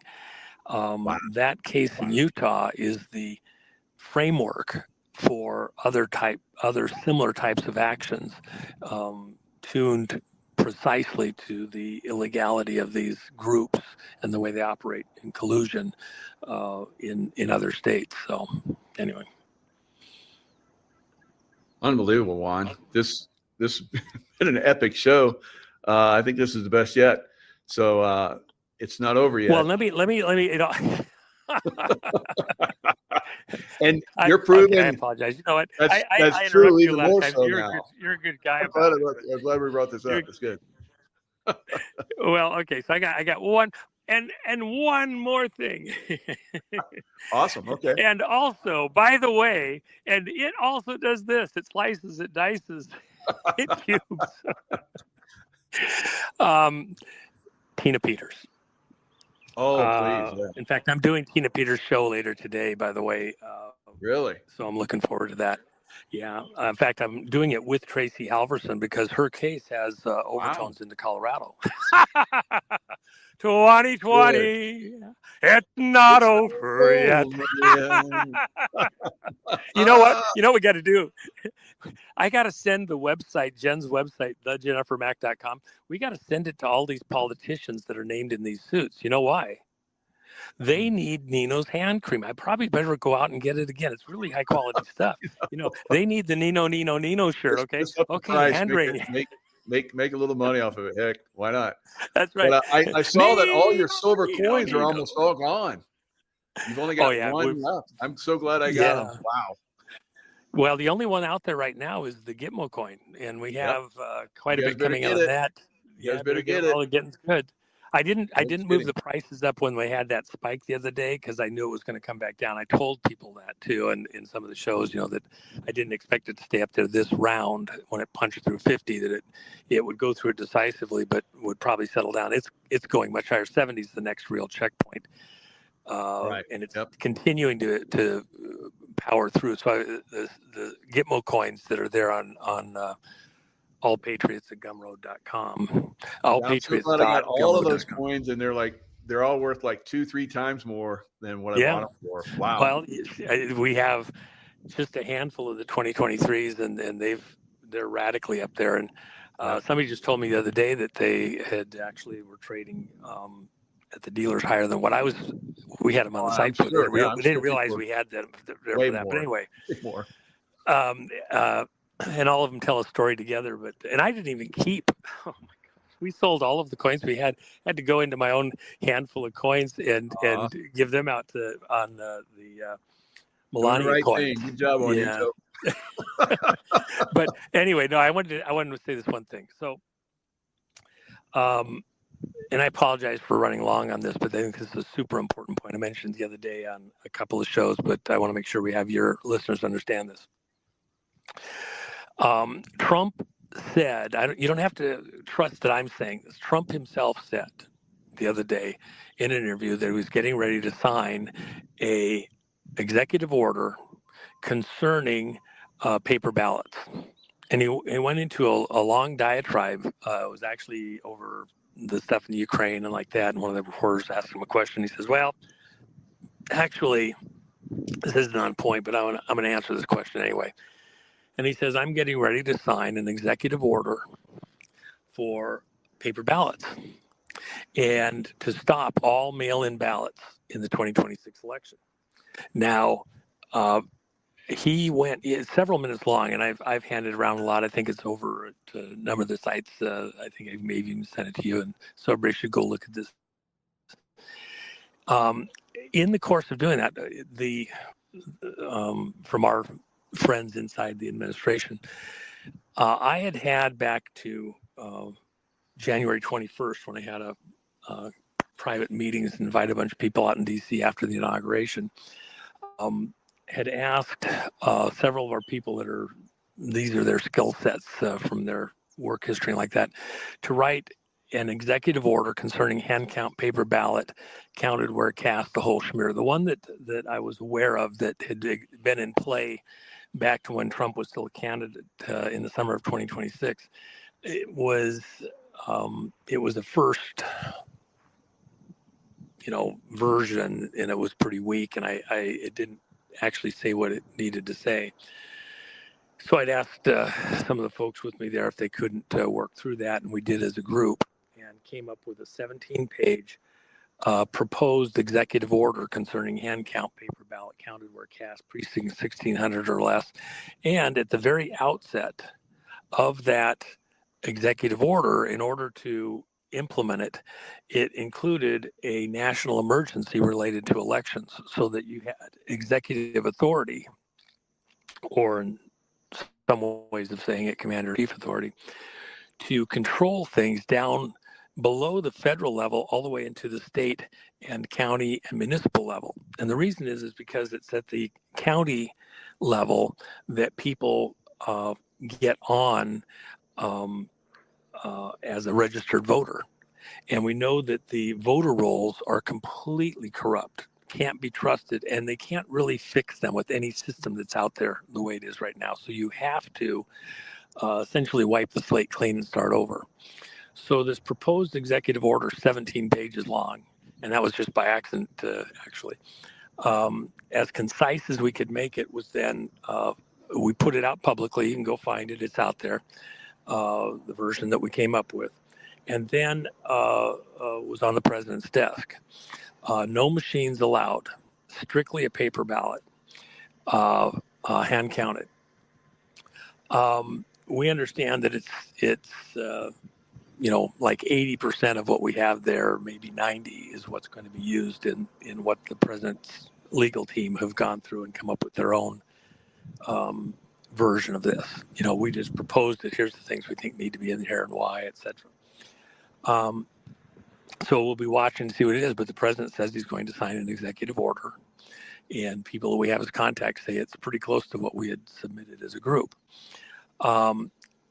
And he's going to put that out there.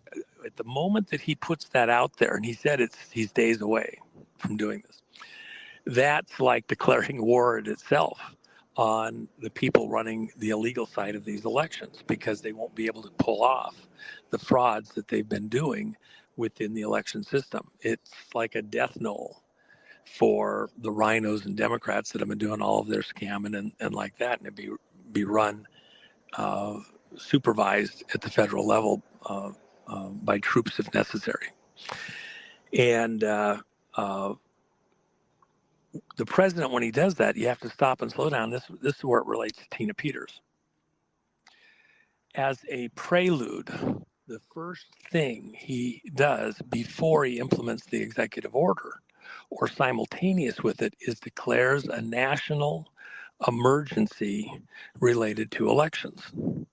And then within that national emergency, he implements that here's how we're going to run the 2026 election. It doesn't matter what and by the way, because it's in the context of a national emergency, no judge at the state or federal level can stop him. You wanted a guy that operates as king? Well, it's actually not king, it's commander-in-chief. So he takes control of the elections as the executive to run a fair election in 2026, and mandates from the federal level exactly how that's going to be conducted, and no judge can stop him.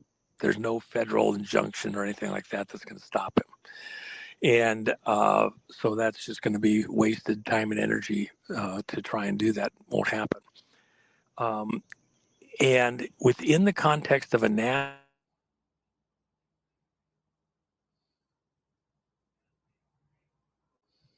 Tina is a witness.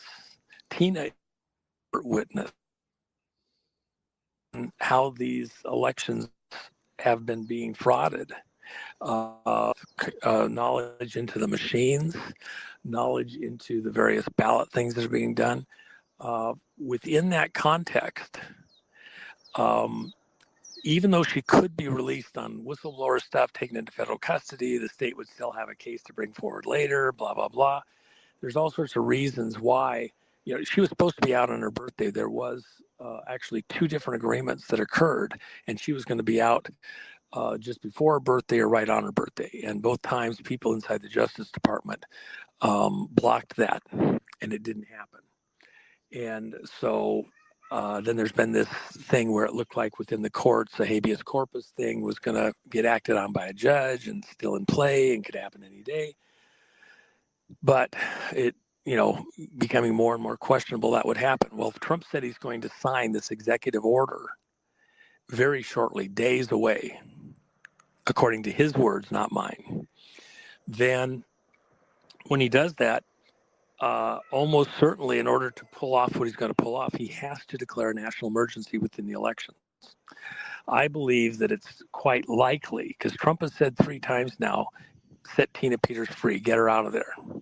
Okay. That simultaneous with that, I wouldn't be a bit surprised if there's guys waiting at the door right there at the prison to walk in a few seconds later and go take physical custody of Tina Peters and get her out of the hellhole.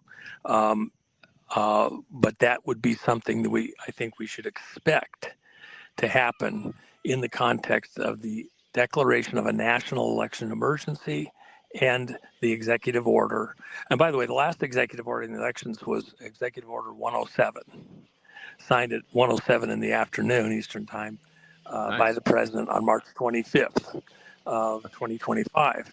Now, that executive order was about the states and the counties cleaning up the voter rolls prior to the 2026 election, gave them 6 months to do that. Well, September 25th, none of the states had done anything of meaning. None of the counties had done anything of meaning. They thumbed their noses. They gave the finger to Trump and the executive order. So the context for an emergency, a national emergency, and another executive order going down into the counties and the cities on the way the elections are going to be held, let alone the state level, is in the context that they thumbed their nose at him. So he's going to come back and be far more forceful and proactive to get done what needs to be done because they ignored the last executive order. And it'll be interesting to see what number gets assigned to this executive order. It'll probably have a significant meeting also, including the date that he signs it, going to war with the monsters. So anyway, we're watching close, and that could be how it happens for Tina. We don't know. I just know that we're all in prayer to get the right outcome for Tina. And every day in there, she is a political prisoner, at 70 years old. Come on, man. She never even had a parking ticket, speeding ticket. Okay. Shoot, I got a wall plastered full of them. Okay. I don't even know how somebody goes through life without getting some kind of a traffic infraction. I drive a lot, but, it's just so easy to pick one up. And unfortunately, her son, Navy SEAL, died in a parachute accident. So, I mean, she's. Well, let me just add this. Her son. This isn't public, really. She's talked about it a little bit in private. Her son was involved in some work going after child traffickers and assisting in some of that work. Wow. And he had a double parachute failure. That's insane. He's on the parachute team. Yes, he was, he had a very good record. He's in a demonstration team. Yep. To have 2 chute failures. Somebody's had, I think he had 3,000 jumps or whatever. There's just no way. This was somebody did something. And I've said that for a long time. I'm glad you brought that up. Thank you. Yeah. So and her son, she doesn't go there. She's very humble about it, but yeah, we can say it. Well, she doesn't. Let me say it this way: she's not playing on that for some kind of right. She's not merchandising her son and what happened to him. She's not playing it that way. She's trying to do things based on their merit without, pulling that heartstring or whatever, like you should give her a pass because of that. But she doesn't have to. We can. This is atrocious what these people have done. So, by the way, don't think for a second that any of those monsters in Colorado that did all sorts of chicanery to make her the bad person and draw attention off themselves is going to get away with this. Before God in his heaven, they will not skate free of this. They will, it's easy to dish out. Let's see how they take it when the tables are flipped and they're on the receiving side of what's about to come. So they'll be crying. That's why they usually do it. Yeah. Begging for mercy. Michael, I gotta tell you, Epic. I apologize because I always get going so much, and you always have such great things to add in, and you get me going, and I didn't really let you chime in enough because there's a lot of times when we have an exchange. This might be the record stuff out show of for you you. that, I don't know. It's fun. Well, but I we ought to flip it sometime, and I get to interview you. And I shut up and listen to you. You're too gentlemanly. I'll get my boots out. And, well, by the way, you had it at the beginning of the show for a second or two. There's stuff going on in Brazil. I mean, I'm getting live reports from my guys that are down there in the midst of this. I mean, talk about a war. Oh my gosh! I mean, talk about bringing back memories. I was just sitting there, lady injured or whatever, and it was way higher than that. That was, probably easily double that number, and it's still going. And it's while we also have stuff going on, we got 10,000 guys ready to go right into Caracas right now. We've got all of the aircraft, munitions, carrier task force. We're ready to go at it, and it's going to be epic. And so the situation in Brazil is pretty wild. It's going to be similar to what's going to happen in our cities. I think that's what I was talking about. Because Bolsonaro was basically, he had his election stolen from him, just like Trump did. Yes, and by the same group. Yeah, by the way. Interesting. I didn't know that. Because it is the same group. Yeah, the same group out of Venezuela that was transplanted into Serbia, which included, by the way, the CIA side of the operation, the MI6 and 5 side of the operation, FBI here.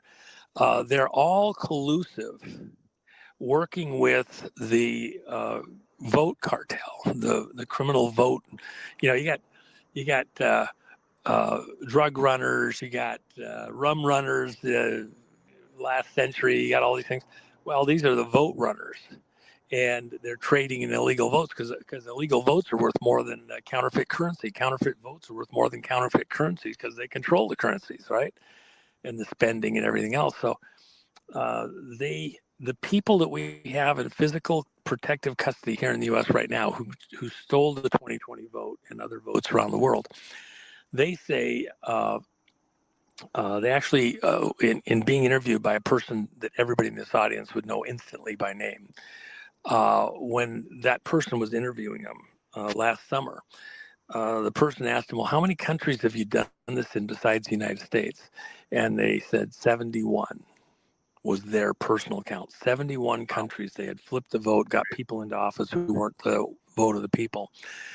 And includes places like South Korea, Brazil, Mexico, all sorts of places around the planet. But they moved from Venezuela as it went into chaos. Back in 2018 and 19, they moved to Serbia, and the next location, because they're setting up a new operations center in Serbia, which, by the way, the building they're in is half owned by John Brennan. Think about that. Brennan, CIA, former CIA at that time, he is half owner of the building they move into in Serbia with the wealthiest man in Serbia. This billionaire, and so they co-own this building with all the servers that's being used to cook votes all over the planet.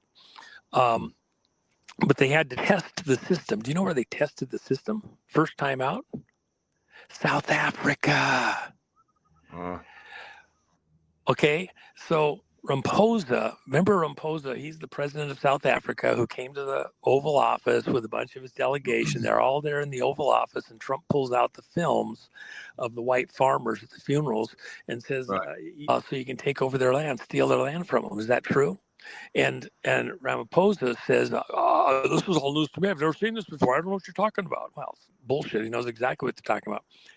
And so he was in office through fraud, just like Maduro in Venezuela. So now Maduro, the Justice Department calls Maduro the head of a drug crime terror family being run out of Venezuela, the president of Venezuela, and that he's there through vote fraud. So our Justice Department, because it affects, drug trafficking into America and other crimes against America and other countries in the world, issued a indictment and arrest warrant for Maduro. And then they put the largest ever bounty in U.S. history on somebody for information helping to get them arrested and prosecuted. So they put a $50 million bounty on Maduro, the president of Venezuela. And that's what all of this preparation is, to go to war, to get Maduro out of Venezuela and all of his people out of the government, and to help return the government of Venezuela back to the people. Venezuela, by the way, just so you know, it's the richest country in the world with oil, richer than the countries in the Mideast. And they're in Venezuela, as the government collapsed, one of the people that I interviewed related to all of this a while back, he said, at first, everybody's pets, their dogs and cats, remember, this is a wealthy country, started disappearing because the people were eating them for food. People were grabbing any pet off the street they could get for food. Then it was the rats. They started disappearing, and then the mice. Jeez. Because the people were just horrors for Venezuela. And in that environment, they moved their main headquarters to Serbia. Maduro's presiding over that. The drug gangs, the stories are just unbelievable. It reminds me of other stuff that happened back in the 80s. And so we're ready to go in there and take out Maduro. Well, next on the list, Trump has already referred Ramaphosa, the president of South Africa, to the Justice Department for similar investigation as being there through election fraud. The first election that they ran controlled from Serbia after they got embedded over there was the South African election that put Ramaphosa into office. He's illegitimate, just like Maduro is illegitimate. So they're going to put a bounty, indict him and put a bounty on him, and next stop, Africa. And that's where a lot of the criminality going on in the mining and like that, these billionaires that are protected in South Africa. Yeah, Nino had a show that disclosed that. Oh my God. Wow. Well, I mean, the stuff going on in the Congo, Yeah, you've been on that for a while too. Good job. Yeah, and Iran's tied into that. So Iran is in collusion both in Venezuela and in South Africa. So when Trump bombed the nuclear bunkers in Iran, it wasn't to save and protect Israel. It was to save and protect the world. And it was outside their skill sets. They did what they did at some street level. We went in and did what nobody else in the world could do, which was take out their nuclear development capability at that level. So anyway, but I just thought I'd throw it in there. So yeah, I apologize. I get into these things. It's hard for me to. Hello, Patriots. I'm at Restored Republic via a GCR update compiled by Judy Byington. President Donald Trump has given the green light. Global military alliance underway. Global alliance to take over major fake news media and make mass arrests.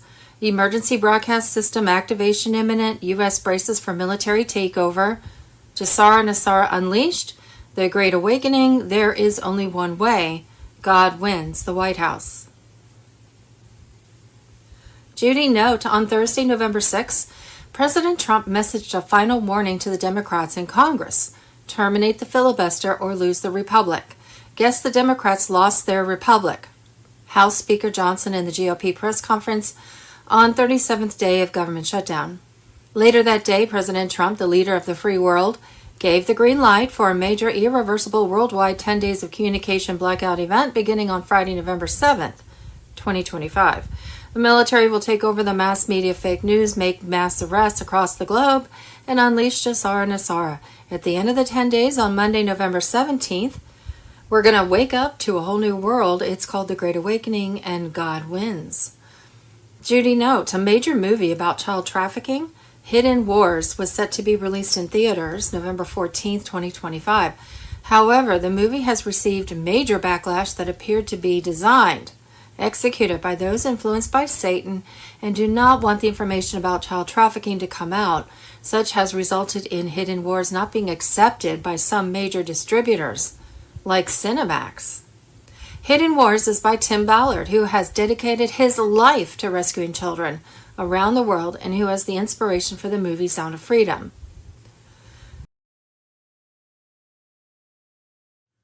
Thursday, November 7th, Trump's final warning to Democrats. Terminate the filibuster or lose the republic. Gimbo TV on Telegram. The night of Wednesday, November 6, 2025, President Trump's ultimatum echoed through Washington like the final bell before a storm. For 3 years, the government has stood frozen. No laws passed, no borders secured, no justice served. Only endless political theater while America bleeds. Now Trump has drawn the red line. Terminate the filibuster now, he wrote, or hand our nation to the radical left.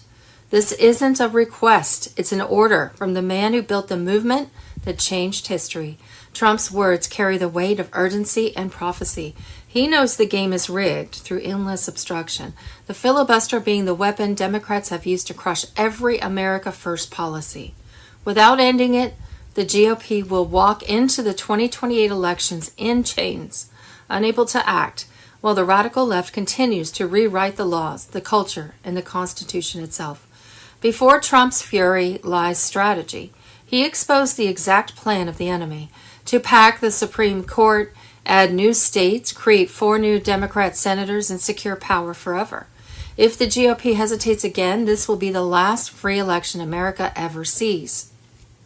Trump reminded everyone that Democrats already tried to end the filibuster once, and next time they won't ask. The time for polite politics is over. What he's offering isn't negotiation, it's dominance. End the shutdown, erase the obstacles, and pass every policy that was promised to the American people. Strong borders, fair elections, protection of women's sports, tax and energy reform, the full defense of the Second Amendment. Everything the left fought to block will pass in a single wave. We will be the party that cannot be beaten, Trump declared. The smart party. The choice is no longer political. It's existential. Either the Republicans find their courage and break the chain, or the chain will break the Republic. History will remember what happens next. The event.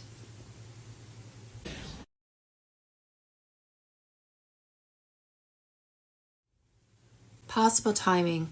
The event will be global and irreversible. Monday, November 3rd, global ignition phase. QFS nodes were stabilizing under gold-backed parity, while Starlink began aligning communication grids for full system override. Jassara unleashed. Debt eradication, gold explosion. EBS, Emergency Broadcast System, preps. Trump oversees from Mar-a-Lago War Room. Military begins to escort Zim Tier 4B holders to the centers. Friday, November 7th, communication blackout. 10 days of darkness protocol activates. All media frequencies will be seized and rerouted through the emergency broadcast system. Traditional television, radio, and online platforms will fall silent as Starlink takes command. Evidence of corruption, hidden tribunals, secret programs, and the full collapse of the fiat empire. The documentaries prepared under military supervision will expose everything the cabal built in darkness. Names, operations, financial trails, all revealed through quantum evidence stored since 2020. Banking networks have already begun limited shutdowns in Europe. The United States, central servers are being mirrored onto the quantum grid.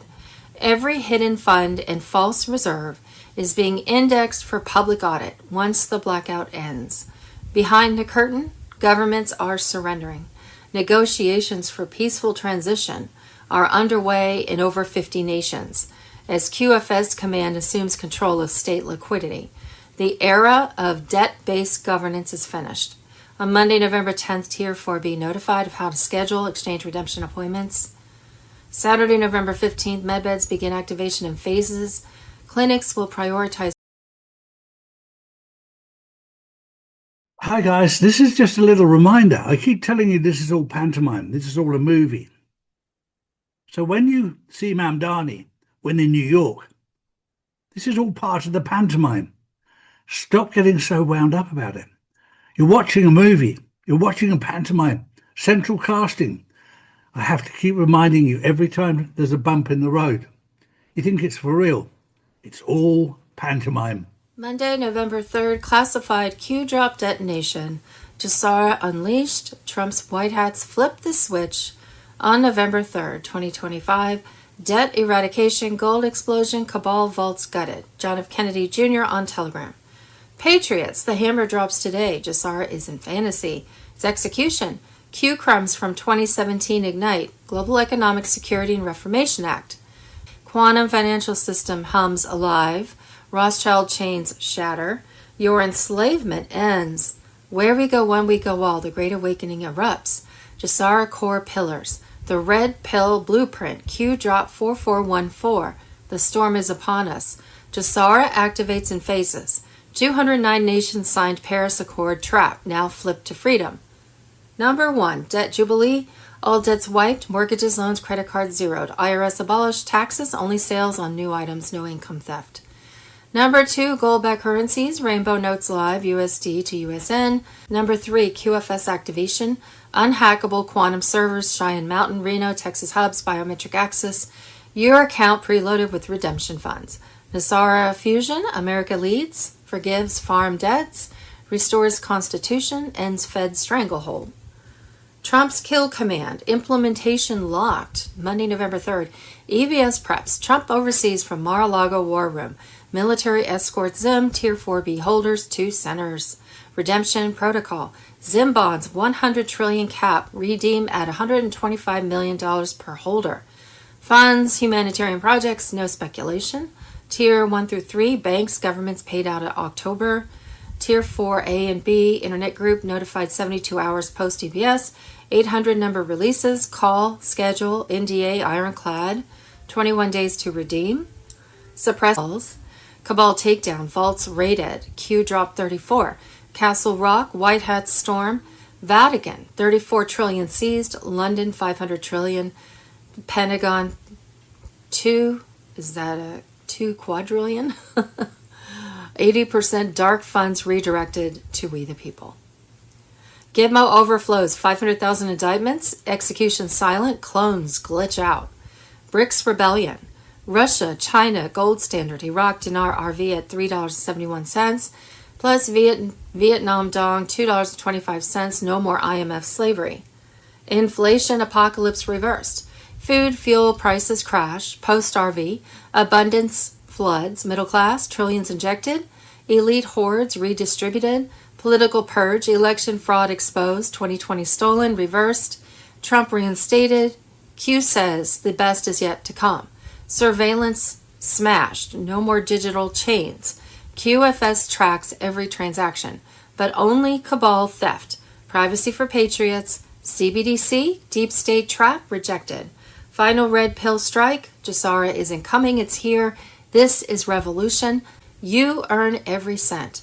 Cabal screams silence. Safe havens collapse. Media blackouts hide panic. Trump commands, alliance executes, humanity freed. Stay frosty, monitor comms, redemption imminent, eyes wide. Share this dossier. The golden age dawns now. Storm unleashed, victory is ours. What we think we know as of Friday, November 7th. On Monday, November 3rd, and as Q Drop 4414 said, the storm is upon us. Jassara began activating in phases for the 209 nations which signed the Paris Accord trap and were now flipped to freedom and a debt jubilee where all debts were wiped. Mortgages, loans, and credit cards zeroed out. In the U.S., the IRS would be abolished, with no tax on income and taxes on the sale of new items only. On Friday, November 7th, the Global Military Alliance would take over the major fake news media. while making mass arrests around the world. 10 days of communication darkness would follow, with documentaries shown about the fall of the cabal over the new Starlink satellite system on TV, phones, and computers. All would end on Sunday, November 16th, 2025 evening. We would awake Monday morning, 17th of November, to a whole new world: politics, health, education, money system of the global currency reset. And Thursday, November 6th, we have a link. Surprise Supreme Court victory. Riots will erupt. Thursday, November 6th, Operation Mockingbird. The CIA lied to you this whole time. Thursday, November 6th, profits over lives. U.S. corporations and the Nazis. Forgotten history. Thursday, November 6th, truth about the Gulf of Tonkin incident. Forgotten history.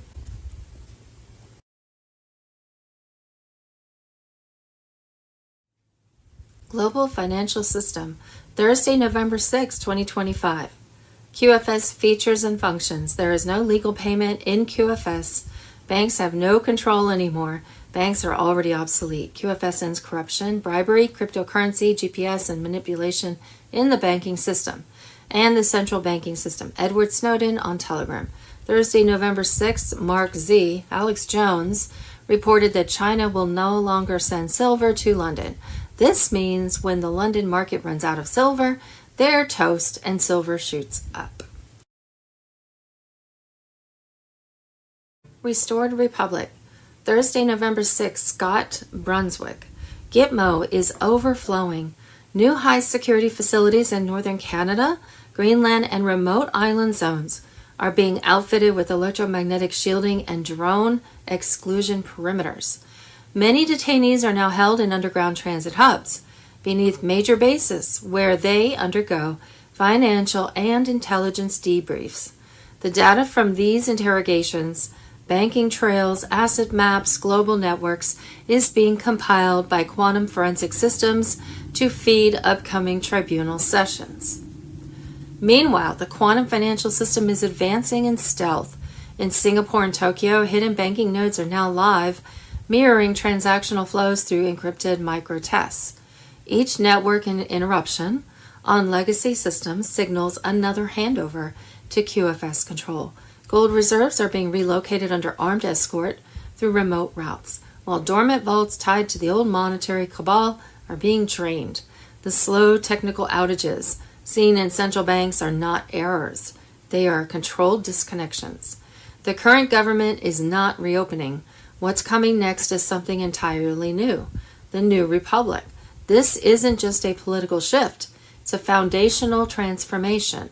The old system has run its course, and the structures built on corruption, deception, and control are being dismantled piece by piece. When the New Republic emerges, it will operate under truth, transparency, and constitutional law for the people. Thursday, November 6, India's digital ID system has become a warning to the world. Over 1 billion people were forced into a